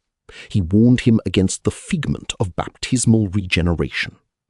And then, proceeding to apply the word, he urged him, though in the 11th hour, to receive the Bible, the whole Bible, and nothing but the Bible." The Pope listened with marked attention and displayed considerable emotion. When it was ended, he answered Mr. O'Niggins that it was his fervent hope that they too would not die without finding themselves in one communion, or something of the sort. He declared, moreover, what was astonishing, that he put his sole trust in Christ, the source of all merit, as he expressed it. A remarkable phrase. "In what language was the conversation carried on?" asked Redding. "It is not stated," answered number 2, "but I am pretty sure Mr. O'Niggins is a good French scholar." "It does not seem to me," said Charles, "that the Pope's admissions are greater than those made continually by certain members of our own church, who are nevertheless accused of popery." "But they are extorted from such persons," said Freeborn, "while the Popes were voluntary." "The one party go back into darkness," said number 3. "The Pope was coming forward into light." "One ought to interpret everything for the best in a real papist," said Freeborn, "and everything for the worst in a Puseyite. That is both charity and common sense." "This was not all," continued number 2. "He called together the cardinals, protested that he earnestly desired God's glory, said that inward religion was all in all, and forms were nothing without a contrite heart, and that he trusted soon to be in paradise, which, you know, was a denial of the doctrine of purgatory." "A brand from the burning, I do hope," said number 3. "It has frequently been observed," said number 4, "nay, it has struck me myself, that the way to convert Romanists is first to convert the Pope." "It is a sure way, at least," said Charles, timidly, afraid he was saying too much, but his irony was not discovered. "Man cannot do it," said Freeborn. "It's the power of faith. Faith can be vouchsafed even to the greatest sinners. You see now, perhaps," he said, turning to Charles, "better than you did what I meant by faith the other day. This poor old man could have no merit. He had passed a long life in opposing the cross. Do your difficulties continue?" Charles had thought over their former conversation very carefully several times, and he answered, "Why, I don't think they do to the same extent." Freeborn looked pleased. "I mean," he said, "that the idea hangs together better than I thought it did at first." Freeborn looked puzzled. Charles, slightly colouring, was obliged to proceed, amid the profound silence of the whole party. "You said, you know, that justifying faith was without love or any other grace besides itself, and that no one could at all tell what it was, except afterwards, from its fruits, that there was no test by which a person could examine himself whether or not he was deceiving himself when he thought he had faith, so that good and bad might equally be taking to themselves the promises and the privileges peculiar to the gospel." I thought this a hard doctrine, certainly at first, but then afterwards it struck me that faith is perhaps a result of a previous state of mind, a blessed result of a blessed state, and therefore may be considered the reward of previous obedience, whereas sham faith, or what merely looks like faith, is a judicial punishment. In proportion as the drift of the former part of this speech was uncertain, so was the conclusion very distinct. There was no mistake, and an audible emotion. "There is no such thing as previous merit," said number 1. "All is of grace." "Not merit, I know," said Charles, "but we must not bring in the doctrine of de condigno or de congruo," said number 2. "But surely," said Charles, "it is a cruel thing to say to the unlearned and the multitude, 'Believe, and you are at once saved. Do not wait for fruits, rejoice at once,' and neither to accompany this announcement by any clear description of what faith is, nor to secure them by previous religious training against self-deception." "That is the very gloriousness of the doctrine," said Freeborn, "that it is preached to the worst of mankind. It says, 'Come as you are. Don't attempt to make yourselves better. Believe that salvation is yours, and it is yours. Good works follow after.'" "On the contrary," said Charles, continuing his argument, "when it is said that justification follows upon baptism, we have an intelligible something pointed out, which every one can ascertain. Baptism is an external, unequivocal token, whereas that a man has this secret feeling called faith, no one but himself can be a witness, and he is not an unbiased one." Reading had at length succeeded in throwing that dull tea-table into a state of great excitement. "My dear friend," said Freeborn, "I had hoped better things. In a little while I hope you will see things differently. Baptism is an outward rite. What is there? Can there be spiritual, holy, or heavenly in baptism?" "But you tell me faith too is not spiritual," said Charles. "I tell you?" cried Freeborn. "When?" "Well," said Charles, somewhat puzzled, "at least you do not think it holy." Freeborn was puzzled in his turn. "If it is holy," continued Charles, "it has something good in it. It has some worth. It is not filthy rags. All the good comes afterwards, you said. You said that its fruits were holy, but that it was nothing at all itself." There was a momentary silence, and some agitation of thought. "Oh, faith is certainly a holy feeling," said number 1. "No, it is spiritual, but not holy," said number 2. "It is a mere act, the apprehension of Christ's merits." "It is seated in the affections," said number 3. "Faith is a feeling of the heart. It is trust. It is a belief that Christ is my Saviour. All this is distinct from holiness. Holiness introduces self-righteousness. Faith is peace and joy, but it is not holiness. Holiness comes after." "Nothing can cause holiness but what is holy. This is a sort of axiom," said Charles. "If the fruits are holy, faith, which is the root, is holy. You might as well say that the root of a rose is red and of a lily white," said number 3. "Pardon me, Reading," said Freeborn. "It is, as my friend says, an apprehension. An apprehension is a seizing. There is no more holiness in justifying faith than in the hands seizing a substance which comes in its way. This is Luther's great doctrine in his commentary on the Galatians. It is nothing in itself. It is a mere instrument. This is what he teaches when he so vehemently resists the notion of justifying faith being accompanied by love. I cannot assent to that doctrine, said number 1. It may be true in a certain sense, but it throws stumbling blocks in the way of seekers. Luther could not have meant what you say, I am convinced. Justifying faith is always accompanied by love.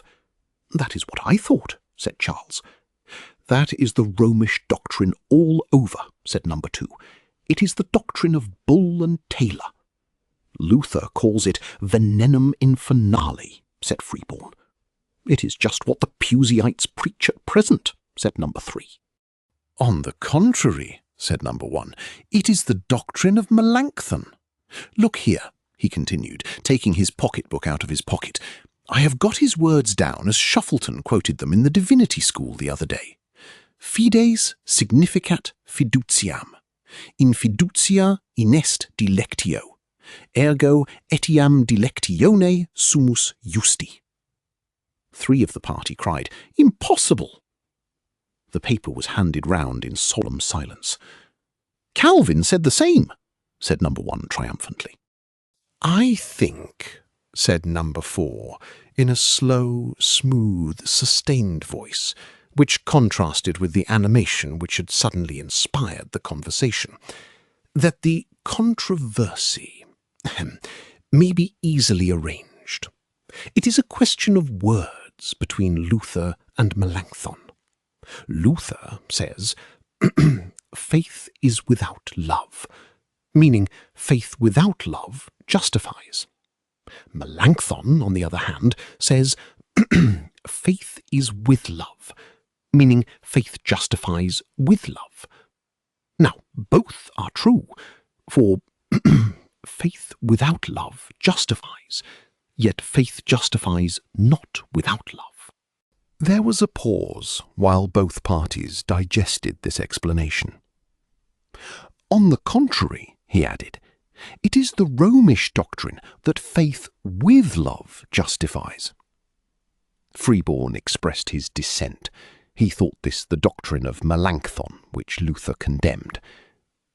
You mean, said Charles, that justification is given to faith with love, not to faith and love. You have expressed my meaning, said number 4. And what is considered the difference between with and? Asked Charles. Number 4 replied without hesitation. Faith is the instrument, love the sine qua non. Numbers 2 and 3 interposed with a protest.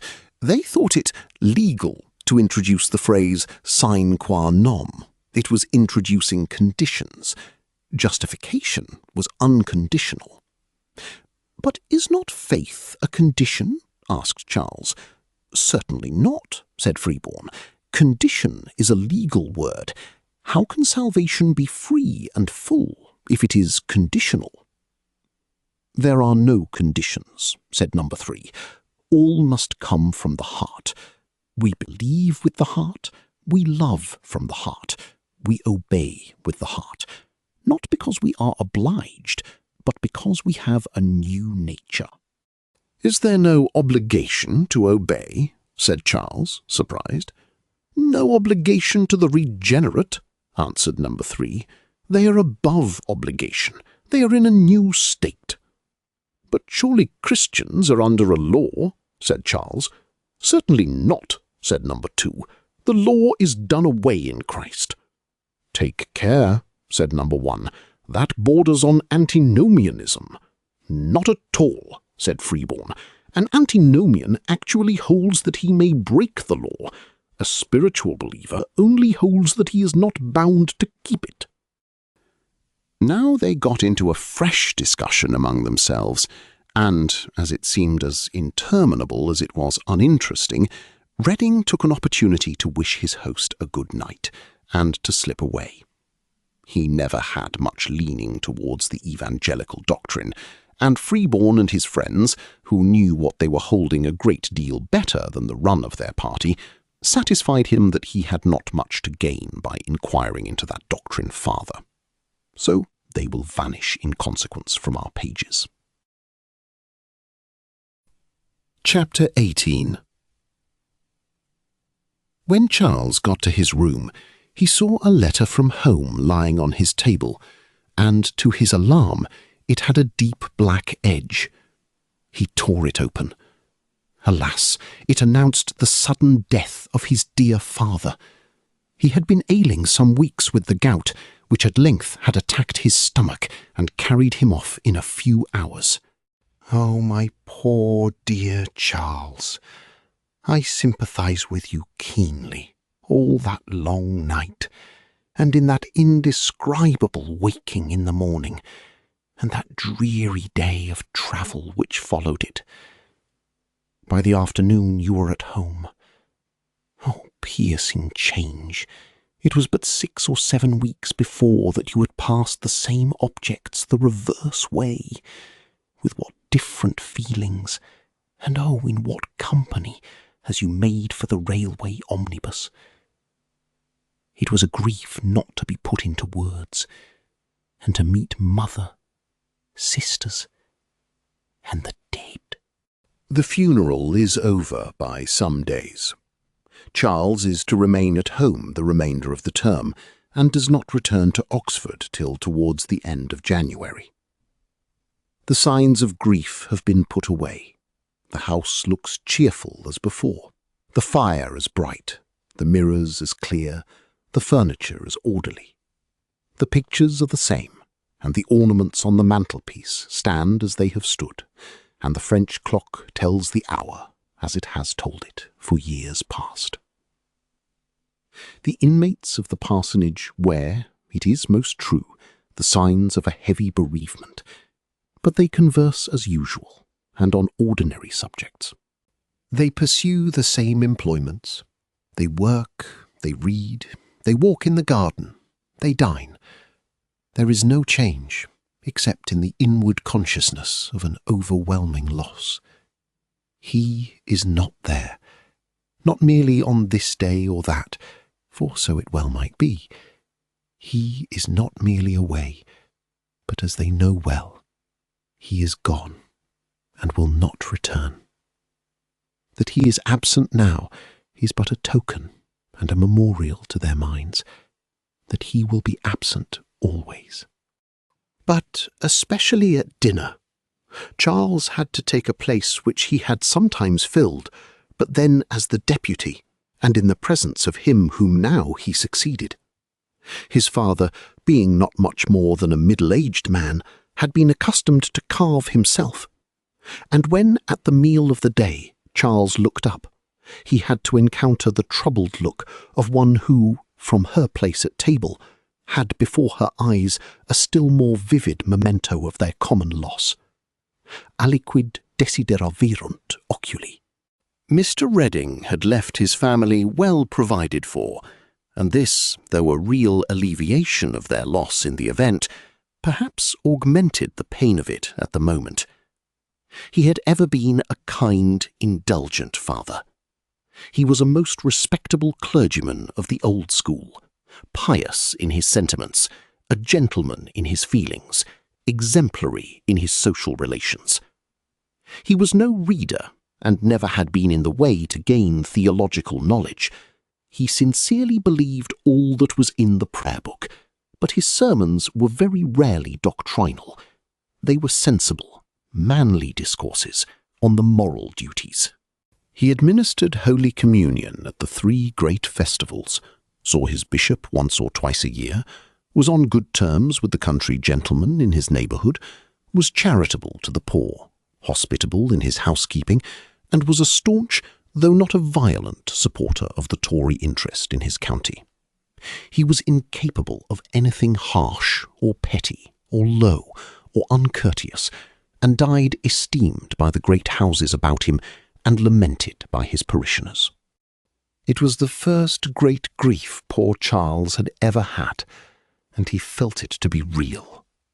How did the small anxieties which had of late teased him vanish before this tangible calamity? He then understood the difference between what was real and what was not. All the doubts, inquiries, surmises, views, which had of late haunted him on theological subjects, seemed like so many shams, which flitted before him in sun-bright hours, but had no root in his inward nature, and fell from him, like the helpless December leaves, in the hour of his affliction. He felt now where his heart and his life lay. His birth, his parentage, his education, his home were great realities. To these his being was united. Out of these he grew. He felt he must be what Providence had made him. What is called the pursuit of truth seemed an idle dream. He had great tangible duties to his father's memory, to his mother and sisters, to his position. He felt sick of all theories, as if they had taken him in, and he secretly resolved never more to have anything to do with them. Let the world go on as it might, happen what would to others, his own place and his own path were clear. He would go back to Oxford, attend steadily to his books, put aside all distractions, avoid bypaths, and do his best to acquit himself well in the schools. The Church of England, as it was, its articles, bishops, preachers, professors, had sufficed for much better persons than he was. They were good enough for him. He could not do better than imitate the life and death of his beloved father. Quiet years in the country, at a distance from all excitements, a round of pious, useful works among the poor, the care of a village school, and at length the death of the righteous. At the moment, and for some time to come, he had special duties towards his mother. He wished, as far as might be, to supply to her the place of him she had lost. She had great trials before her still. If it was a grief to himself to leave Hartley, what would it be to her? Not many months would pass before she would have to quit a place ever dear, and now sacred in her thoughts. There was in store for her the anguish of dismantling the home of many years, and the toil and whirl of packing, a wearied head and an aching heart, at a time when she would have most need of self-possession and energy. Such were the thoughts which came upon him again and again in those sorrowful weeks. A leaf had been turned over in his life. He could not be what he had been. People come to man's estate at very different ages. Youngest sons in a family, like monks in a convent, may remain children till they have reached middle age. But the elder, should their father die prematurely, are suddenly ripened into manhood when they are almost boys. Charles had left Oxford a clever, unformed youth. He returned a man. Chapter 1. About 3 miles from Oxford, a thickly wooded village lies on the side of a steep, long hill, or chine, looking over the Berkshire woods and commanding a view of the many-turreted city itself. Over its broad summit once stretched a chestnut forest, and now it is covered with the roots of trees or firs or soft turf. The red sand which lies underneath contrasts with the green and adds to its brilliancy. It drinks in, too, the rain greedily, so that the wide common is nearly always fit for walking. And the air, unlike the heavy atmosphere of the university beneath it, is fresh and bracing. The gorse was still in bloom, in the latter end of the month of June, when Reading and Sheffield took up their abode in a small cottage at the upper end of this village, so hid with trees and girt in with meadows that for the stranger it was hard to find. There to pass their 3rd and last long vacation before going into the schools. A year and a half had passed since Charles's great affliction, and the time had not been unprofitably spent either by himself or his friend. Both had read very regularly, and Sheffield had gained the Latin verse into the bargain. Charles had put all religious perplexities aside. That is, he knew, of course, many more persons of all parties than he did before, and became better acquainted with their tenets and their characters, but he did not dwell upon anything which he met with, nor attempt to determine the merits or solve the difficulties of this or that question. He took things as they came.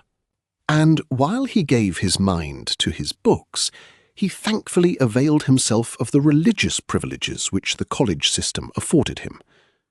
Nearly a year still remained before his examination, and as Mrs. Redding had not as yet fully arranged her plans, but was still with her daughters passing from friend to friend, he had listened to Sheffield's proposal to take a tutor for the vacation, and to find a site for their studies in the neighbourhood of Oxford. There was every prospect of their both obtaining the highest honours which the schools award. They both were good scholars and clever men. They had read regularly, and had had the advantage of able lectures. The side of the hill forms a large, sweeping hollow, or theatre, just on one side of the village of Horsley. The two extreme points may be half a mile across, but the distance is increased to one who follows the path which winds through the furze and fern along the ridge. Their tutor had been unable to find lodgings in the village, and while the two young men lived on one extremity of the sweep we have been describing, Mr. Carlton, who was not above 3 years older than they, had planted himself at a farmhouse upon the other. Besides, the farmhouse suited him better, as being nearer to a hamlet which he was serving during the vacation. "I don't think you like Carlton as well as I do," said Redding to Sheffield, as they lay on the green sward with some lighter classic in their hands, waiting for dinner and watching their friend as he approached them from his lodgings. "He is to me so taking a man, so equable, so gentle, so considerate.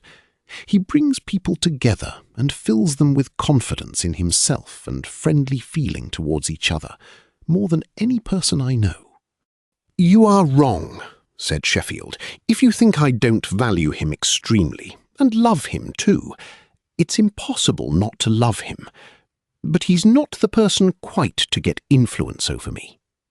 "He's too much of an Anglican for you," said Redding. "Not at all," said Sheffield, "except indirectly. My quarrel with him is that he has many original thoughts and holds many profound truths in detail, but is quite unable to see how they lie to each other, and equally unable to draw consequences. He never sees a truth until he touches it. He is ever groping and feeling, and, as in hide-and-seek, continually burns without discovering. I know there are 10,000 persons who cannot see an inch before their nose, and who can comfortably digest contradictions, but Carlton is really a clever man.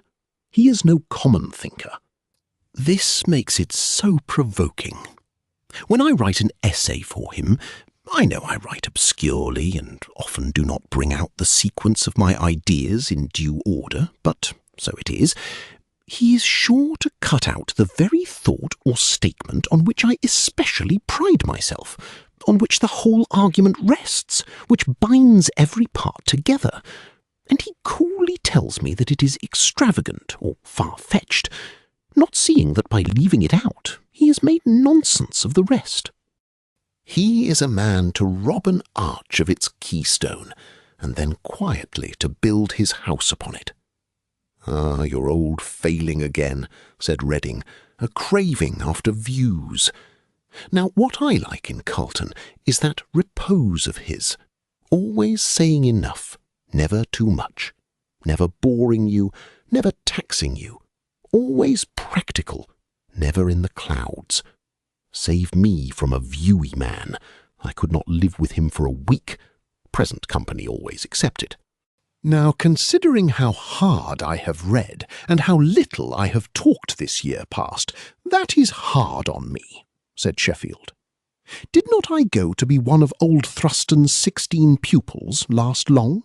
He gave us capital feeds, smoked with us, and coached us in ethics and Agamemnon. He knows his books by heart, can repeat his plays backwards, and weighs out his Aristotle by grains and pennyweights. But for generalizations, ideas, poetry. Oh, it was desolation. It was a darkness which could be felt. And you stayed there just 6 weeks out of 4 months, Sheffield, answered Reading. Carlton had now joined them, and after introductory greetings on both sides, he too threw himself upon the turf. Sheffield said, "Reading and I were disputing just now whether Nicias was a party man." "Of course you first defined your terms," said Carlton.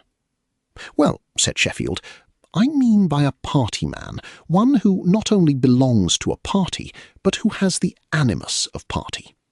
Nicias did not make a party, he found one made. He found himself at the head of it. He was no more a party man than a prince who was born the head of his state." "I should agree with you," said Carlton, "but still I should like to know what a party is, and what a party man." "A party," said Sheffield, "is merely an extra-constitutional or extra-legal body." "Party action," said Charles, "is the exertion of influence instead of law." "But supposing, Reading, there is no law existing in the quarter where influence exerts itself?" asked Carlton. Charles had to explain. "Certainly," he said, "the state did not legislate for all possible contingencies." "For instance," continued Carlton, "a prime minister, I have understood, is not acknowledged in the Constitution. He exerts influence beyond the law, but not in consequence against any existing law, and it would be absurd to talk of him as a party man." "Parliamentary parties, too, are recognised among us," said Sheffield, "though extra-constitutional. We call them parties, but who would call the Duke of Devonshire or Lord John Russell, in a bad sense, a party man?" "It seems to me," said Carlton, "that the formation of a party is merely a recurrence to the original mode of forming into society. You recollect Diocles. He formed a party. He gained influence. He laid the foundation of social order." "Law certainly begins in influence," said Reading, "for it presupposes a lawgiver. Afterwards it supersedes influence. From that time, the exertion of influence is a sign of party."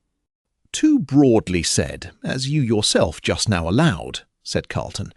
"You should say that law begins to supersede influence, and that in proportion as it supersedes it, does the exertion of influence involve party action. For instance, has not the Crown an immense personal influence? We talk of the court party. Yet it does not interfere with law, it is intended to conciliate the people to the law." "But it is recognised by law and constitution," said Charles, "as was the dictatorship."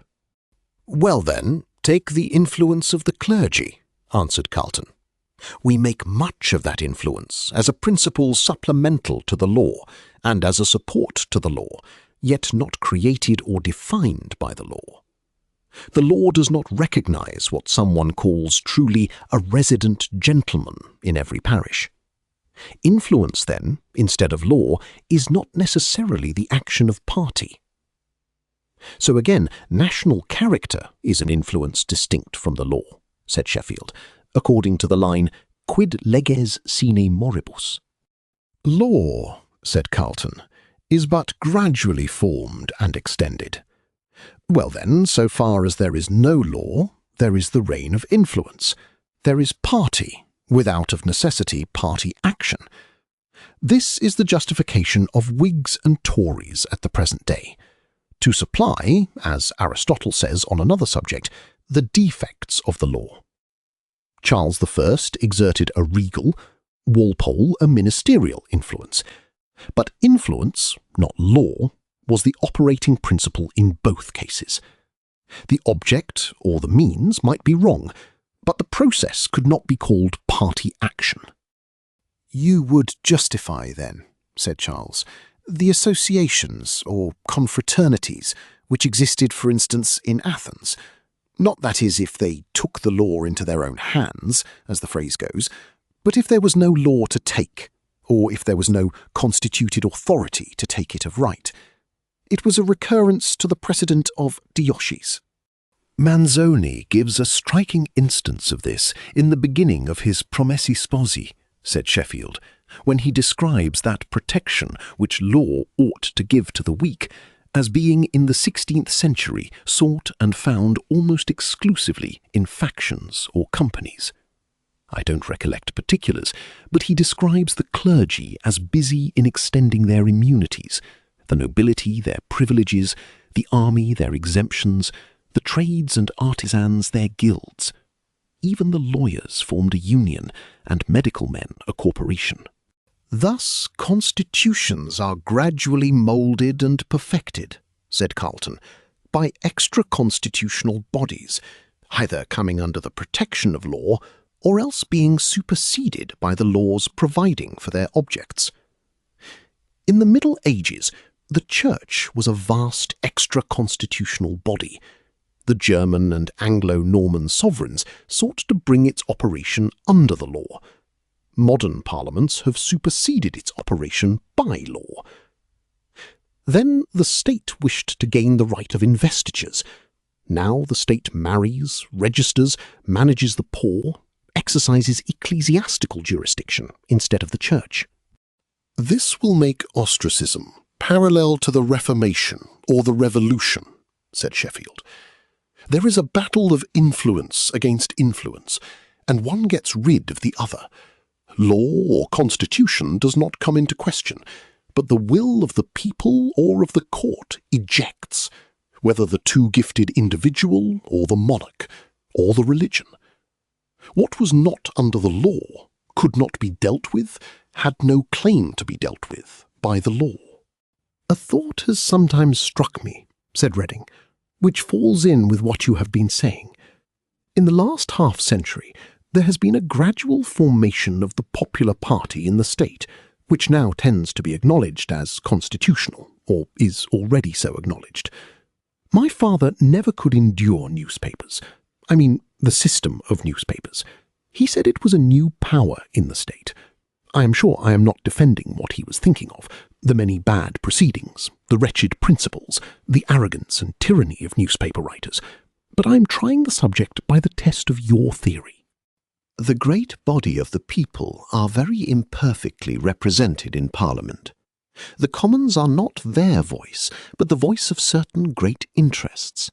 Consequently, the press comes in to do that which the Constitution does not do, to form the people into a vast mutual protection association. And this is done by the same right that Diocese had to collect people about him.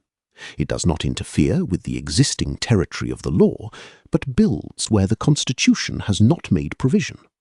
It tends then ultimately to be recognized by the Constitution. There is another remarkable phenomenon of a similar kind now in process of development, said Carlton, and that is the influence of agitation. I really am not politician enough to talk of it as good or bad. One's natural instinct is against it, but it may be necessary. However, agitation is getting to be recognized as the legitimate instrument by which the masses make their desires known and secure the accomplishment of them. Just as a bill passes in Parliament after certain readings, discussions, speeches, votings, and the like, so the process by which an act of the popular will becomes law is a long agitation, issuing in petitions, previous to and concurrent with the parliamentary process. The first instance of this was about 50 or 60 years ago, when— "Hello," he cried. "Who is this cantering up to us?" "I declare it is old Vincent," said Sheffield. "He is to come to dine," said Charles, "just in time." "How are you, Carlton?" cried Vincent. "How do you do, Mr. Sheffield? Mr. Reading, how do you do? Acting up to your name, I suppose, for you were ever a reading man. For myself," he continued, "I am just now an eating man, and am come to dine with you, if you will let me. Have you a place for my horse?" There was a farmer near who could lend a stable, so the horse was led off by Charles, and the rider, without any delay, for the hour did not admit it, entered the cottage to make his brief preparation for dinner. Chapter 2. In a few minutes, all met together at table in the small parlour, which was room of all work in the cottage. They had not the whole house, limited as were its resources, for it was also the habitation of a gardener who took his vegetables to the Oxford market, and whose wife, what is called, did for his lodgers. Dinner was suited to the apartment, apartment to the dinner. The book table had been hastily cleared for a cloth not over white, and in consequence the sole remaining table, which acted as sideboard, displayed a relay of plates and knives and forks, in the midst of octavos and duodecimos, bound and unbound, piled up and thrown about in great variety of shapes. The other ornaments of this side table were an ink-glass, some quires of large paper, a straw hat, a gold watch, a clothes-brush, some bottles of ginger beer, a pair of gloves, a case of cigars, a neck-handkerchief, a shoe-horn, a small slate, a large clasp-knife, a hammer, and a handsome inlaid writing-desk. "I like these rides into the country," said Vincent, as they began eating. "The country loses its effect on me when I live in it, as you do, but it is exquisite as a zest. Visit it, do not live in it, if you would enjoy it. Country air is a stimulus. Stimulants, Mr. Redding, should not be taken too often. You are of the country party. I am of no party. I go here and there, like the bee. I taste of everything. I depend on nothing." Sheffield said that this was rather belonging to all parties than to none. "That is impossible," answered Vincent. "I hold it to be altogether impossible. You can't belong to two parties. There's no fear of it. You might as well attempt to be in two places at once. To be connected with both is to be united with neither. Depend on it, my young friend. Antagonistic principles correct each other. It's a piece of philosophy which one day you will thank me for when you are older." "I have heard of an American illustration of this," said Sheffield, "which certainly confirms what you say, sir. Professors in the United States are sometimes of 2 or 3 religions at once, according as we regard them historically, personally, or officially. In this way, perhaps, they hit the mean." Vincent, though he so often excited a smile in others, had no humour himself, and never could make out the difference between irony and earnest. Accordingly, he was brought to a stand. Charles came to his relief. "Before dinner," he said, "we were sporting what you will consider a great paradox, I am afraid, that parties were good things, or rather necessary things." "You don't do me justice," answered Vincent, "if this is what you think I deny. I halve your words. Parties are not good, but necessary. Like snails, I neither envy them their small houses, nor try to lodge in them myself." "You mean," said Carlton, "that parties do our dirty work. They are our beasts of burden. We could not get on without them, but we need not identify ourselves with them. We may keep aloof." "That," said Sheffield, "is something like those religious professors who say that it is sinful to engage in worldly, though necessary occupations, but that the reprobate undertake them and work for the elect." "There will always be persons enough in the world who like to be party men, without being told to be so," said Vincent. "It's our business to turn them to account, to use them, but to keep aloof. I take it all parties are partly right, only they go too far. I borrow from each, I cooperate with each, as far as each is right, and no further. Thus I get good from all, and I do good to all, for I countenance each, so far as it is true." "Mr. Carlton meant more than that, sir," said Sheffield. "He meant that the existence of parties was not only necessary and useful, but even right." "Mr. Carlton is not the man to make paradoxes," said Vincent. I suspect he would not defend the extreme opinions, which, alas, exist among us at present, and are progressing every day. I was speaking of political parties, said Carlton, but I am disposed to extend what I said to religious also. But, my good Carlton, said Vincent, Scripture speaks against religious parties. Certainly I don't wish to oppose Scripture, said Carlton, and I speak under correction of Scripture.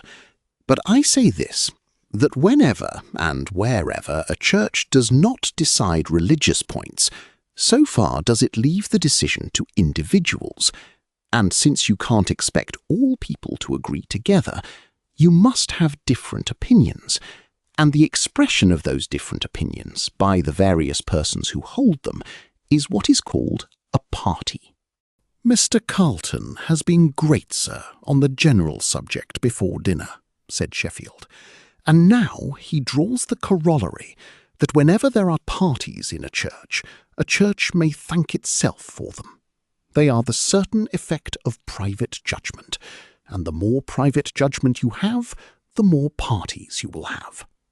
You are reduced then to this alternative: no toleration or else party, and you must recognize party unless you refuse toleration. Sheffield words it more strongly than I should do, said Carlton, but really I mean pretty much what he says. Take the case of the Roman Catholics. They have decided many points of theology, many they have not decided, and wherever there is no ecclesiastical decision, there they have at once a party, or what they call a school. And when the ecclesiastical decision at length appears, then the party ceases. Thus you have the Dominicans and Franciscans contending about the Immaculate Conception. They went on contending because authority did not at once decide the question. On the other hand, when Jesuits and Jansenists disputed on the question of grace, the Pope gave it in favour of the Jesuits, and the controversy at once came to an end. Surely, said Vincent, my good and worthy friend, the Reverend Charles Carlton, Fellow of Leicester and sometime Ireland essayist, is not preferring the Church of Rome to the Church of England. Carlton laughed. You won't suspect me of that, I think, he answered. No, all I say is that our Church, from its constitution, approves of private judgment, and that private judgment, so far forth as it is admitted, necessarily involves parties. The slender private judgment allowed in the Church of Rome, admitting occasional or local parties, and the ample private judgment allowed in our Church, recognizing parties as an element of the Church. Well, well, my good Carlton, said Vincent, frowning and looking wise, yet without finding anything particular to say. You mean, said Sheffield, if I understand you, that it is a piece of mawkish hypocrisy to shake the head and throw up the eyes at Mr. This or That for being the head of a religious party, while we return thanks for our pure and reformed Church, because purity, reformation, apostolicity, toleration, all these boasts and glories of the Church of England establish party action and party spirit as a cognate blessing, for which we should be thankful also. Party is one of our greatest ornaments, Mr. Vincent. A sentiment or argument does not lose in your hands, said Carlton.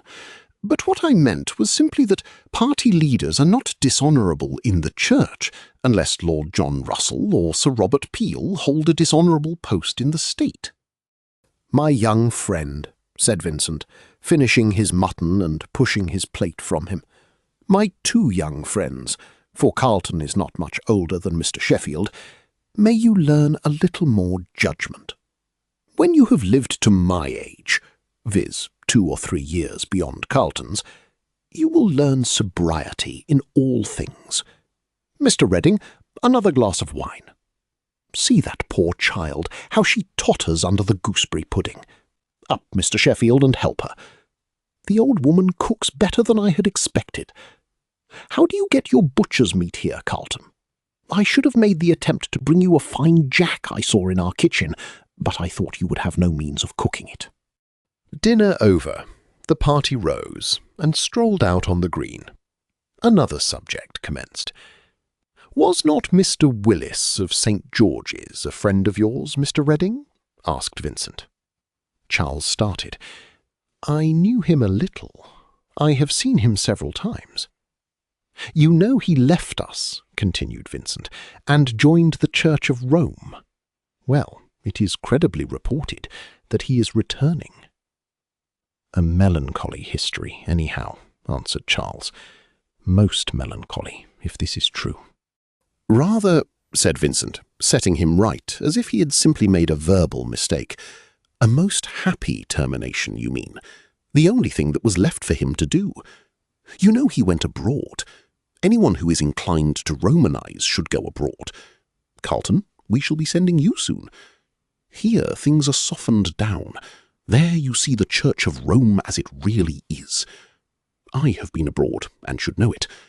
Such heaps of beggars in the streets of Rome and Naples. So much squalidness and misery. No cleanliness, an utter want of comfort. And such superstition. And such an absence of all true and evangelical seriousness. They push and fight while Mass is going on. They jabber their prayers at railroad speed. They worship the Virgin as a goddess, and they see miracles at the corner of every street.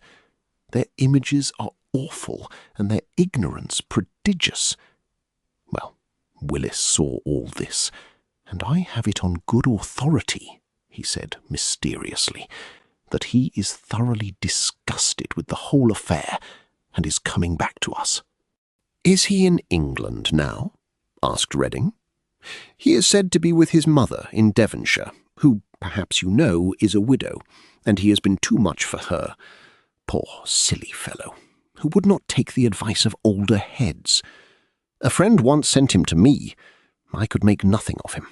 I couldn't understand his arguments, nor he mine. It was no good. He would make trial himself, and he has caught it." There was a short pause in the conversation. Then Vincent added, "But such perversions, Carlton, I suppose thinks to be as necessary as parties in a pure Protestant church." "I can't say you satisfy me, Carlton," said Charles, "and I am happy to have the sanction of Mr. Vincent. Did political party make men rebels, then would political party be indefensible. So is religious, if it leads to apostasy." "You know the Whigs were accused in the last war," said Sheffield, "of siding with Bonaparte. Accidents of this kind don't affect general rules or standing customs." "Well, independent of this," answered Charles, "I cannot think religious parties defensible on the considerations which justify political. There is, to my feelings, something despicable in heading a religious party." "Was Loyola despicable?" asked Sheffield, "or St. Dominic?" "They had the sanction of their superiors," said Charles. "You are hard on parties, surely, Redding," said Carlton.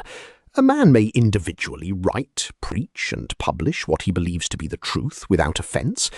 Why then does it begin to be wrong when he does so together with others?" "Party tactics are a degradation of the truth," said Charles.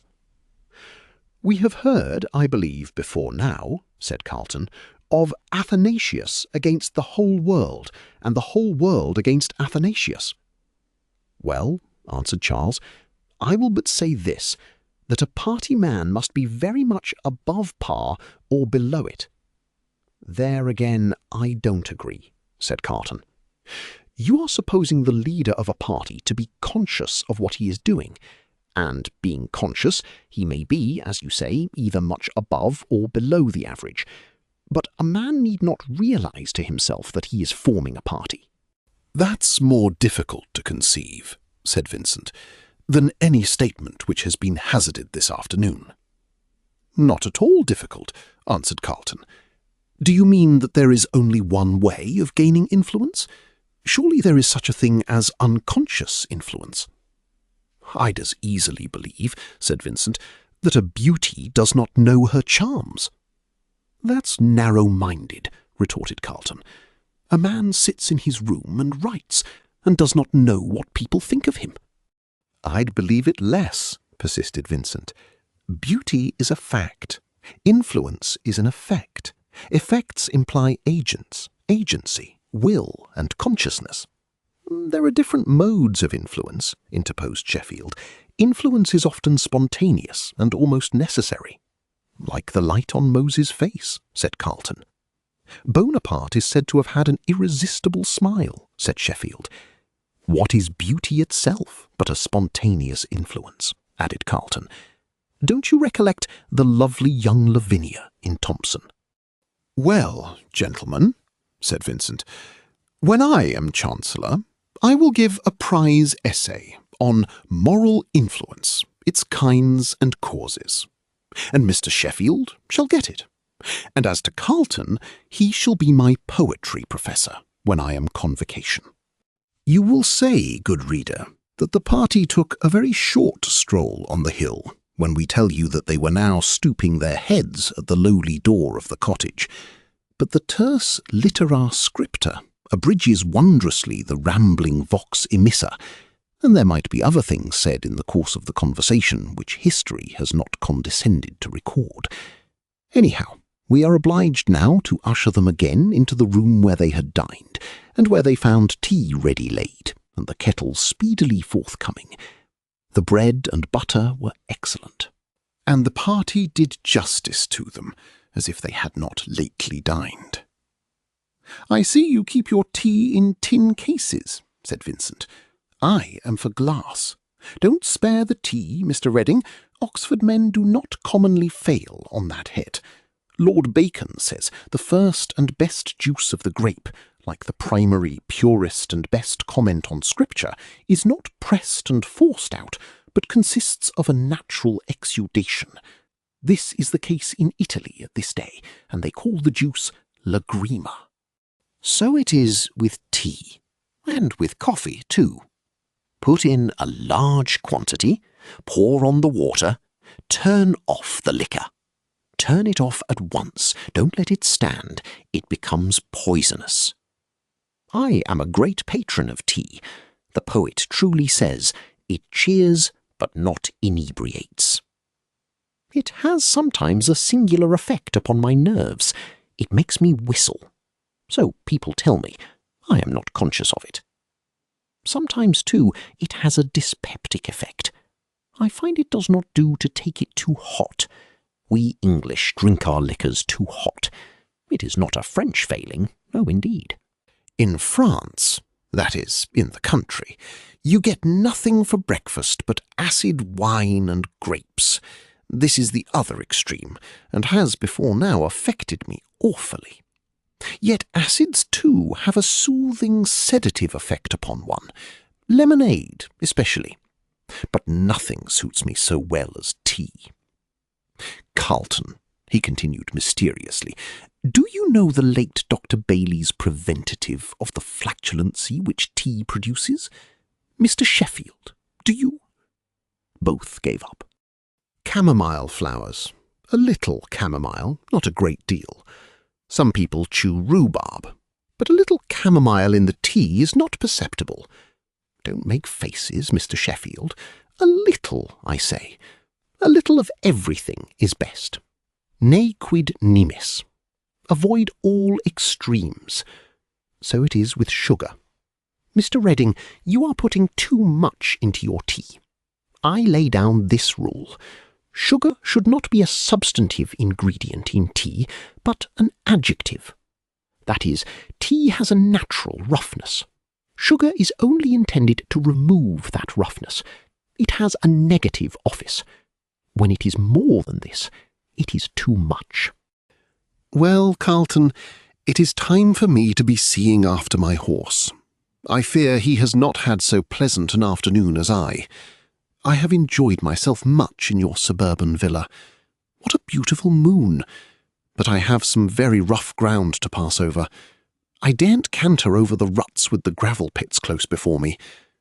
Mr. Sheffield, do me the favour to show me the way to the stable. Good-bye to you, Carlton. Good night, Mr. Redding. When they were left to themselves, Charles asked Carlton if he really meant to acquit of party spirit the present party leaders in Oxford. "You must not misunderstand me," answered he. "I do not know much of them, but I know they are persons of great merit and high character, and I wish to think the best of them. They are most unfairly attacked, that is certain.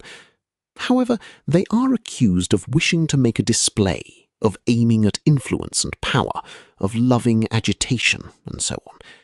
I cannot deny that some things they have done have an unpleasant appearance and give plausibility to the charge. I wish they had, at certain times, acted otherwise. Meanwhile, I do think it but fair to keep in view that the existence of parties is no fault of theirs.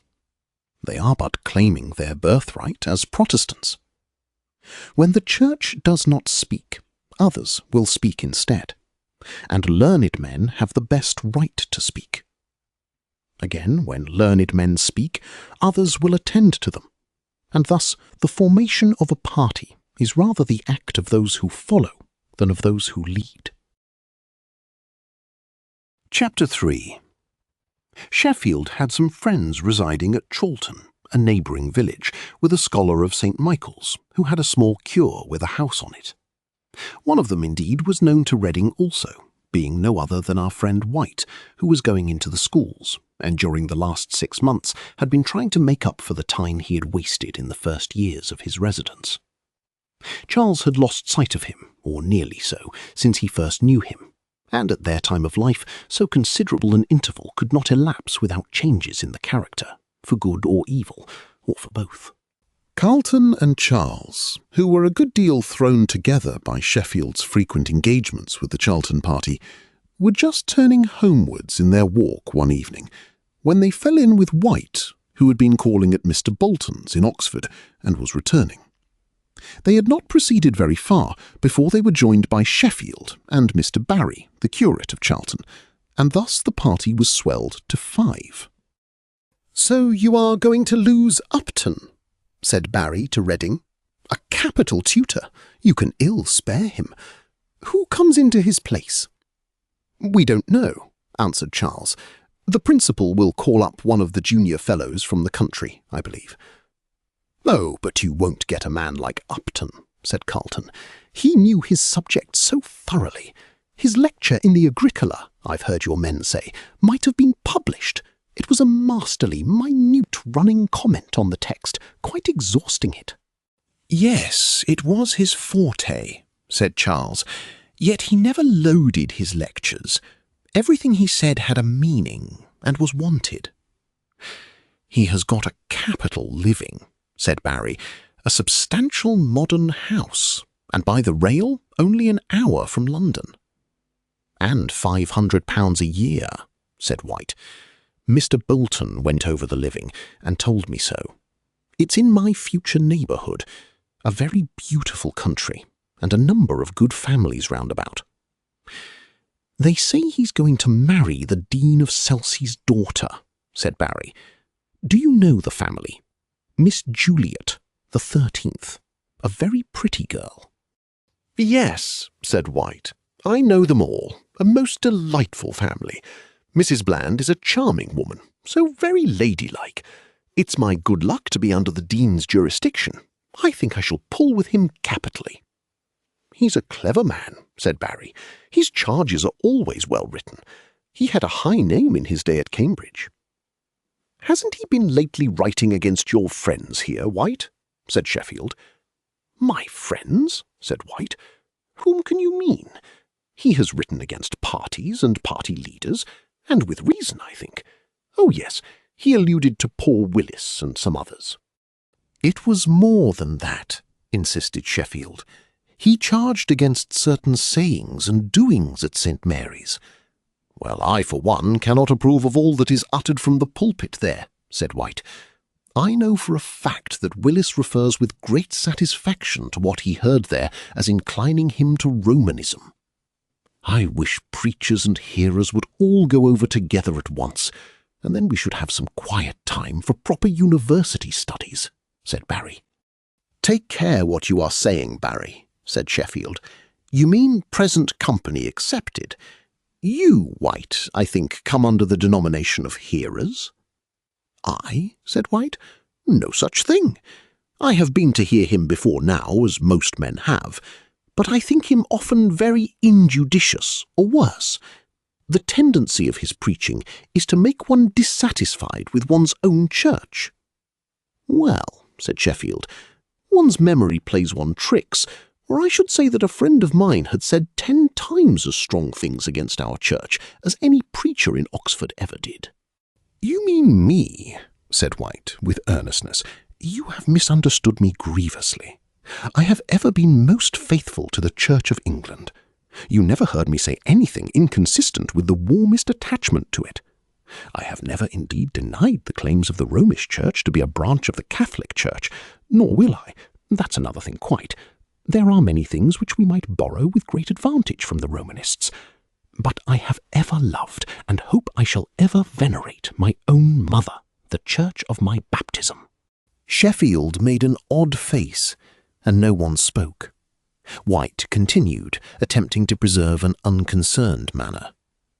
"It is remarkable," he said, "that Mr. Bolton, who, though a layman and no divine, is a sensible, practical, shrewd man, never liked that pulpit. He always prophesied no good would come of it." The silence continuing, White presently fell upon Sheffield. "I defy you," he said, with an attempt to be jocular, "to prove what you have been hinting. It is a great shame. It's so easy to speak against men, to call them injudicious, extravagant, and so on. You are the only person—" Well, well, I know it, said Sheffield. "We are only canonizing you, and I am the devil's advocate." Charles wanted to hear something about Willis, so he turned the current of White's thoughts by coming up and asking him whether there was any truth in the report he had heard from Vincent several weeks before. Had White heard from him lately? White knew very little about him definitely, and was not able to say whether the report was true or not. So far was certain that he had returned from abroad and was living at home.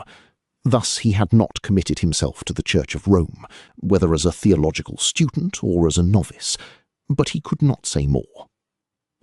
Yes, he had heard one thing more, and the subject of a letter which he had received from him corroborated it, that he was very strong on the point that Romanism and Anglicanism were two religions, that you could not amalgamate them, that you must be Roman or Anglican, but could not be Anglo-Roman or Anglo-Catholic.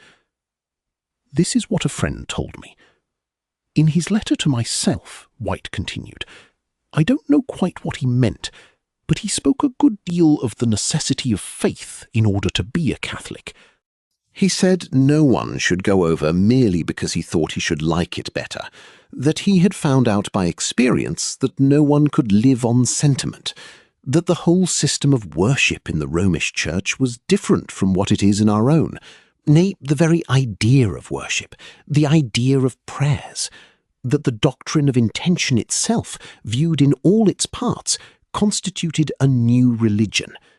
He did not speak of himself definitely, but he said generally that all this might be a great discouragement to a convert, and throw him back. On the whole, the tone of his letter was like a person disappointed, and who might be reclaimed. At least, so I thought. He is a wiser, even if he is a sadder man, said Charles. I did not know he had so much in him. There is more reflection in all this than so excitable a person, as he seemed to me, is capable of exercising. At the same time, there is nothing in all this to prove that he is sorry for what he has done. I have granted this, said White. Still, the effect of the letter was to keep people back from following him by putting obstacles in their way. And then we must couple this with the fact of his going home. Charles thought a while. Vincent's testimony, he said, is either a confirmation or a mere exaggeration of what you have told me, according as it is independent or not. Then he said to himself, White, too, has more in him than I thought. He really has spoken about Willis very sensibly. What has come to him?" The paths soon divided, and while the Charlton pair took the right hand, Carlton and his pupils turned to the left. Soon Carlton parted from the two friends, and they reached their cottage just in time to see the setting sun. Chapter 4. A few days later, Carlton, Sheffield, and Reading were talking together after dinner, out of doors, about White. "How he is altered," said Charles, "since I first knew him." "Altered?" cried Sheffield. "He was a playful kitten once, and now he is one of the dullest old tabbies I ever came across." "Altered for the better," said Charles. "He has now a steady, sensible way of talking, but he was not a very wise person 2 years ago. He's reading, too, really hard." "He has some reason," said Sheffield, "for he is sadly behindhand. But there is another cause of his steadiness, which perhaps you know." "I? No, indeed," answered Charles. "I thought of course you knew it," said Sheffield. "You don't mean to say you have not heard that he is engaged to some Oxford girl?" "Engaged?" cried Charles. "How absurd!" "I don't see that at all, my dear Reading," said Carlton. "It's not as if he could not afford it. He has a good living waiting for him, and moreover he is thus losing no time, which is a great thing in life. Much time is often lost. White will soon find himself settled in every sense of the word, in mind, in life, in occupation." Charles said that there was one thing which could not help surprising him, namely, that when White first came up, he was so strong in his advocacy of clerical celibacy. Carlton and Sheffield laughed. "And do you think," said the former, "that a youth of 18 can have an opinion on such a subject, or knows himself well enough to make a resolution in his own case? Do you really think it fair to hold a man committed to all the random opinions and extravagant sayings into which he was betrayed when he first left school?" "He had read some ultra book or other," said Sheffield, "or had seen some beautiful nun sculptured on a chancel screen, and was carried away by romance, as others have been and are." "Don't you suppose," said Carlton, "that those good fellows who now are so full of sacerdotal purity, angelical blessedness, and so on, will one and all be married by this time 10 years?" "I'll take a bet of it," said Sheffield. "One will give in early, one late, but there is a time destined for all. Pass some 10 or 12 years, as Carlton says, and we shall find A.B. on a curacy, the happy father of 10 children, C.D. wearing on a long courtship till a living falls, E.F. in his honeymoon, G.H. lately presented by Mrs. H. with twins, I.K. full of joy just accepted, L.M. may remain what Gibbon calls a column in the midst of ruins, and a very tottering column too." "Do you really think," said Charles, "that people mean so little what they say?" "You take matters too seriously, Reading," answered Carlton. "Who does not change his opinions between 20 and 30? A young man enters life with his father's or tutor's views. He changes them for his own. The more modest and diffident he is, the more faith he has, so much the longer does he speak the words of others. But the force of circumstances, or the vigour of his mind, infallibly obliges him at last to have a mind of his own. That is, if he is good for anything."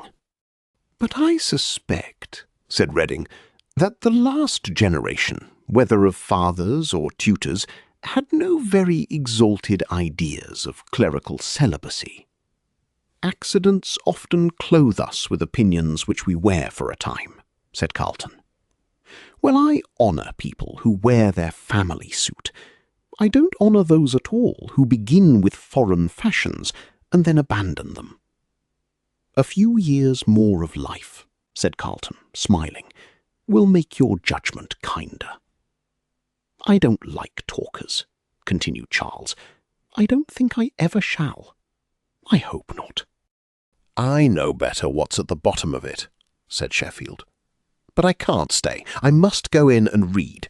Reading is too fond of a gossip." "Who talks so much as you, Sheffield?" said Charles. "But I talk fast when I talk," answered he, "and get through a great deal of work. Then I give over. But you prose and muse and sigh and prose again." And so he left them. "What does he mean?" asked Carlton. Charles slightly coloured and laughed. "You are a man I say things to. I don't to others," he made answer. "As to Sheffield, he fancies he has found it out of himself." Carlton looked round at him sharply and curiously.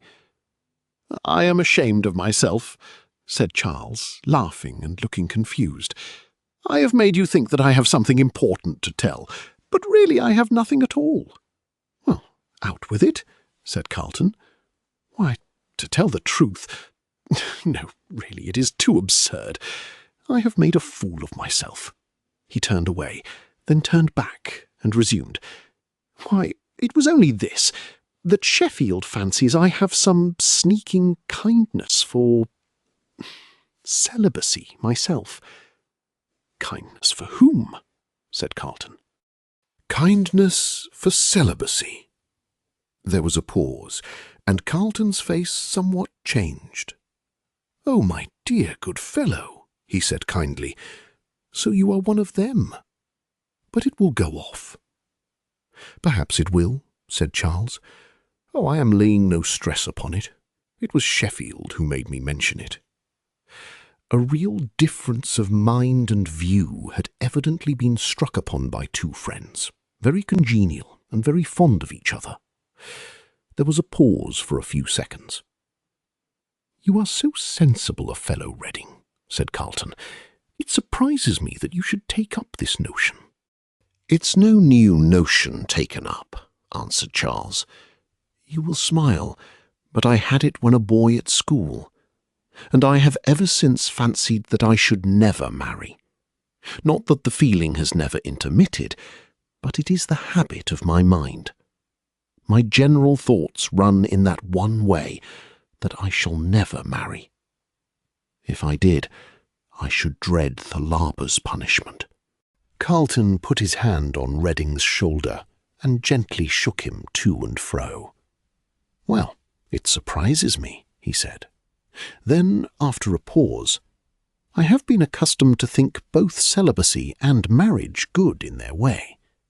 In the Church of Rome, great good, I see, comes of celibacy. But depend on it, my dear Reading, you are making a great blunder if you are for introducing celibacy into the Anglican Church." "There's nothing against it in prayer book or articles," said Charles. "Perhaps not, but the whole genius, structure, working of our Church goes the other way. For instance, we have no monasteries to relieve the poor, and if we had, I suspect, as things are, a parson's wife would, in practical, substantial usefulness, be infinitely superior to all the monks that were ever shaven. I declare, I think the Bishop of Ipswich is almost justified in giving out that none but married men have a chance of preferment from him. Nay, the Bishop of Abingdon, who makes a rule of bestowing his best livings as marriage portions to the most virtuous young ladies in his diocese." Carlton spoke with more energy than was usual with him. Charles answered that he was not looking to the expediency or feasibility of the thing, but at what seemed to him best in itself, and what he could not help admiring. "I said nothing about the celibacy of clergy," he observed, "but of celibacy generally.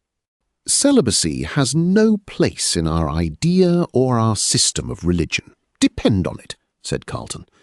"It is nothing to the purpose whether there is anything in the articles against it. It is not a question about formal enactments, but whether the genius of Anglicanism is not utterly at variance with it. The experience of 300 years is surely abundant for our purpose. If we don't know what our religion is in that time, what time will be long enough? There are forms of religion which have not lasted so long from first to last.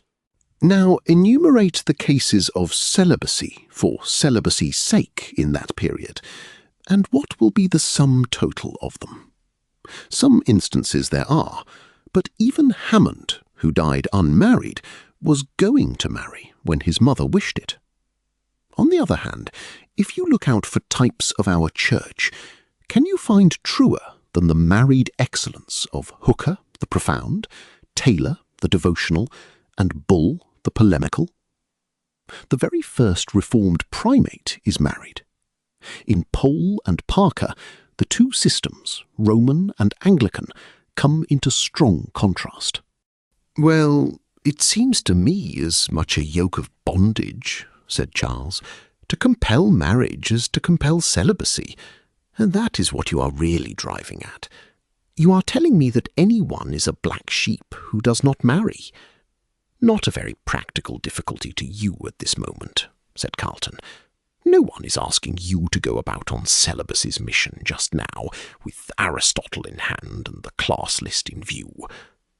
Well, excuse me, said Charles, if I have said anything very foolish. You don't suppose I argue on such subjects with others? Chapter 5. They had by this time strolled as far as Carlton's lodgings, where the books happened to be on which Charles was at that time more immediately employed, and they took 2 or 3 turns under some fine beeches which stood in front of the house before entering it. "Tell me, Redding," said Carlton, "for really I don't understand. What are your reasons for admiring what in truth is simply an unnatural state?" "Don't let us talk more, my dear Carlton," answered Redding. "I shall go on making a fool of myself. Let well alone, or bad alone. Pray do." It was evident that there was some strong feeling irritating him inwardly. The manner and words were too serious for the occasion. Carlton, too, felt strongly upon what seemed at first sight a very secondary question, or he would have let it alone, as Charles asked him. "No, as we are on the subject, let me get at your view," said he. "It was said in the beginning, increase and multiply. Therefore celibacy is unnatural." "Supernatural," said Charles, smiling. "Is not that a word without an idea?" asked Carlton. "We are taught by Butler that there is an analogy between nature and grace. Else you might parallel paganism to nature, and where paganism is contrary to nature, say that it is supernatural. The Wesleyan convulsions are preternatural. Why not supernatural?" "I really think that our divines, or at least some of them, are on my side here," said Charles. "Jeremy Taylor, I believe." "You have not told me what you mean by supernatural," said Carlton. "I want to get at what you think, you know." "It seems to me," said Charles, "that Christianity, being the perfection of nature, is both like it and unlike it. Like it, where it is the same, or as much as nature. Unlike it, where it is as much and more. I mean by supernatural, the perfection of nature." "Give me an instance," said Carlton. "Why, consider, Carlton. Our Lord says, 'Ye have heard that it has been said of old time, but I say unto you.' That contrast denotes the more perfect way, or the gospel. He came not to destroy, but to fulfill the law. I can't recollect of a sudden. Oh, for instance, this is a case in point. He abolished a permission which had been given to the Jews because of the hardness of their hearts." "Not quite in point," said Carlton, "for the Jews in their divorces had fallen below nature. Let no man put asunder was the rule in paradise." "Still, surely the idea of an apostle, unmarried, pure, in fast and nakedness, and at length a martyr, is a higher idea than that of one of the old Israelites sitting under his vine and fig tree, full of temporal goods, and surrounded by sons and grandsons. I am not derogating from Gideon or Caleb, I am adding to St. Paul. St. Paul's is a very particular case, said Carlton, but he himself lays down the general maxim that it is good for a man to continue as he was. There we come to a question of criticism, what good means. I may think it means expedient, and what he says about the present distress confirms it. Well, I won't go to criticism, said Charles. Take the text, "In sin hath my mother conceived me." Do not these words show that over and above the doctrine of original sin, there is, to say the least, great risk of marriage leading to sin in married people?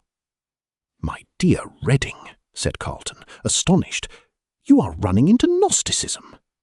Not knowingly or willingly, answered Charles, but understand what I mean.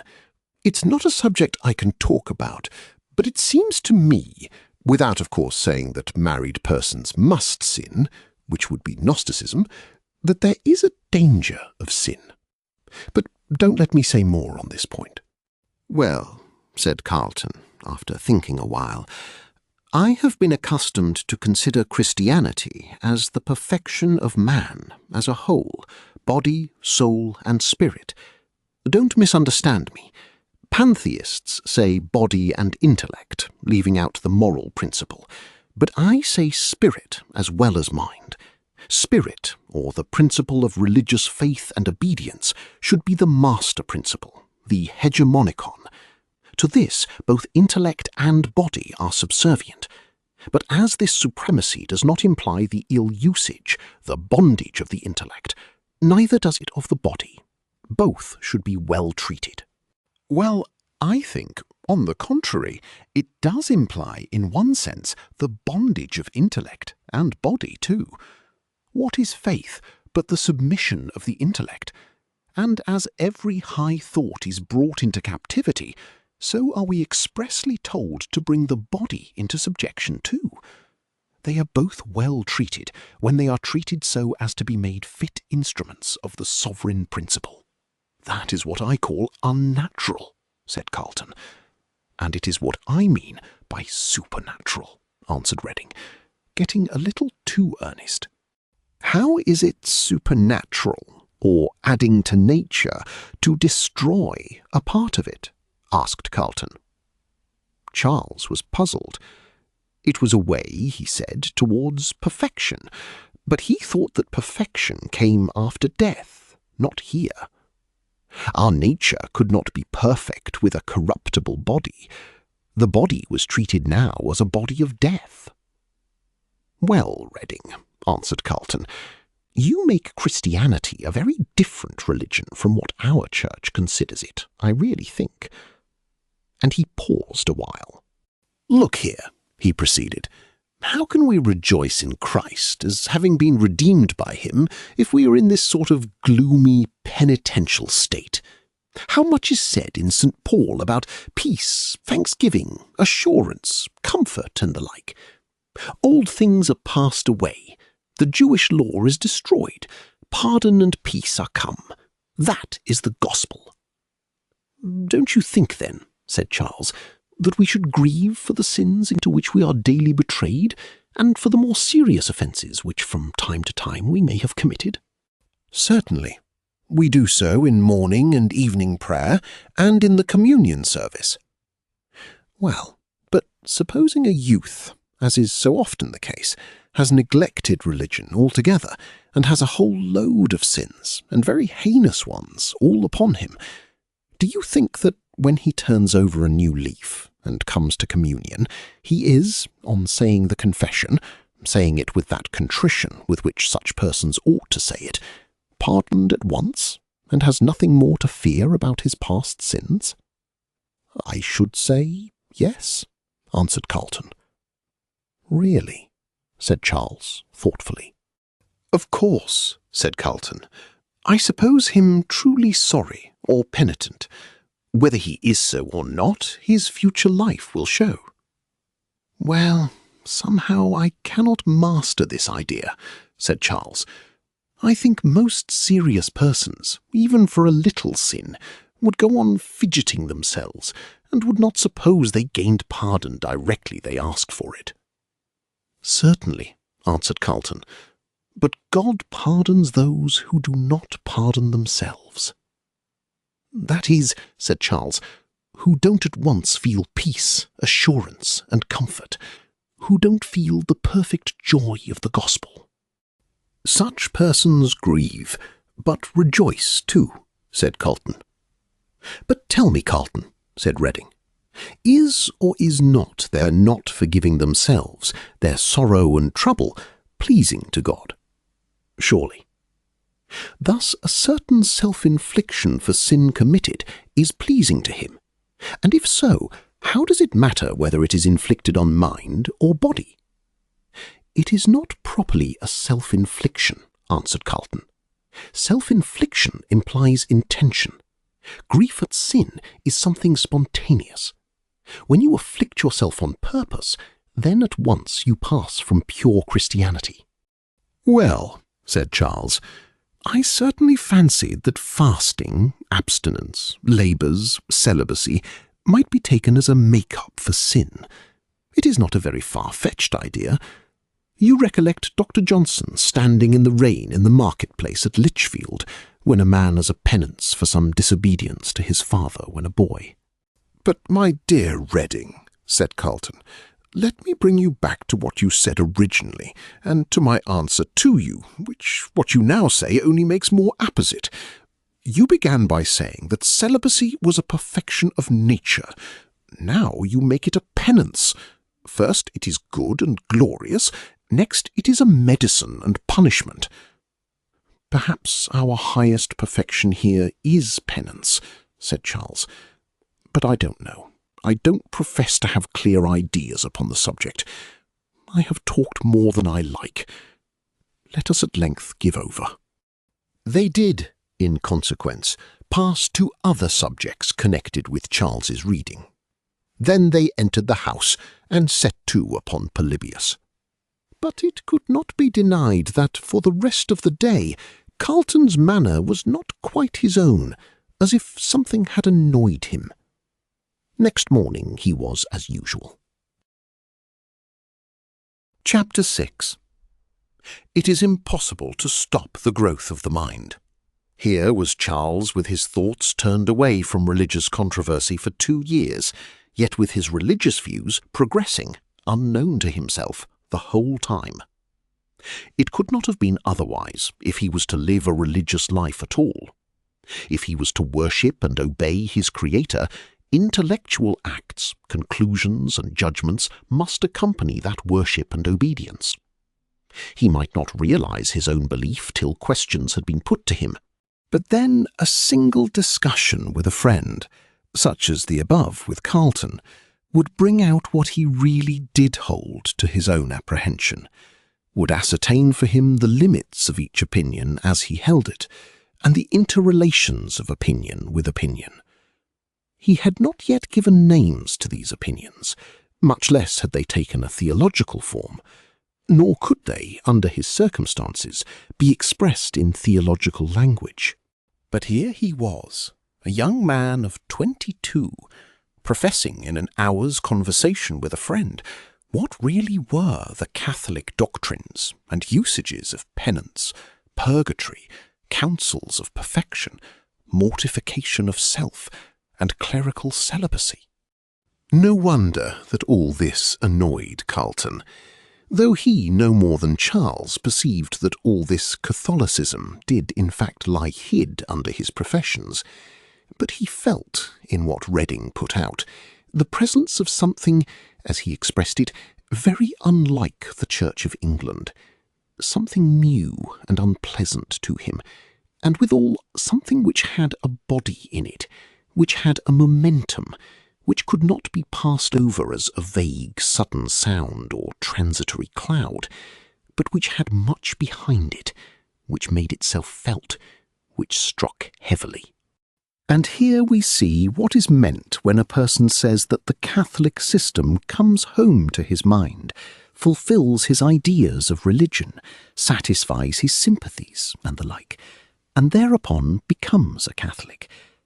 Such a person is often said to go by private judgment, to be choosing his religion by his own standard of what a religion ought to be.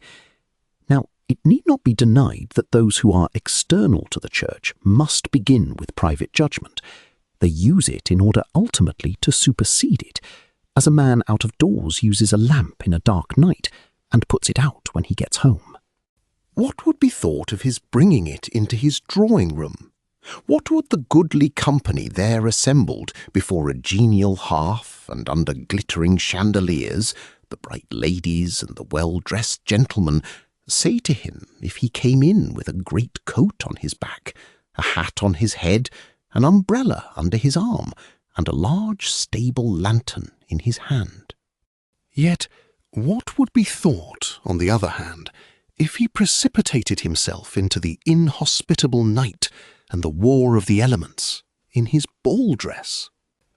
When the king came in to see the guests, he saw a man who had not on a wedding garment.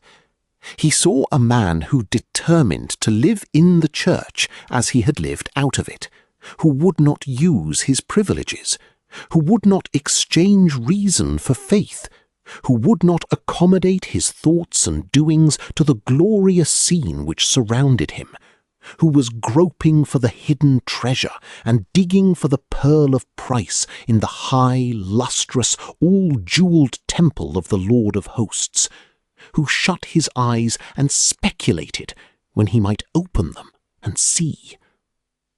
There is no absurdity, then, or inconsistency in a person first using his private judgment and then denouncing its use. Circumstances change duties. But still, after all, the person in question does not, strictly speaking, judge of the external system presented to him by his private ideas, but he brings in the dicta of that system to confirm and to justify certain private judgments and personal feelings and habits already existing.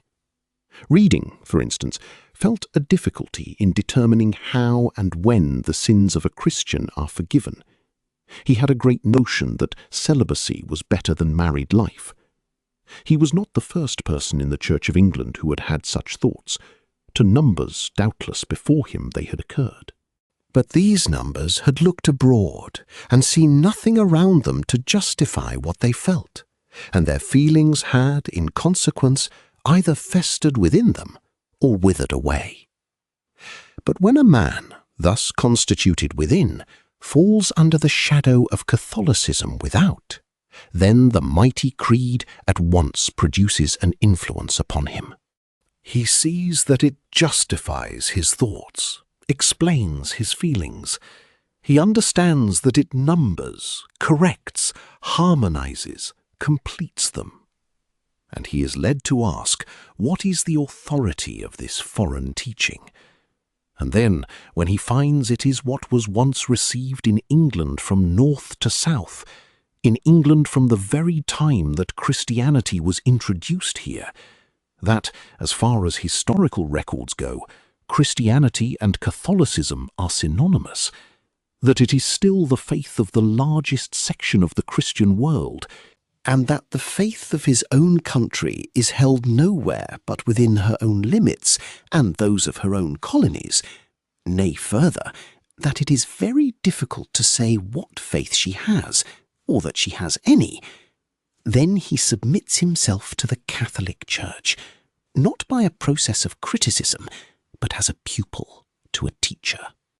In saying this, of course it is not denied, on the one hand, that there may be persons who come to the Catholic Church on imperfect motives, or in a wrong way, who choose it by criticism, and who, unsubdued by its majesty and its grace, go on criticizing when they are in it, and who, if they persist and do not learn humility, may criticize themselves out of it again. Nor is it denied, on the other hand, that some who are not Catholics may possibly choose, for instance, Methodism in the above moral way, viz. Because it confirms and justifies the inward feeling of their hearts.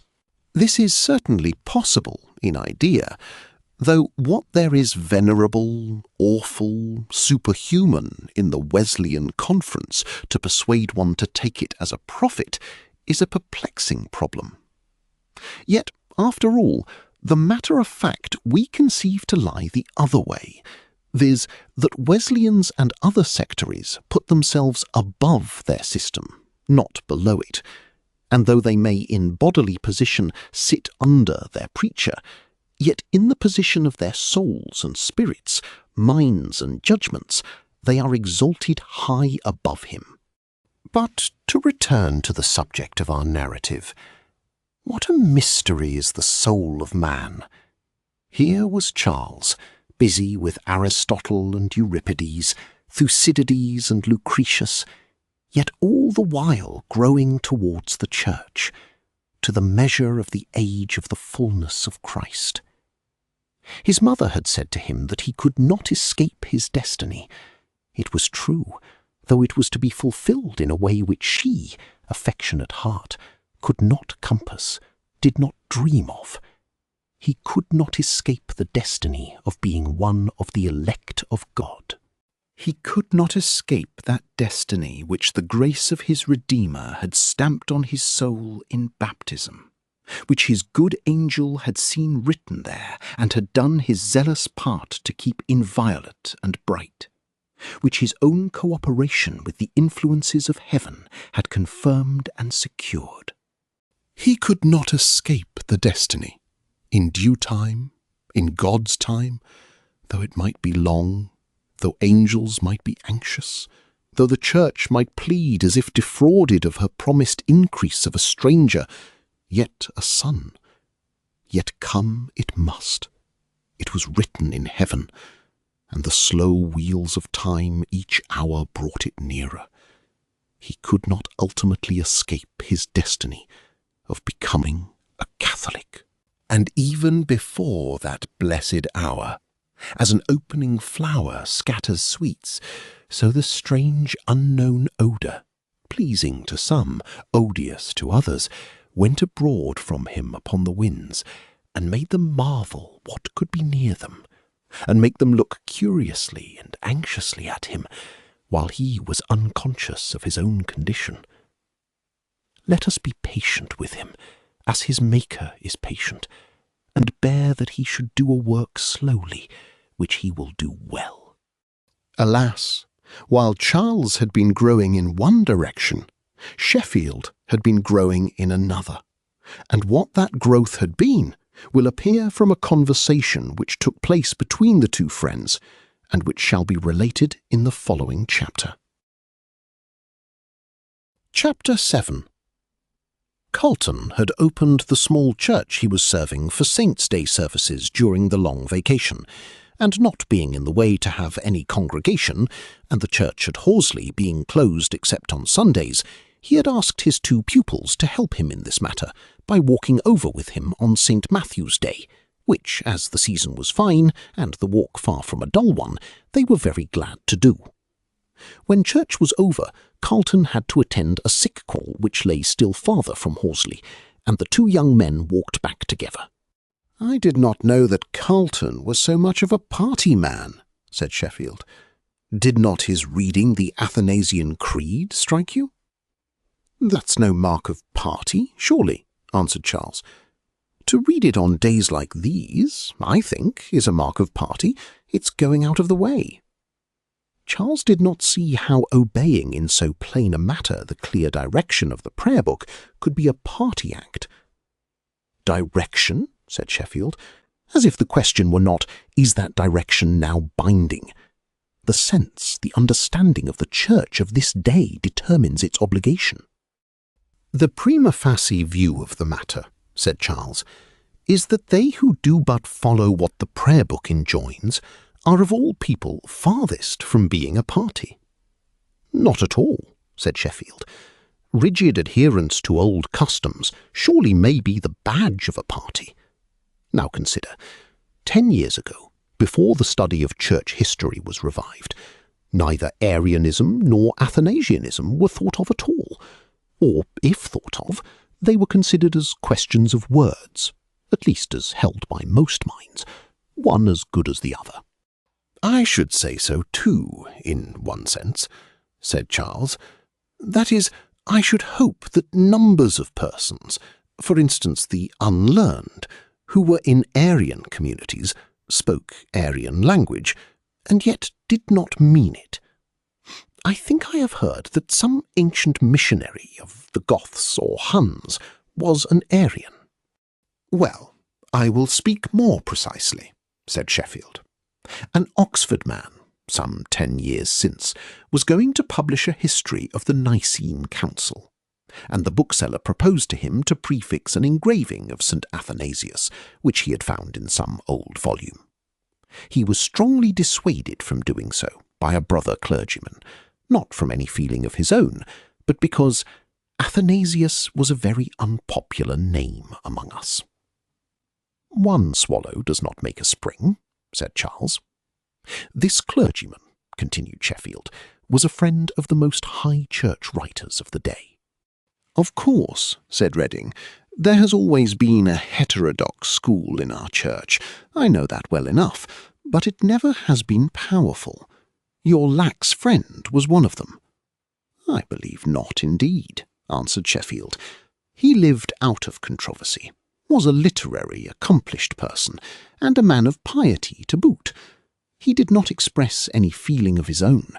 He did but witness to a fact, that the name of Athanasius was unpopular." "So little was known about history," said Charles. "This is not surprising. St. Athanasius, you know, did not write the creed called after him. It is possible to think him intemperate without thinking the creed wrong." "Well then, again, there's Beatson, divinity professor. No one will call him in any sense a party man. He was put in by the Tories, and never has committed himself to any liberal theories in theology. Now, a man who attended his private lectures assures me that he told the men, 'Do you see,' said he, 'I take it that the old Church of England mode of handling the creed went out with Bull. After Locke wrote, the old orthodox phraseology came into disrepute.'" "Well, perhaps he meant," said Charles, "that learning died away, which was the case. The old theological language is plainly a learned language. When fathers and schoolmen were not read, of course it would be in abeyance. When they were read again, it has revived." No, answered Sheffield. He said much more on another occasion. Speaking of creeds and the like, "I hold," he said, "that the majority of the educated laity of our church are Sabellians." Charles was silent, and hardly knew what reply to make. Sheffield went on. "I was present some years ago, when I was quite a boy, when a sort of tutor of mine was talking to one of the most learned and orthodox divines of the day, a man whose name has never been associated with party, and the near relation and connection of high dignitaries, about a plan of his own for writing a history of the councils. This good and able man listened with politeness, applauded the project, then added in a laughing way, 'You know you have chosen just the dullest subject in church history. Now the councils begin with the Nicene Creed, and embrace nearly all doctrinal subjects whatever.'" "My dear Sheffield," said Charles, "you have fallen in with a particular set or party of men yourself, very respectable, good men, I don't doubt, but no fair specimens of the whole church." "I don't bring them as authorities," answered Sheffield, "but as witnesses. Still," said Charles, "I know perfectly well that there was a controversy at the end of the last century between Bishop Horsley and others, in which he brought out distinctly one part at least of the Athanasian doctrine." "His controversy was not a defence of the Athanasian Creed, I know well," said Sheffield, "for the subject came into Upton's article lecture. It was with Priestley. But whatever it was, divines would only think it all very fine, just as his sermons on prophecy. It is another question whether they would recognise the worth either of the one or of the other.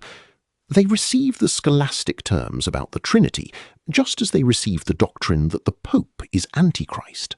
When Horsley says the latter, or something of the kind, good old clergymen say, "Certainly, certainly. Oh yes, it's the old Church of England doctrine," thinking it right, indeed, to be maintained, but not caring themselves to maintain it, or at most professing it just when mentioned, but not really thinking about it from one year's end to the other.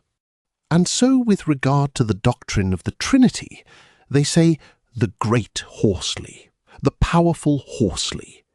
They don't indeed dispute his doctrine, but they don't care about it.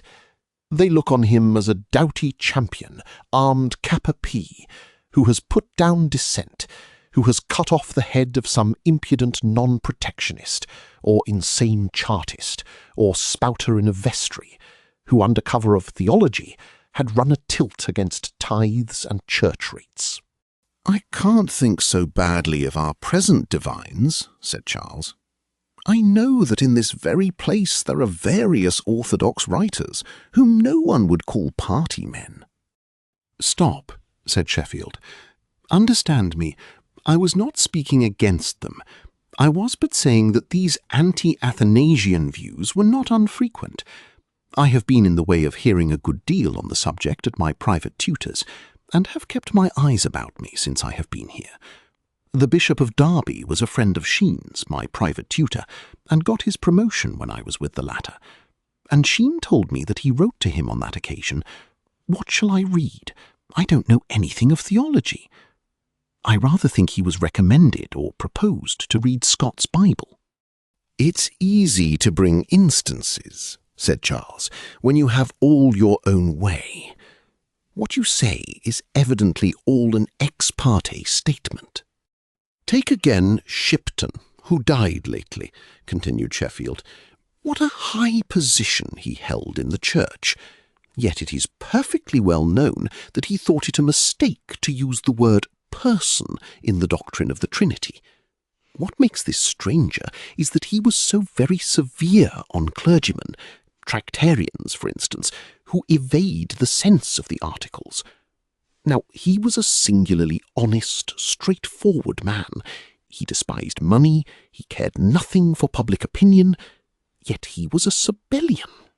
Would he have eaten the bread of the Church, as it is called, for a day, unless he had felt that his opinions were not inconsistent with his profession as Dean of Bath and Prebendary of Dorchester? Is it not plain that he considered the practice of the Church to have modified, to have reinterpreted its documents? "Why," said Charles, "the practice of the Church cannot make black white, or if a sentence means yes, make it mean no. I won't deny that words are often vague and uncertain in their sense, and frequently need a comment, so that the teaching of the day has great influence in determining their sense. But the question is whether the counter-teaching of every dean, every prebendary, every clergyman, every bishop in the whole Church could make the Athanasian Creed Sabellian. I think not." "Certainly not," answered Sheffield. "But the clergymen I speak of simply say that they are not bound to the details of the creed, only to the great outline, that there is a Trinity." "Great outline?" said Charles. "Great stuff! A Unitarian would not deny that. He, of course, believes in Father, Son, and Holy Spirit, though he thinks the Son a creature and the Spirit an influence." "Well, I don't deny," said Sheffield, "that if Dean Shipton was a sound member of the Church, Dr. Priestley might have been also. But my doubt is whether, if the Tractarian school had not risen, Priestley might not have been, had he lived to this time, I will not say a positively sound member, but sound enough for preferment." "If the Tractarian school had not risen, that is but saying if our Church was other than it is. What is that school but a birth, an offspring of the Church? And if the Church had not given birth to one party of men for its defence, it would have given birth to another. "No, no," said Sheffield. "I assure you the old school of doctrine was all but run out when they began, and I declare I wish they had let things alone. There was the doctrine of the apostolical succession. A few good old men were its sole remaining professors in the church, and a great ecclesiastical personage, on one occasion, quite scoffed at their persisting to hold it. He maintained the doctrine went out with the non-jurors. 'You are so few,' he said, 'that we can count you.'" Charles was not pleased with the subject, on various accounts. He did not like what seemed to him an attack of Sheffield's upon the Church of England, and besides, he began to feel uncomfortable misgivings and doubts whether that attack was not well-founded, to which he did not like to be exposed. Accordingly, he kept silence, and after a short interval attempted to change the subject, but Sheffield's hand was in, and he would not be balked, so he presently began again.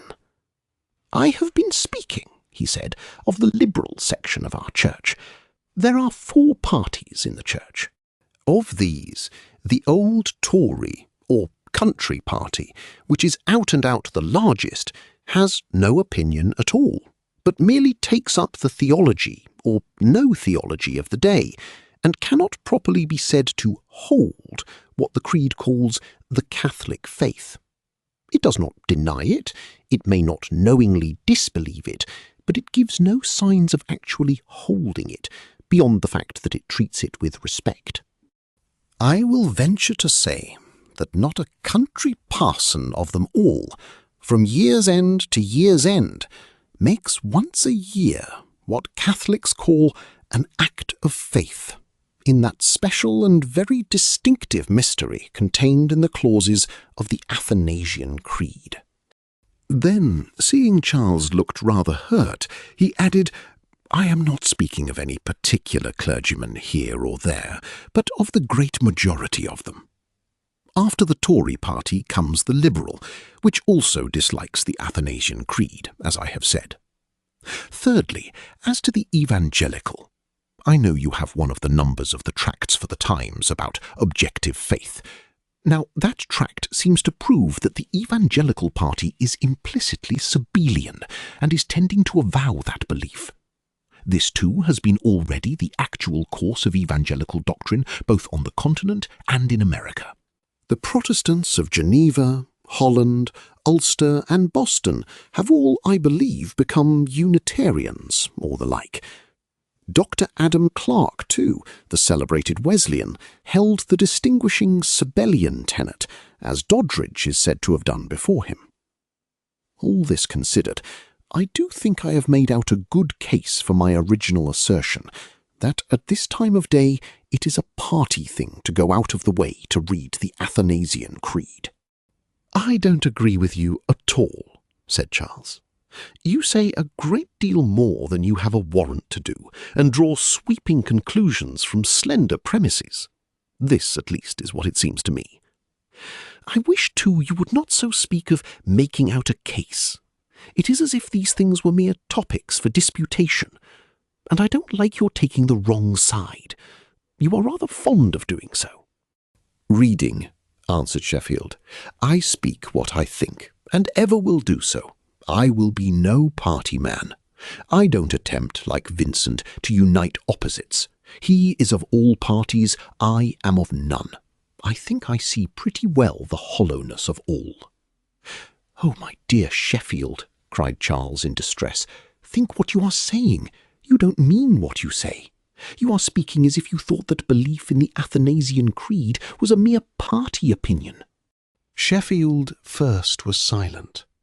Then he said, "Well, I beg your pardon if I have said anything to annoy you, or have expressed myself intemperately. But surely one has no need to believe what so many people either disbelieve or disregard." The subject then dropped, and presently Carlton overtook them on the farmer's pony, which he had borrowed.